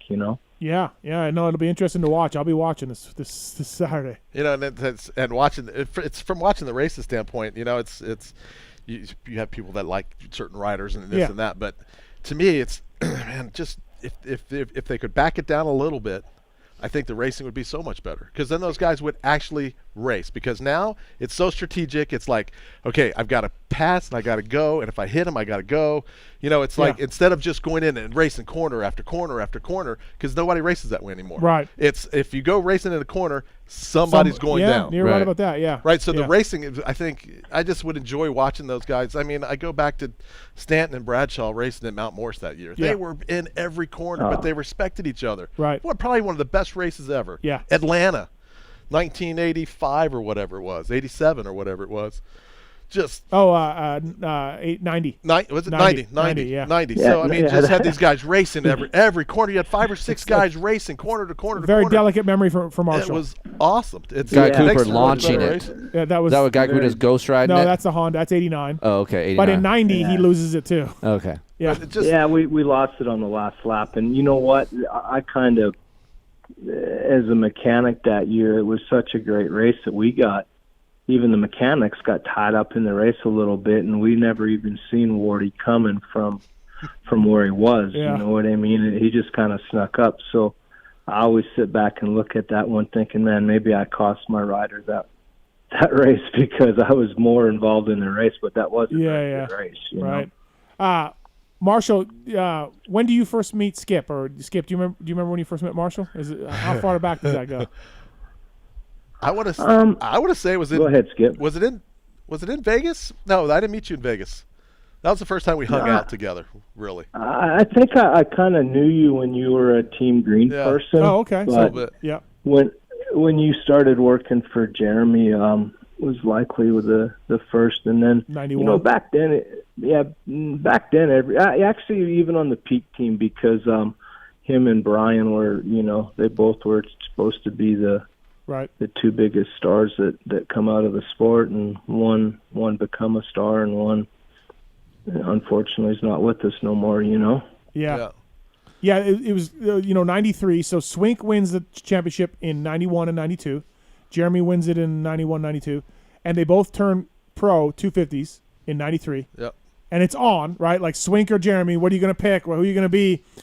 And it's funny how it worked out. Like just Jeremy won. We all know he won the third race of the year there at Anaheim, right? Third, fourth, no, fifth race of the year. 1, 2, 3, fifth race. Fifth race of the year in Anaheim, yeah. And in '93, and then that was it. And Swink had some shining moments, but never got to be anywhere near as good as Jeremy. It was funny how. I think back then it was the technology of the bikes. I think we were just on the 250. We're a little bit behind, and Jeremy gelled with his bike and was very comfortable, and that was a big difference. I think one race in Seattle, Brian had caught up to Jeremy and put on a little bit of a fight. A lapper got in the way, and maybe had Brian won that race, it might have been different. But wouldas, couldas, and shouldas would be different. I've told this story a few times. 96, I'm hanging out with Jeremy, Troy, Ohio, at the Red Roof Inn, I think. That Red Roof Inn there. Yep. And we're hanging out, and after he makes fun of Daub for a long time, which I found was hilarious, he also said, we were talking, I wasn't just me and him, it was a bunch of us. It wasn't like I'm hanging with Jeremy, but I was in a group of people, and he was there. And somebody said something about jumping something, and Jeremy, I swear to God, he says, I'll just watch Swink. If Swink jumps it, I'll jump it. That's what Jeremy said in 1996. Yep. When he was the baddest dude on the planet, he still said, I'll watch Swink, and then I know if I can jump something. I mean, pretty good compliment, Marshall. No, and you know what? Back then, I think what Jeremy did was, it was pretty phenomenal to go on a streak like he went on and everything, and really nobody could challenge him, But I think if anybody had what it took back then, it might have been Brian. But I think sometimes things just come a little bit too easy for him on the track, and I don't think he thought he had to work as hard, and that would never cut it in today's racing, because it seems like the fitness program of everybody is stepped up immensely, Yeah, no, absolutely. It was a crazy time for the sport that way, because Jeremy took something that really nobody had thought he would. You know what I mean? Like, they thought he would be good, but I mean, he just took it and he didn't fucking lose for 8 years. And honestly, like for me growing up, and I was growing up that time, a teenager, it was boring. Yeah. Like I wasn't stoked on it, Yeah. It was kind of like the Carmichael era. You know what I mean? And you're like, hey, there's Skip with his clear. I don't know what you guys are talking about. It was funny. Was it boring? There's Skip with his clear glasses getting interviewed again on ESPN. Well, once again, there he is. So. Yeah, but Jeremy still had to earn it and still had to work for it. It wasn't like it was a complete given. But I mean, those guys had a game plan, and they knew what they were going to do, and they stuck to it almost every race. And it showed. I always told Brian, if you could hang with him for 5 or 6 laps and force him into making some mistakes, it might change the outcome. But nobody could ever stay that close to force Jeremy to make mistakes, Yep. And the Honda was a better bike than the Suzuki. I think there's no doubt about that. Brian told me 97, after he paid me like $100 to eat this hot pepper off of a room service tray, and I fucking burnt. I lost feeling for like a month in my mouth because of this pepper.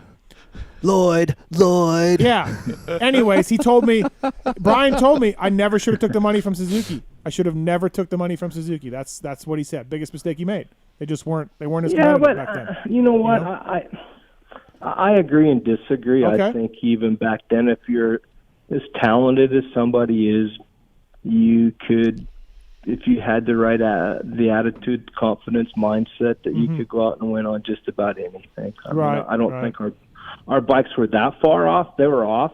Yep. But I think that, even today, I mean, the difference on any given day today is a lot different than back then. I think if your bike is, 5% off and the other guy's bike's 5% better, as fast as they're going and as close as the competition is, that's the difference of winning or losing, I mean, Plessinger this weekend had his bike dialed in for that track, and I mean, literally just almost had a cheating advantage in some areas on the track because it worked so good. Yeah.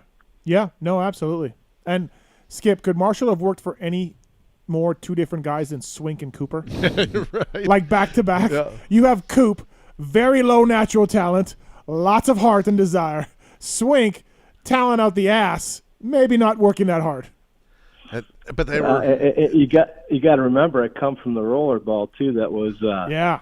Man, that dude was nobody worked harder than him. I think what he did back then would be equivalent to what those guys are doing today. I know. I've heard the stories. It's unbelievable. Dave Gowan's told me some stories. Ross Maeda's told me some stories. Marshall, you've told me some stories.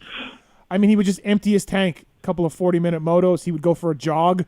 He would water ski. He was an animal. Yeah. Yeah, I mean, I think that if we had, come up in today's era, for sure he would have had a factory ride. But again, I mean, what he did was, I think 1987, I think it was, we finished 8th and 7th overall. Yeah. In the U.S. and that was pretty competitive racing. That'd be like coming out here today on a bike that was maybe 20% less than what everybody had and finishing in the top 8. I mean, that's pretty. Yeah. I can see why you're a fan of his, Steve. Oh God, he was just the greatest. And whenever he would do something against the Americans, we'd just be like, "Yeah, suck it!"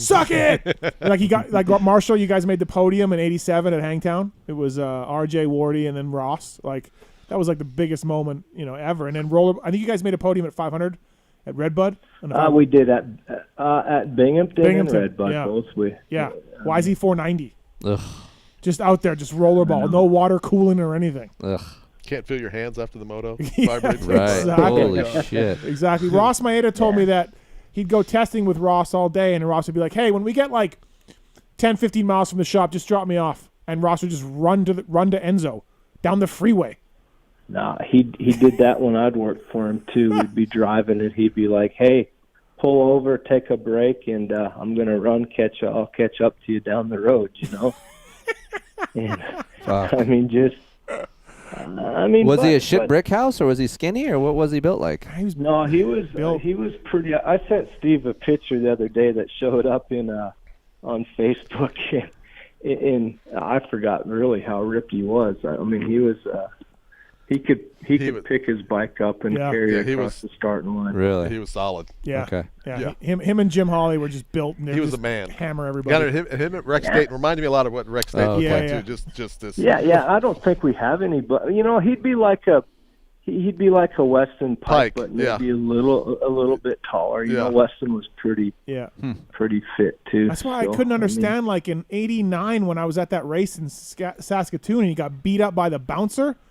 And he missed the rest of the summer in Canada, like, because he got beat down so bad. Like, like, how many fucking bouncers must have beat rollerball down? Absolutely, yeah. Right? Like, that's all I kept thinking about, how many bouncers it took to beat rollerball. Well, but you got to remember when somebody walks into a bar and they're a little bit buffed, I think the bouncers kind of want to gang up on you and take a, Yeah. But so he lost his titles. He was number 1 forever. Got beat up in a bar fight.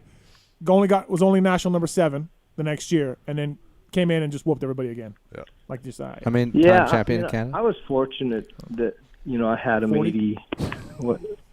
Trying to think what it was 86, 87, 88. Yeah, I mean I had 3 pretty good years with them and won 13 championships, I think. So and back then a lot of people forgot we did 45-minute motos and we did 4 of them in a day. Yeah. Used to be 6. We rode 2 classes. Used to be all 3 pro classes in one day, 30-minute motos. What? 6 30s. Wow. Yes, in the early 80s. Then they went to just 125, 250. And 500s, like they would split them up. Yeah. Wow. Yeah, it's gnarly. It is. I mean, it would be equivalent to those guys today, actually, just going out there riding 2 classes and no break in between and getting back out on the track. I mean, yeah. Animal. That's crazy. Yeah, but that was back in the day, so all we can do is sit back and think about those good times. No, for sure. Marshall Plum on the show, brought to you by Marshall's Racing. They're in Oklahoma. Got a website, Marshall? People will plug it. We can plug it. Yeah, I do. Yeah, it's marshallsracing.com. Okay, perfect. And then we got Huddle Brewery here too. Skip Norfolk. Yeah. One of these days I got to make it out there here and go out and have a few beers with Skip, and we can sit around and talk about the good old days again. Yeah, hopefully we have a race back here in Vegas. Yeah, we hope, right? And we'll do a pulp show one day. If we have that, we're doing a pulp show down at Huddle at some point. Perfect. Yeah. There we go. Yeah, that would be that'd be a cool live show. It would be, yeah. Marshall, how many years from mechanicking to working for Dunlop. Did you do the races, all the races? This I started in 1985, and I've missed one Supercross, which was last year, Anaheim 2, and I'm pretty sure I had the COVID disease then before it even come out, and was pretty sick for about 10 days, but made it back for the next one. So I've had a pretty good run in Supercross outdoors. I've missed the last 2 years. Just I redid my deal and had to concentrate more on what's going on back here, but it's been pretty busy. So damn. Been a good run. A long time, dude. That is a long run, Marshall. No wonder you don't have any hair. I think Skip might have hit me over the head with a beer bottle back in the day, and it didn't knock any sense into me or something. But it's been fun. I mean, one thing I always feel fortunate about was I got to watch a lot of different generations of riders come and go. You know, champions and. And I mean, not a lot of people can say they got to see, you know, like guys like Brock Glover, Ricky Johnson, Stanton, Bradshaw, and you know, watching Jeremy and so on with Carmichael and Reedy and all those guys. I mean, it's been a fun time, you know. Yeah, you watch Stu come up and just change the game, and then you're like, now every Hardy Munoz is now looking like Stu. You know what I mean? Like a kid, you know, if a kid from Chile is now scrubbing as good as James Stewart ever did, right? You're just like, what the hell?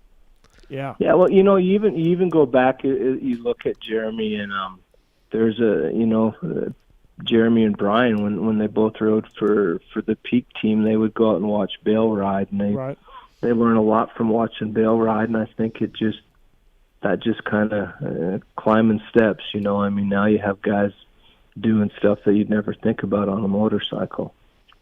Yeah, it's absolutely it's nuts. And when you look at the depth of you know, Jason Anderson got like 7th or whatever this weekend. He's past Supercross champion. He's hauling ass. He's 7th. You know, and when he pulls into the other night, he's like, shit, I got 7th. And he's insane. Right. Yeah, it's just absolutely, you know, it's a deep field for sure. But man, I watched an old race on Gary Bailey's YouTube video from '85, and it was the same thing. Like Bomber was like 9th. Bomber's just 9th.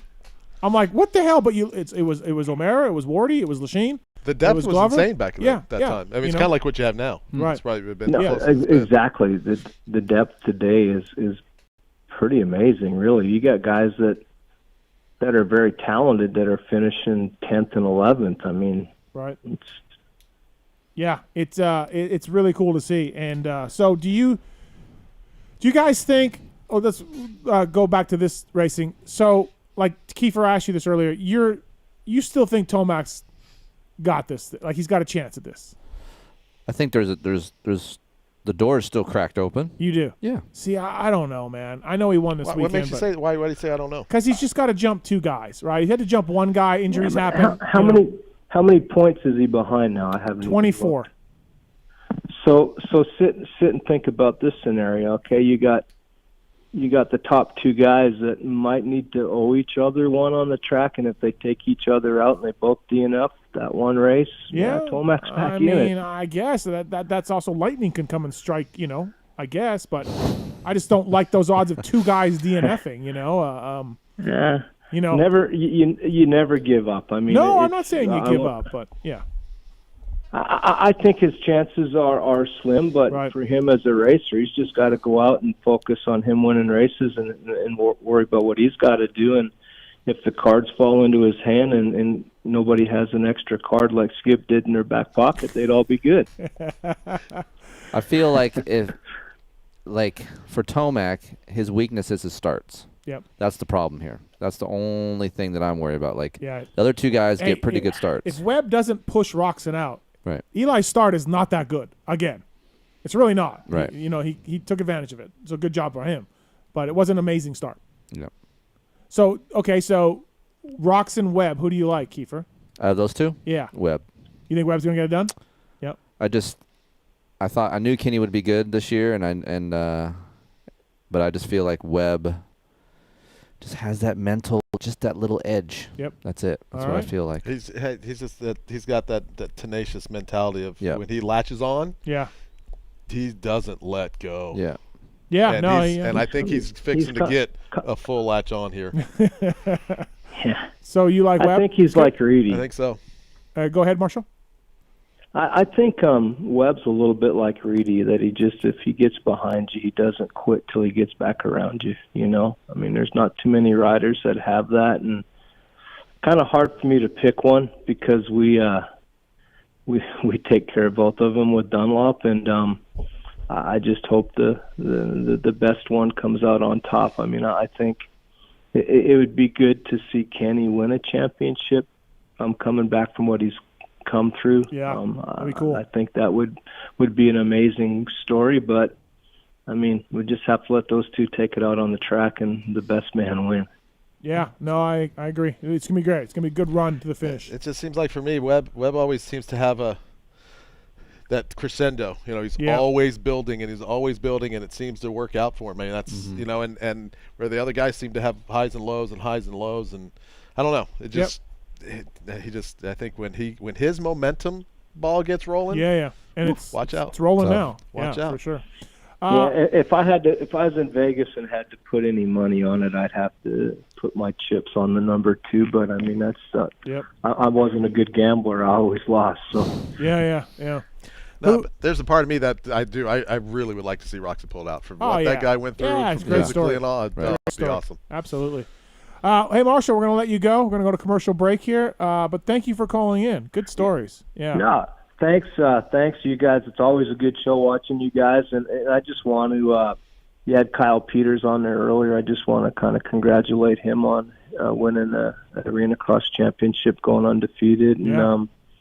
And both guys that won in Daytona this weekend, Tomac and McAdoo, I think they both had good rides. So it was great talking to you guys. I'll talk to you guys soon, and Skip, be good out there, and I'll stop in and see you one day. Always good talking with you, Marshall. Awesome. Take care. Thanks, Marshall. Thank you, man. Okay, thanks, guys. All right, thank you. We talk about perfect seasons. Peters, Stu, Carmichael. You forgot one. Steve Mathis, Kelly Smith, 2001 East Coast 4-stroke Nationals. Okay. 5-round series, undefeated. Swept them. 10 motos. See, you learn something new every day here on the PulpMX show. I better did not know that. Burn that into my brain. Did not know that. Now you know. Fuck off. That's what so my dick was super small. So there we go.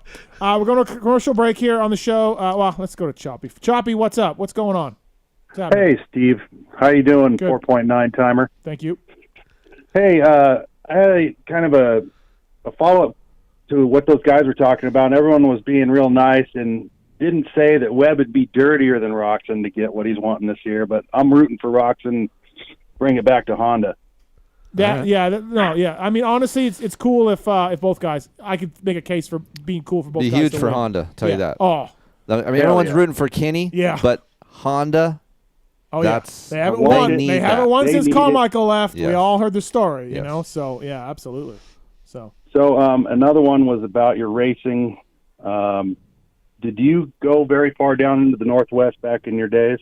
No, I was from Manitoba, which was right in the center of. You never went to Washougal or PIR? I rode Washougal and PIR and Albany when I was a mechanic for Birdwell back in the day. I rode those local places, and then. Okay, I got you. Yeah, when I was a mechanic already by then, and I would just ride like. What years would that have been? Like 97, 98.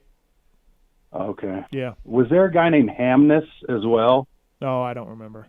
I don't know, because you guys' names sound the same, and it just kind of. Oh. Anyway, I had to see if that was you or if I'm just. No, I don't think so. I mean, I didn't ride that much, so no. I did ride a Washougal local race on a 500, and I had no gear. Hell yeah. I had no gear, so I borrowed everything and taped knee pads to sweats. Wow. And raced. That's the days, man. I saw Lachine race a 500 there, and it was one of the greatest things I've ever seen. Yeah, he was a beast there for sure. Famous Dogger Washougal famous story is Wardy cleaned him out in the first turn because Wardy knew that Dogger was going to win that day, and Wardy admits it. He was like Dogger was raced there from like 80 something to 92 or 3. Right. Wardy's like, dude, the guy was on fire. I had to take him out, like right there. I had to ruin his day. And Wardy's like, yeah, I did. So, thanks for the call, man. Thanks, Chobby. Thank you, man. Take care, guys. Thank you. Appreciate it. Again, Works Connection, Pro launch device. We are taking the 50-second email. Yes. In honor of Darkside's pony. They're giving you a Pro launch device. That's what we do here, Skip. It's a whole thing. It's a whole thing. Oh, beautiful. PulpMX 20 is the code to save at worksconnection.com. A fly coach's jacket with a whistle and everything. Get a fucking whistle with the jacket. Hey, is it going to come with rules? Yeah, it comes with rules inside too? pocket. Yeah. Okay, good. AMA good. rulebook. Good. Contest at PulpMXShow.com. We're going to go to commercial break here. We're going to come back at the motorsport.com tweet at Tallon. Am I coming back or am I leaving? You're coming back. Okay. Are you okay? Yeah. Or do you want to go? Do you want to go? Well, yeah, I want to go, but I just... Last time I do this goddamn No, show. I'm fine. I'm kidding. You can go. No, I'll just bust your balls. We're going to go to a commercial break, everybody. We're going to commercial break. We're going to have a beer. Get your tampon out and freaking suck it up.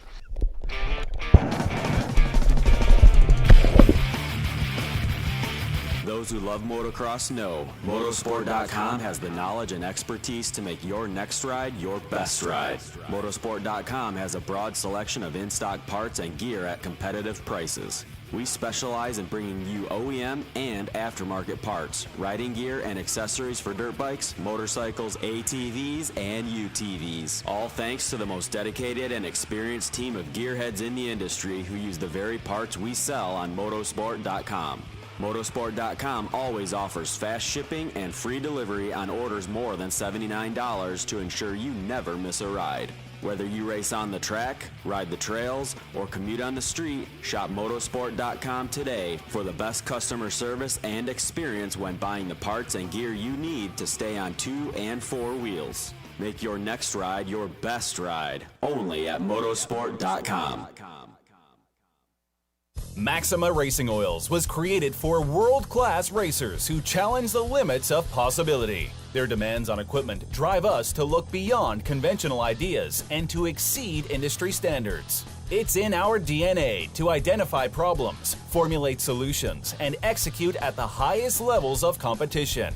Case in point, the championship-winning Factory Kawasaki race team, longtime Maxima partners who extensively use Maxima throughout the bike. Maxima's USA-made products exceed JSO requirements and can be used in all motorcycle brands: Kawasaki, Honda, Yamaha, Suzuki, KTM, Husqvarna, and more. Maxima Racing Oils. Experience the difference. Visit MaximaUSA.com for more information.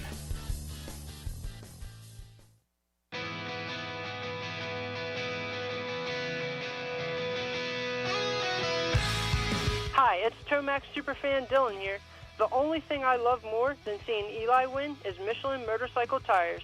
And Michelin is introducing many exciting new tires for 2020. For V-twin riders, the Michelin Commander 3 Cruiser and the Michelin Commander 3 Touring tires offer improved wet grip and enhanced tread life. For sport bike and track day riders, the Michelin Power 5 tire and the Michelin Power GP tires feature the same architecture and profile for effortless sport bike setup from street to track. If you'd like to have the same tire that won the 2019 Red Bull Ayersburg Rodeo, the Michelin Enduro Extreme tire is the tire for you. And the Michelin Starcross 5 tire range is now available for young motocross and off-road riders in sizes for 50cc bikes and up.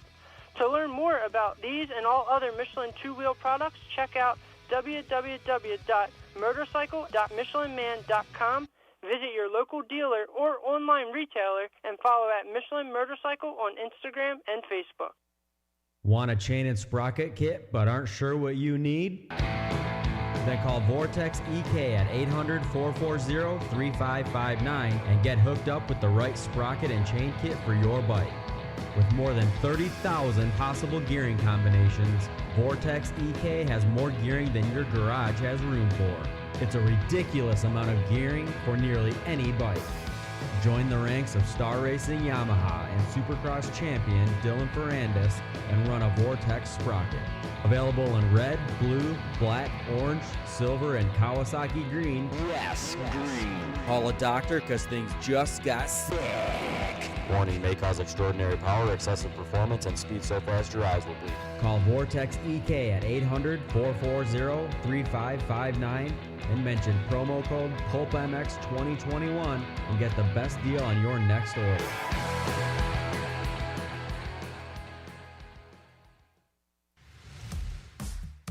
FMF Racing is proud to celebrate over 45 years of fun, building every FMF exhaust right here in the USA.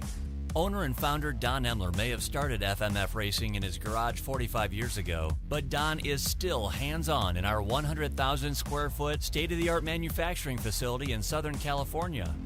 FMF's goal? Design and manufacture the world's best performance exhausts 100% in the USA under one roof. FMF is a proud sponsor of the Lucas Oil Pro Motocross Championship for over 25 years. Steve. Keefer. You want to hear about one of the best rides I've ever had? Dude, it's not time for After Dark yet. Chill down, dude. I just want to talk about race tech stuff. Oh, that's it. Okay. Gosh, man. Basically, I've had the chance to do some stuff with race tech recently with the CRF 250R and, of course, the KX 250. And as you know, I've talked about on the show, I wasn't a real hardcore fan of race tech stuff back in the day. But since Rob and Andrew and those guys have assembled at race tech, the stuff has been great. So, for you guys out there listening, if you guys are looking to get your engine work done or even some suspension work, or as Steven says on the show sometimes, get your seals and your oil rebuilt in your fork and shock. Get it rebuilt. It helps. 15 to 20 hours. Head over to racetech.com. Check out. They even got a cool little simulator. You can look at what size spring rate you might need for your bike. So a lot of cool features over there on the website. But and as you know, Yamaha Blue Crew guy over here, you guys have some of that on your bike? It's fantastic. Zombie Blows uses it. Jerry Robin uses it. Starling, all of those guys over there. Malcolm Stewart won a Supercross with Race Tech stuff a few years ago. Pulp19 is the code to save. Mention PulpMX when you call. You can save on the service. You can save on motor work. You can save on springs if you just want to do that and get it put in yourself or do it yourself. Race Tech is the one-stop shopping for motor and suspension work. You can also mention the code HOMELIFE2020. That's a better code, I think. We'll do either one. Just listen, people. Give your bike some love. Get your suspension modified service. Get your motor modified serviced with the folks at Race Tech. Good people. For over 30 years, Decal Works has led the industry in quality and customer service by offering the best custom motocross graphics, plastics, seat covers, and rider ID products. Decal Works is officially licensed with Honda, Kawasaki, Yamaha, Suzuki, KTM, Husqvarna, and Gas. Their expert staff will go above and beyond to make sure your questions are answered. Decal Works is a proud sponsor of Red Bull KTM Factory Racing and the Rockstar Energy Husqvarna Factory Off-Road Team. Visit decalmx.com and be sure to use promo code PulpMX at checkout. Quality, service, and knowledge is what makes Decal Works stand out. Decal Works, #1 for many reasons. Hey Pulp Nation, Andy from Guts Racing. We are the leaders in seat technology. We feel like for any need that you have with your seat, we've got you covered. For 2021, we're going to be adding more colors to our product line, and we're going to be adding more merchandise to our product line. Also new for 2021, we've expanded our distribution through motorsportoutlet.com. So please support the people that support Pulp. Support Guts Racing and also support motorsportoutlet.com. Hope to see you guys at the track soon. Once again, this is Andy Gregg from Guts Racing. Thanks again to Pulp Nation for all the support. Over 65 years ago, Vertex Pistons was born out of a small technical workshop in northern Italy's famous Motor Valley. Expanding and maturing among the racing legends of Ferrari, Lamborghini, MV Agusta, and Ducati. Today, Vertex Pistons are the pistons of choice for motorcycle riders and teams throughout the world. Because of their renowned reputation for exceptional quality, Vertex Pistons is a factory piston supplier to KTM, Husqvarna, Beta, Gas, and TM. From the Motocross, Supercross, MXGP, GNCC, National, and World Enduro Series, you can find Vertex Pistons winning championships. Vertex Pistons strives to provide you with world-class factory technology at a very competitive price. No matter which brand of bike you ride, when it's time to rebuild your top end, Vertex Pistons will have your engine performing better than new. To see our full range of 2-stroke and 4-stroke pistons in replica, high compression, or GP-style configurations, Visit us at vertexpistons.com or stop into your local dealer and ask for a Vertex Piston Kit today.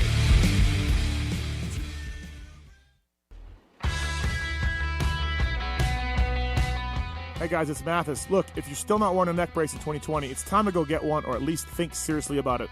It's been over 15 years since the neck braces first came out. They're not the clunky, oversized devices they used to be.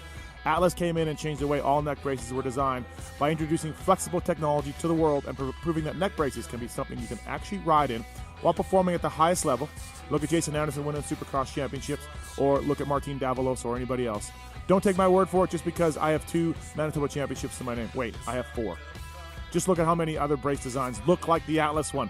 Atlas pioneered all the modern neck brace features and have been refining them ever since then, while the competition has been trying to catch up.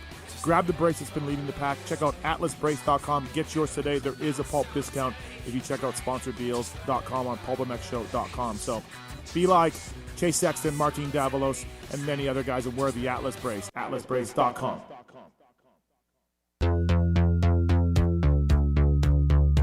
Our guys at Works Connection have always been there for the PulpMX show, and they're there for you as well. They're just as passionate as dedicated to the sport as you are. For over 30 years, Works Connection has been designing and producing innovative products like the Pro Launch Start Device, the 1-2-3 Easy Build Elite Perch, Elite Axle Blocks, and much, much more. You'll find Works Connection products on AMA Pro Riders bikes under the canopies of Team Honda, HRC, Star Racing, Smart Top Honda, as well as top teams and privateers alike. The best part of this deal is PulpMX20 code saves you money at WorksConnection.com. Stop by your local outlet and check out the new lineup of Works Connection products for 2021. I've got the Perch on my bike. I've got the engine plugs. I absolutely love it. Great product. I've got the Start Device as well, which helped me in one moto at the World Vet Championships, and one moto not so much. WorksConnection.com. PulpMX20 is the code to save. Please check them out. All new 2021 products now available. Thanks for listening.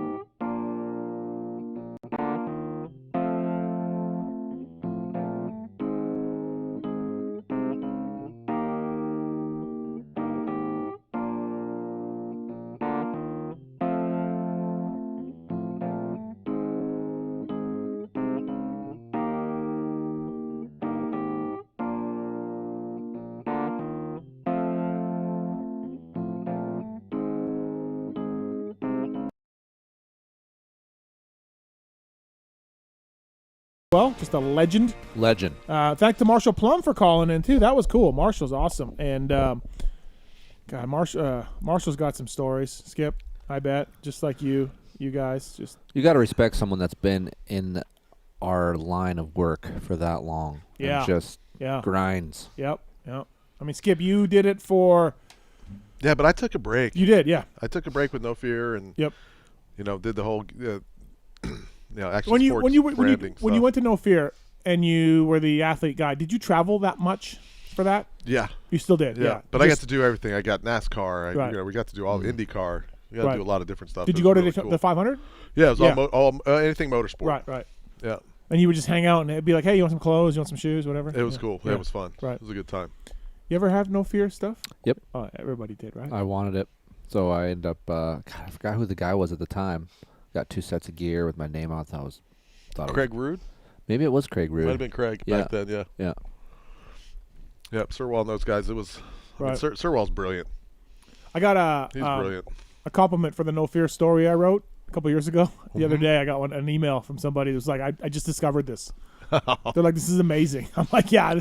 I said, can you even imagine the stuff that I didn't get, or the stuff that you couldn't talk about? I imagine there was quite a bit of that. Yeah. Could you imagine if it came back? It would sell. No problem. Yeah. Just the name alone. What did I get here? Vanilla Oak. Vanilla Oak. A cream ale. I like it. Really? Yeah. It's good. You're not a Goes beer down guy. smooth. I'm not a big beer guy. No, I'm not. Coke guy. No, I'm just kidding. So am I. I'm a Coke. I'm kidding. This is really good. So Tuesday for Dallas, if you're in town, come down, order a Knack beer. Yep. We're going to steal the glass. So Get a glass. Steal That's the cool. glass. Yep. Right. So if I order 4 beers, I get 4 glasses? Yeah. Okay. Are you going to take some glasses home? I would love to if there's available. Yeah. Can we give him some glasses? I'm leaving these here for you. Okay. All right, okay. Goes down smooth.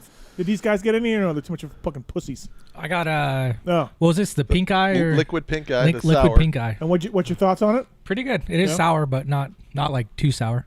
Yeah. Goes What down. about you? Huh, pussy? He's Mormon. Yeah, I feel tired. Nothing for me. I'm tired. I feel tired. Nothing for me tonight. I feel tired tonight, guys. I can't do it. Oh God, I'm so tired. I'm struggling enough as it is. I feel tired. I had some last time, and it was not a big beer guy, but it was Guys, it was quite I good. feel so tired tonight, You guys are guys. dicks. I feel All tired. right, I'm leaving. See you guys. As you guys talking about some apps, I feel tired right now. Hey, have you been in a motorcycle car accident? No. Did somebody or some idiot take you out? You need to call Arthur Draper.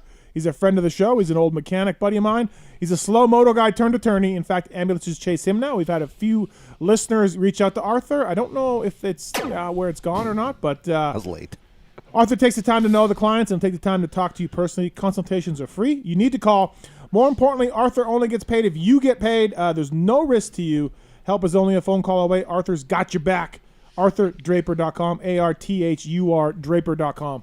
Chiz almost needed Arthur Draper because he got rear-ended there in the LCQ. I used to go to Draper's nightclub. Ooh, that was gnarly. Yeah. He still made it, though. Yeah, that was gnarly. Oh, God, dude. That's a pucker moment. You saw how he was. Yeah, he yeah. was like, yeah. I'm fine. Because you just know what's coming, right? Yeah. He made diamonds that time. Yeah, he making did. diamonds. Mm-hmm. Oh. What'd I get? Vanilla oak. Vanilla oak. It's a cream ale. Hey, everybody. Steve Mathis here with Vanilla Oak. I'm hammered. At least I'm not tired. I'm buzzed. Hey, at least I'm not tired. And I feel tired.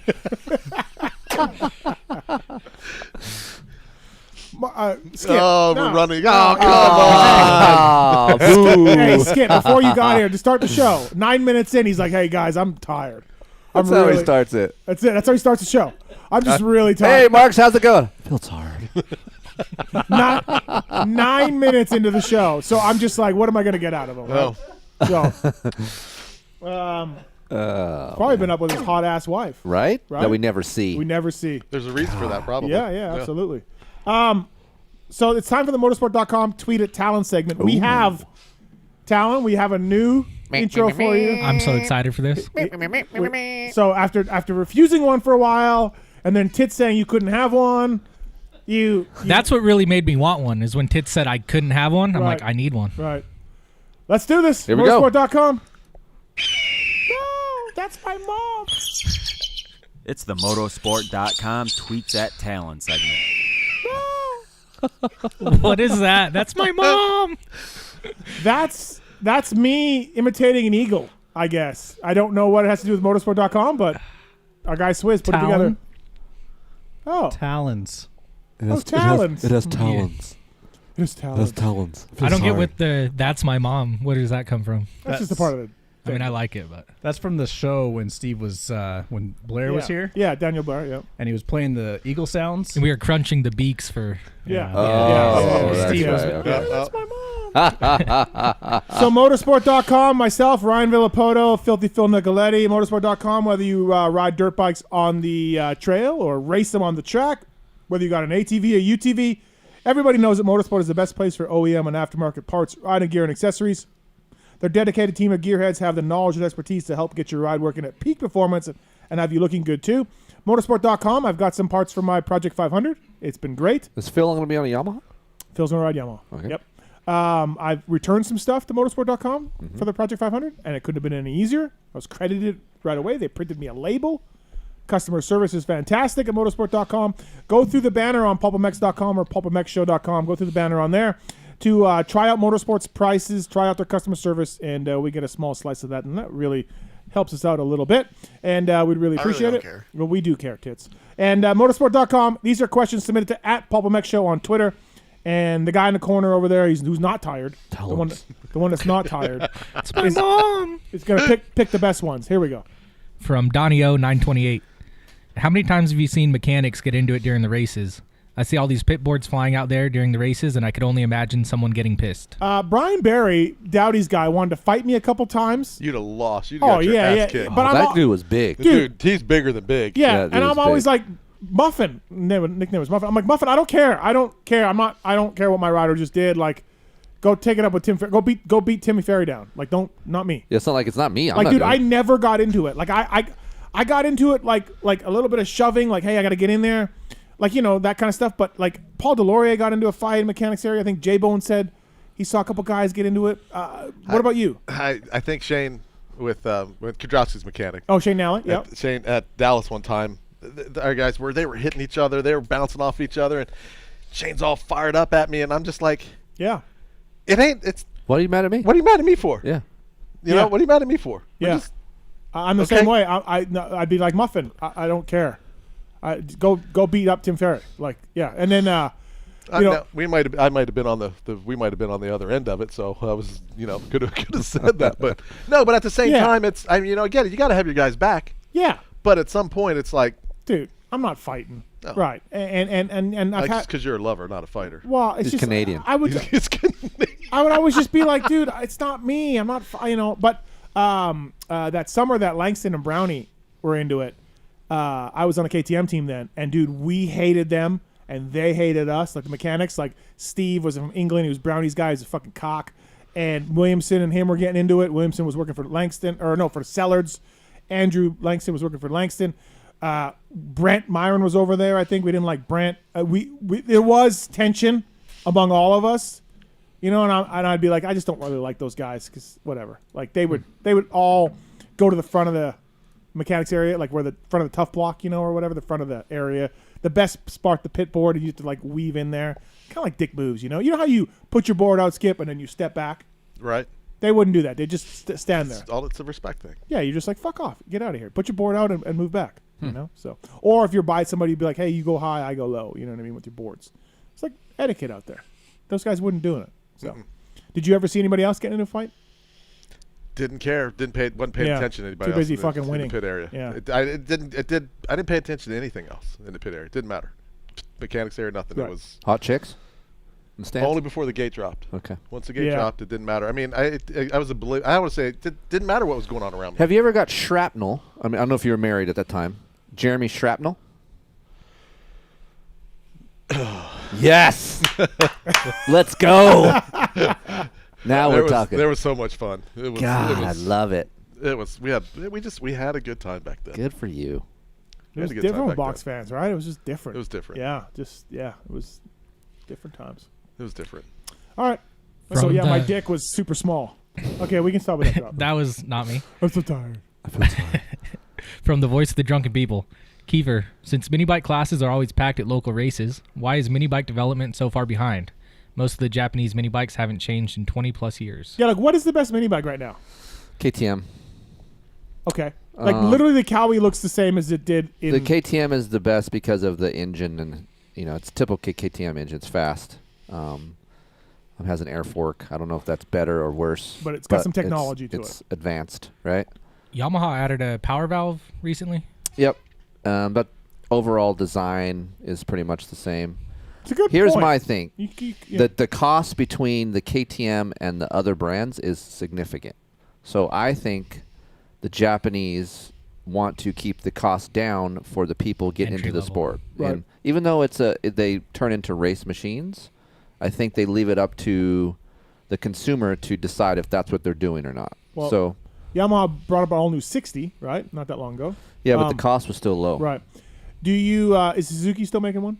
Yeah. They are. Still has old school grips on it, the steel bars on it. Yeah. Yeah. Wow. Same one that Marshall worked on. Buddy Antonet special still.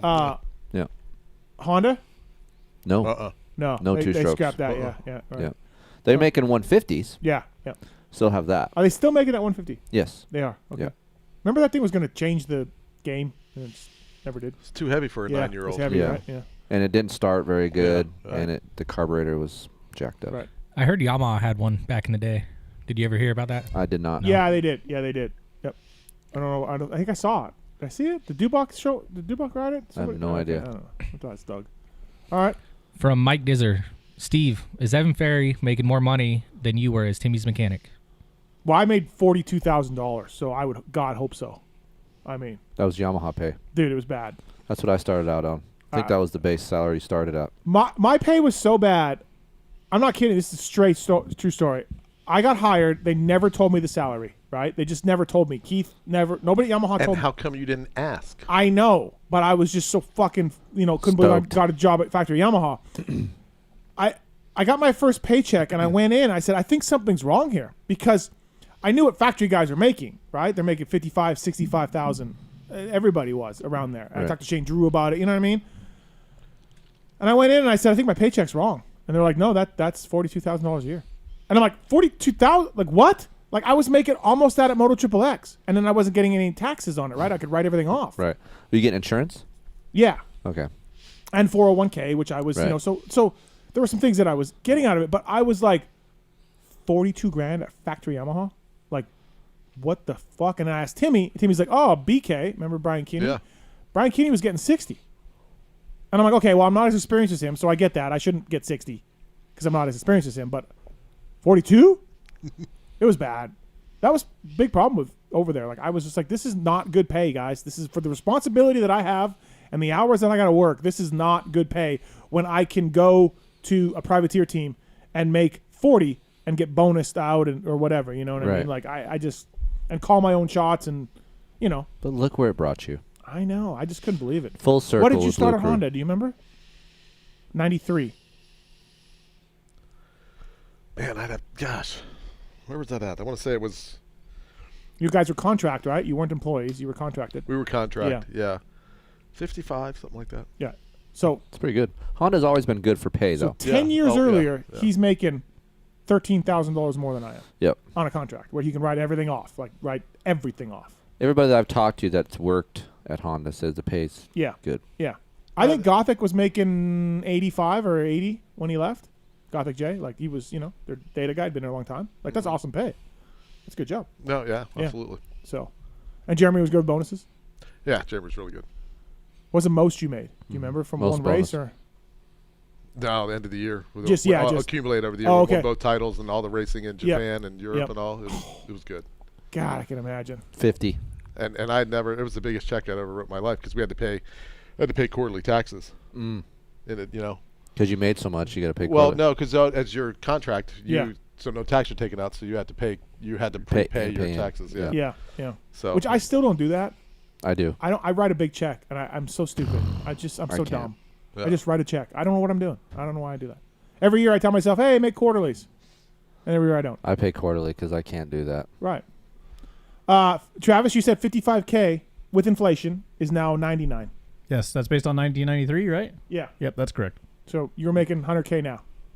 Back then. Oh, that's cool. That's cool. So, Timmy Ferry, Evan is definitely making more than 42K. Because what they do with amateurs Really? is, what they do with amateurs is they give you the bikes. They give you the bikes to sell. Right. So you sell all the bikes, and then they give you per race travel money. Right. Travel money, and that's pretty good, I guess. I was talking to Hymus, and he Yep. makes bonuses for winning these local, the amateur regionals and these things like that. So. And they get to sell all the bikes and parts, right? Which, by the way, he's fans of the show. Him and his dad. Oh, they are. Yeah. I've heard good things about him. You should be Team Hymus. Okay. He's fly. He's a fly rider. Right. From Idaho. Well, that guy that owns Mesquite, Gary. Yep. Was telling us about how the dad makes the kid wash his bikes and work at the dealership. He or just something. rebuilt his own Kawasaki. He's Right. sponsored by Kawasaki. Yeah. So I like that kid. Yep. Yeah. So. Oh, cool. All right. From Moto. This one's for the former factory mechanics. That's me. More for Skip, but yeah, you too. Okay. The bikes have come a long way technologically. How much difference is there between wrenching on the older 2-strokes versus newer 4-strokes in a race setting? Slower engine swaps, less maintenance. Skip, you're the man. I never had I did not have to have a laptop to work on the 2-stroke. Right. Yeah. No, definitely not. Right. And it's there's the moving parts, and it's completely different. You can't. There's well, I shouldn't say there's not, but there's not a lot of guys that are responsible for rebuilding their engines anymore. No. Some privateer guys for sure, but yeah, teams wise, no, definitely not. It used to take me a whole day. It would be an 8-hour day to take my motor apart, rebuild it, build it up. I'd be done at the end of the day. 4-banger? Yeah, 450 motor. What about just race day prep though? As far as like between practices, you're doing a clutch, or I think that's what his question was more clutches, on race day. Yeah, clutches all the time. Oil. Once doing oil before the night show. Leaving the oil in from the night show the week before, changing it after practice, putting in more fresh oil for the night show, and changing a clutch. You know, and the biggest thing that we dealt with on the team that we were coming through was we did not wash unless it was absolutely necessary. Yeah. It's just we ran the risk of having some electrical issues right. and doing some different things there. And as it turned out, it was water wasn't the problem; it was the soap. But it took us a while to figure that out. Oh, really? Yeah. So now though, you're down on time. We had more time. Yeah. We had way more time back in those days. Now, if you have to switch a motor, you have to have 2 guys. Right. And you have to have a 3rd guy running around, pulling parts for you, doing some things, telling you how much time you have left. It's everything you can do to get it turned around in 40 minutes. Yep. What was Jeremy's hard? What was he hard on the most? Which part of the bike? Actually, he wasn't. He wasn't? No. He was hard on he would be hard on linkage bolts. That was what he was hard on, because the way we had the bike set up for him and the way he wanted the bike set up was really low in the rear. A lot of big springs, a lot of no sag, a lot of sag in the bike, or however you want to, So not a lot of preload on springs. 110, 115 mil? 120, 125. Oh, shit. He wanted that thing low in the rear because that was him. If the seat touched him in his ass, that was his his kryptonite. So we did, it's like, hey, if the seat doesn't touch me in the ass, I'm good. So we figured out how to not touch. And even in outdoors, that same thing? Even in outdoors, yeah. But it was more for Supercross. But it was, you could tell, you pull the bike apart, pull the engine apart, and I could not have been at the race and just look at the engine. I could tell if he rode well or not. I'll be down. On days that he didn't ride well, he would beat up you could see the shift forks and transmission be a little hammered. On the nights that he rode perfect, he pulled apart and it was pristine. All right. This just in from one of the KTM off-road guys. He said, "Tell Steve the pay hasn't changed. KTM Husky hires at 48 right now." God.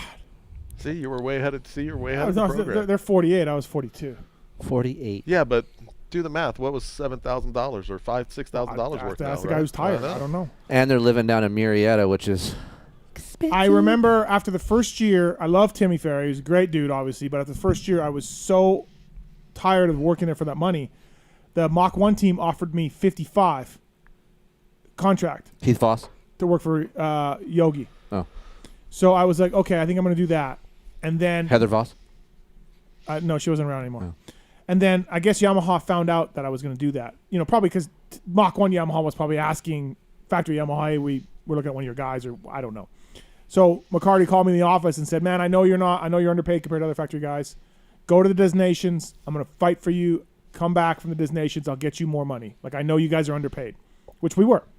I come back. Meanwhile, the job for Mach 1 was already gone. This was 3 weeks later or whatever. And I come back and he's like, I got you $1,200 more. $100 a month. Wow. Thanks a lot. Cool. Great.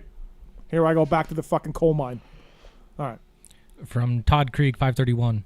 In the John Eric interview, he noted that KTM was very happy that the gas is red. Is there anything behind that, or simply because red is a cool color? Thought it was interesting how excited he seemed about that. You love John Eric. I do. It gets me pumped. He was just talking about Honda, being Honda. Honda's red. Gas is red, so I think they're happy that a gas is red and beating a Honda every now and then. There's something about this, because even when I do some research and do the numbers on reads on my social posts or reads on my articles, Hondas are popular. All right. Gas now, I see the numbers are more than KTM. It has to be a color thing, I think. You think? Yeah. I don't know, man. Like, red just looks good. Red and canary yellow. Look at those two colors. They inspire different thoughts and different feelings in people. Really? Okay. What are you drinking? What's it called? I don't know. Oh, my God. Fuck. Vanilla Oak. Vanilla Oak. It's good. I like it. I'm glad you do. Yep. From JVG 208. Is it time for an intervention for Marty Davalos? What would you guys do if you were his team manager? Marty has crashed Every time. Every single main but one this year. And some of them multiple times. I don't know what I'm doing out there. That's what he tells me. What would you tell him, Skip? I'd like to talk to a bunch of different riders back in the different eras. I just don't remember guys falling as much as they do now. If something as simple as a tip over or whatever it may be. Yeah. I just don't remember the guys that were at the top 10 guys. They didn't make whether it's a mistake, I don't know what you want to call it, but I don't remember guys falling as much as they do now. Marty's fast as balls, but can you fix that? You can't fix that. I don't feel like he's done this his whole career. No, not like this. Well, but last year he had a I good just year. feel like you need to slow down a little bit. He wants it too much. I feel like he wants to be up in the top 5, but just finish. Don't crash. Part of me, I'd like to talk to these guys if they're even cognizant of, are they? I always believe that they're not able to slow things down, so they're at the same level that their reactions are. So you're reacting. If something happens, it's a reaction. If something happens, it's a reaction. Where you talk to some of the guys that have, even Ryan said it the last time we were here, things happen. He made sense? He would slow it down. Things slow down for him. I remember having a conversation with James Stewart about a start and how he avoided a crash. He could take a start that happened in 6.7 seconds and turn into a 30-minute conversation. Right. I don't know that guys can do that today. Yeah. Well, Marty definitely can't. No. Yeah. From Smorsky 281, Keefer. At what point does filming your son sleeping become creepy? Oh, this is funny interesting. See, people take it the wrong way. No, this has been discussed. This has been discussed. When? Where? Wow. With us? Wow. Yeah. Some father you are. Look, you have promised. Yes, I'm going to get to that. Okay, well, that's what I thought you were talking about. about with someone else. Oh. So the reason why I do it, because I think it's funny the way he sleeps. But yes, he's at the age now where he has girls that follow me on social media. And he has brought this up to me. He's like, Dad, I appreciate if you do not film me when I'm sleeping in the morning, because I'll go in there, Skip, with my phone, open the door. I'm like, good morning. And he's like, his hands down his pants. Shit's funny to me, right? So, but I understand he's a young kid. So he got in trouble the other night. And I go, hey, Aiden, if there's something that I could do better as a parent, what would you want me to do? Because I'm giving him the opportunity. You can't do that, dude. He's like, I want you to stop filming when I'm sleeping, because it's jacked up, Dad. It's jacked up. Oh, People shit, follow you asshole. and they know me, and I have my hand down my pants like Al Bundy. Now, what were you more proud of? The fact that he knew who Al Bundy was? That's what I was like, done. From Vancers 10, can Skip get Keefer to take a sip of any moto-themed brew? He tried. We tried. He asked. Yeah. Nope. I respect it. And I just never liked it. I've been drunk twice in my life. I think Heather's seen me drink one time since we've been together in 18 years. Just don't find it. It's not good for me. All right. From Honda 101, who's going to have a better career, Sexton or Cincerillo? Oh, that's a good question. Yeah, AC's up 1-0 in championships. Right. I don't see Sexton winning a 450 championship. Do you? Anytime soon? I can see him down the road. What do you mean down the road? Yeah, how soon is that? Couple years? What's a couple? 3? 3? Who do you see winning the championship first, Cincy or Sexton in those 3 years? I'm still an AC guy when it comes to that. I know he's had a rough year, but yeah, I think it'll come together. I don't know. I feel like they have a lot of similarities. Yeah. Both are extremely talented riders. Both have amazing speed.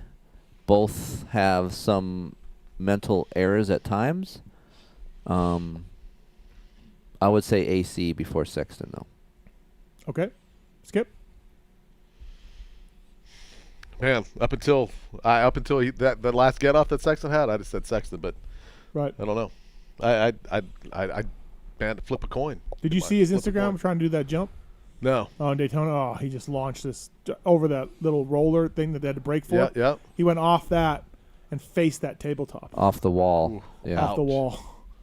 Yeah. But you know what I really appreciated was AC talking about his crash on the broadcast. Yeah, and how it happened. You know, and so my immediate thought was okay, how do you see that before it happens?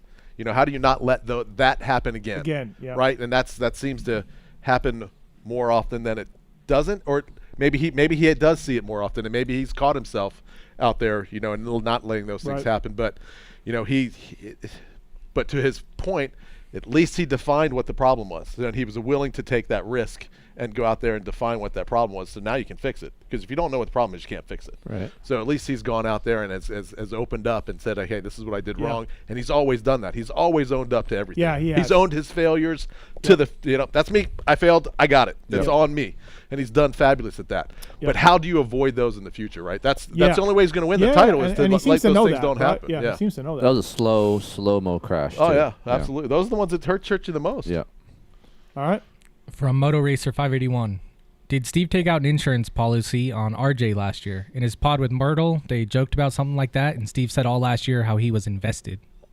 Yeah, I was. Yeah. How'd that go? I didn't. Yeah, I did. I did take a policy on him. I thought I talked about this already. You did a little bit, Yeah. but I don't think you told it. You told me, but you didn't. I don't know how much. Did you tell everybody how much you took out? I went into a policy with another person for 10. My half was 10K. Mm-hmm. And it was top 3 bonuses each race with Lloyd's of London policy. And he had to make, it's called the excess. So you have to make a certain amount before you start making money. And I think his excess was 50K. And it was 50, 20, 10, top 3. So if he got one win, he already was at the excess, and now you were making money, right? So he needed to make 60K for me to get my money back. Right. And then anything over 60K, I was now in the profit. So I went in with 10K. Which seemed good at the time. I thought, new bike. Yes. Training with Alden. You know what I mean? Older veteran guy. I mean, I would have took that too. That kind of did what Osborne. He was in Osborne's shoes, and I look at that leap that Osborne took, right? But he was at Daytona. He got third, I think. I think J-Mark got him late. And then so we were at 30K in excess. So he needed one more third place finish. 40K in excess. He needed one more third place finish to get into the money. And there was, 4 rounds left? And then he heard that Supercross was going to be in the fall, so he went and got his ACL fixed. And then they said, oh, Supercross is coming back to Salt Lake City. 7 rounds. And think about J-Mart. Remember J-Mart packed it in? Do you remember how weak that coast was? Yeah. It was Sexton and McElrath, and that was it. Mm-hmm. I was there. I was in there. But anyways, yep, no go. I lost my 10K. No insurance policies this year? No, I asked around. They weren't very good. I think they've kind of wised up. I looked at one at Hunter for outdoors. Hunter Lawrence for outdoors. I just didn't like it, though. But, yeah. I was a believer in RJ. So I bought the policy, and he ran a PulpMX sticker. So, you know, that's essentially what it is. It's a advertising for PulpMX. Yep. You know, technically. Mm-hmm. And he ran a pulp sticker, and then I was on board. I was on board for 10K. Lost it. Oh, Yeah. Nice try, though. I know. Yeah, you win some, you lose some. All right. Yep. From Rippin' Shiz Up, AA, Ron, Mookie, and Dylan have been rocking the Blue Crew 450s after the past 4 years of no one seemingly dialing them in. More to do with Star, or are they the taller, bigger, stronger riders folks always claimed would strive on them? I'm really interested to see if they get better. What Aaron was talking about tonight, how they found something in chassis wise. We'll see. Was it a Daytona thing? You know what I mean? Ferrandis has been fast as shit. Well, yeah, but just listening to him talk tonight. Yeah. That is something that's deep into him. Okay. That changed. Right. Because the way he talked and how as fun as he is, that you He could was tell like- in his tone of voice. No, they found something that clicked with him. Because he directly told you, no. Yeah. I want to keep doing good. Yep. Like, Yeah. he knew it. No, right? he knew it. He knew it. There was no Right. smoke and mirrors about that at all. I hope so. But no, I think that's an interesting point, though. Is what was the difference? Was it the team? Is it engineering? What is it?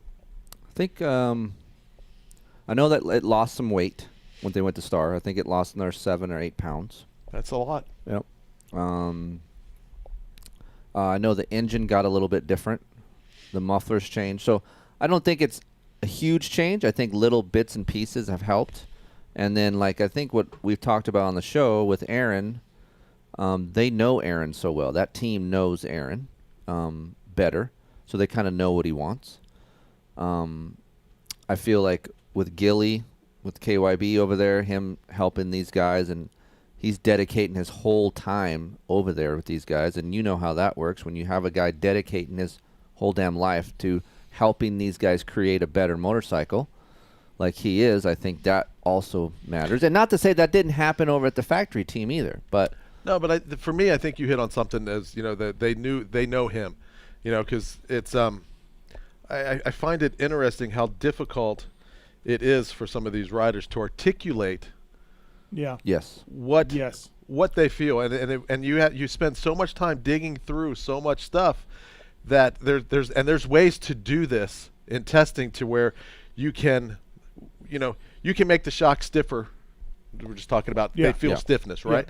You can do that 4 different ways, and each one is a character difference. And if you do it, you do 4 things, you know, and then you find out, boom, boom, boom. Okay, he likes this one. Then you do 4 things again, and you come back and you find out and go, okay, it's a character thing that these guys want and feel, and the crew that is able to find that character, man. Then all of a sudden, instead of going like this, you just go bing, bing, bing, bing, because you outline the character it's a straight of line. why it's a straight line up. And so many guys forget to back check. So you test, you spread out, you test, you find a progress. You spread out, you test, then you backtrack and you go back down and going, hey, did we verify this? And all of a sudden, if you take it away from them, they have a different aspect of it. They can articulate that a little bit different. And then you confirm, nope, this is direction, and bang, bang, bang, bang.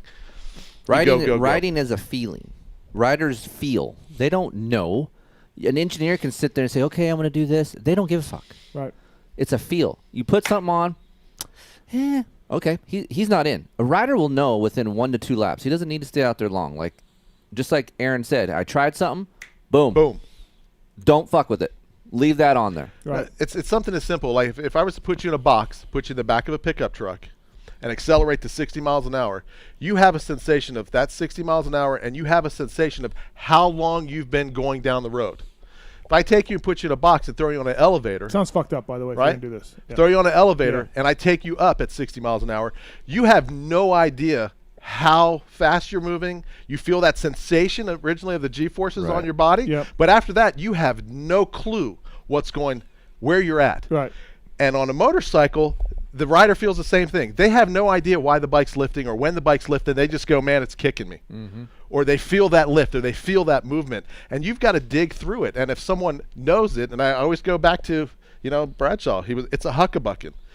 When you find out what he means by huckabucking, boom, you can fix it. But if you don't know what huckabucking is, you're done. And these guys have a hard time articulating that. And the up and down movement and the stability of that motorcycle is critical in Supercross.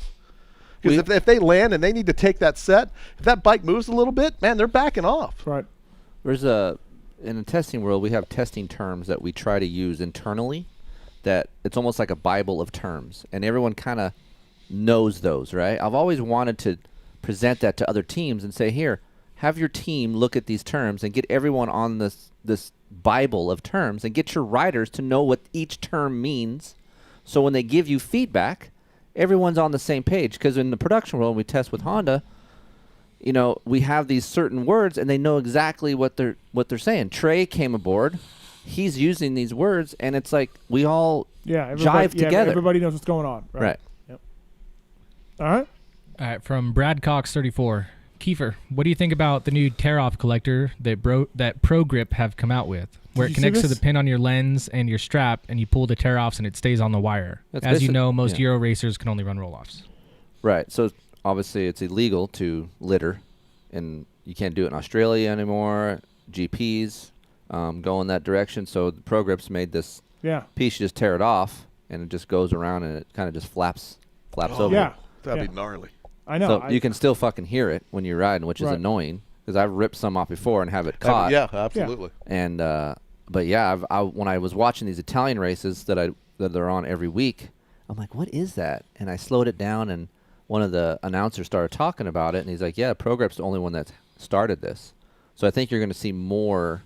And it's a wire from the tear-off From to the where? post. Yeah. The tear-off pin. Yep. And Yeah. then back by the strap. And it ends up sticking over here by the strap. So it's not dangling down, but it's kind of flapping over here, right? Because you can see it.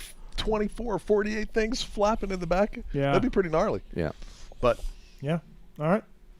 From Matty820.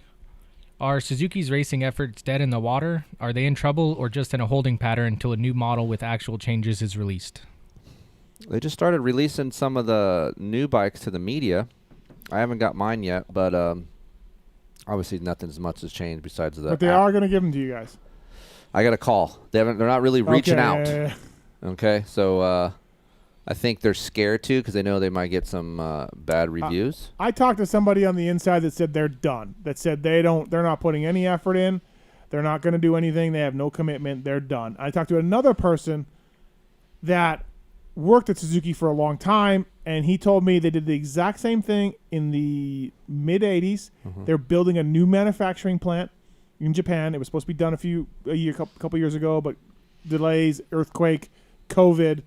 As soon as this plant is up and running, they will devote more money to racing. This is what this person told me. Is they pulled back because they're building this plant. And once the plant gets up and running, they will go back into racing. I don't know. So I heard both sides. They're still offering motorcycles. They're selling them. Yeah. And it's not that expensive. So I think it's a great spot for Suzuki to be in. I don't want to sit here and say, oh, they should recreate a new bike. Their bike's a piece of trash. Dude. You can buy a Suzuki for $6,000, a brand new bike. And look at Honda still selling 2020s. Right. Like there's something to that, right? Yes. Yeah. So. All right. Hollywood 506 for Skip. We all know how amazing Jeremy is, a true role model, but give us a story on the one time he really pissed you off or worse, disappointed you like a sad dad. Disappointed me.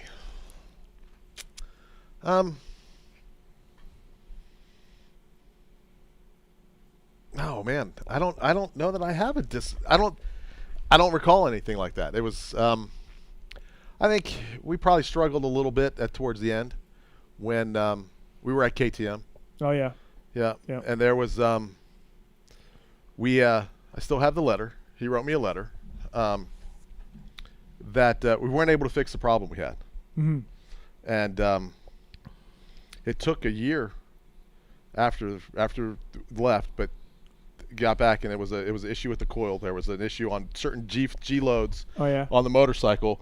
The coil would come unwound and it would short, and the bike would hesitate and bog, and we couldn't figure it out. Right. And he let me know that. Right. Like, and as he should have, yeah. and that was the one thing. And I still have the letter he wrote. Right.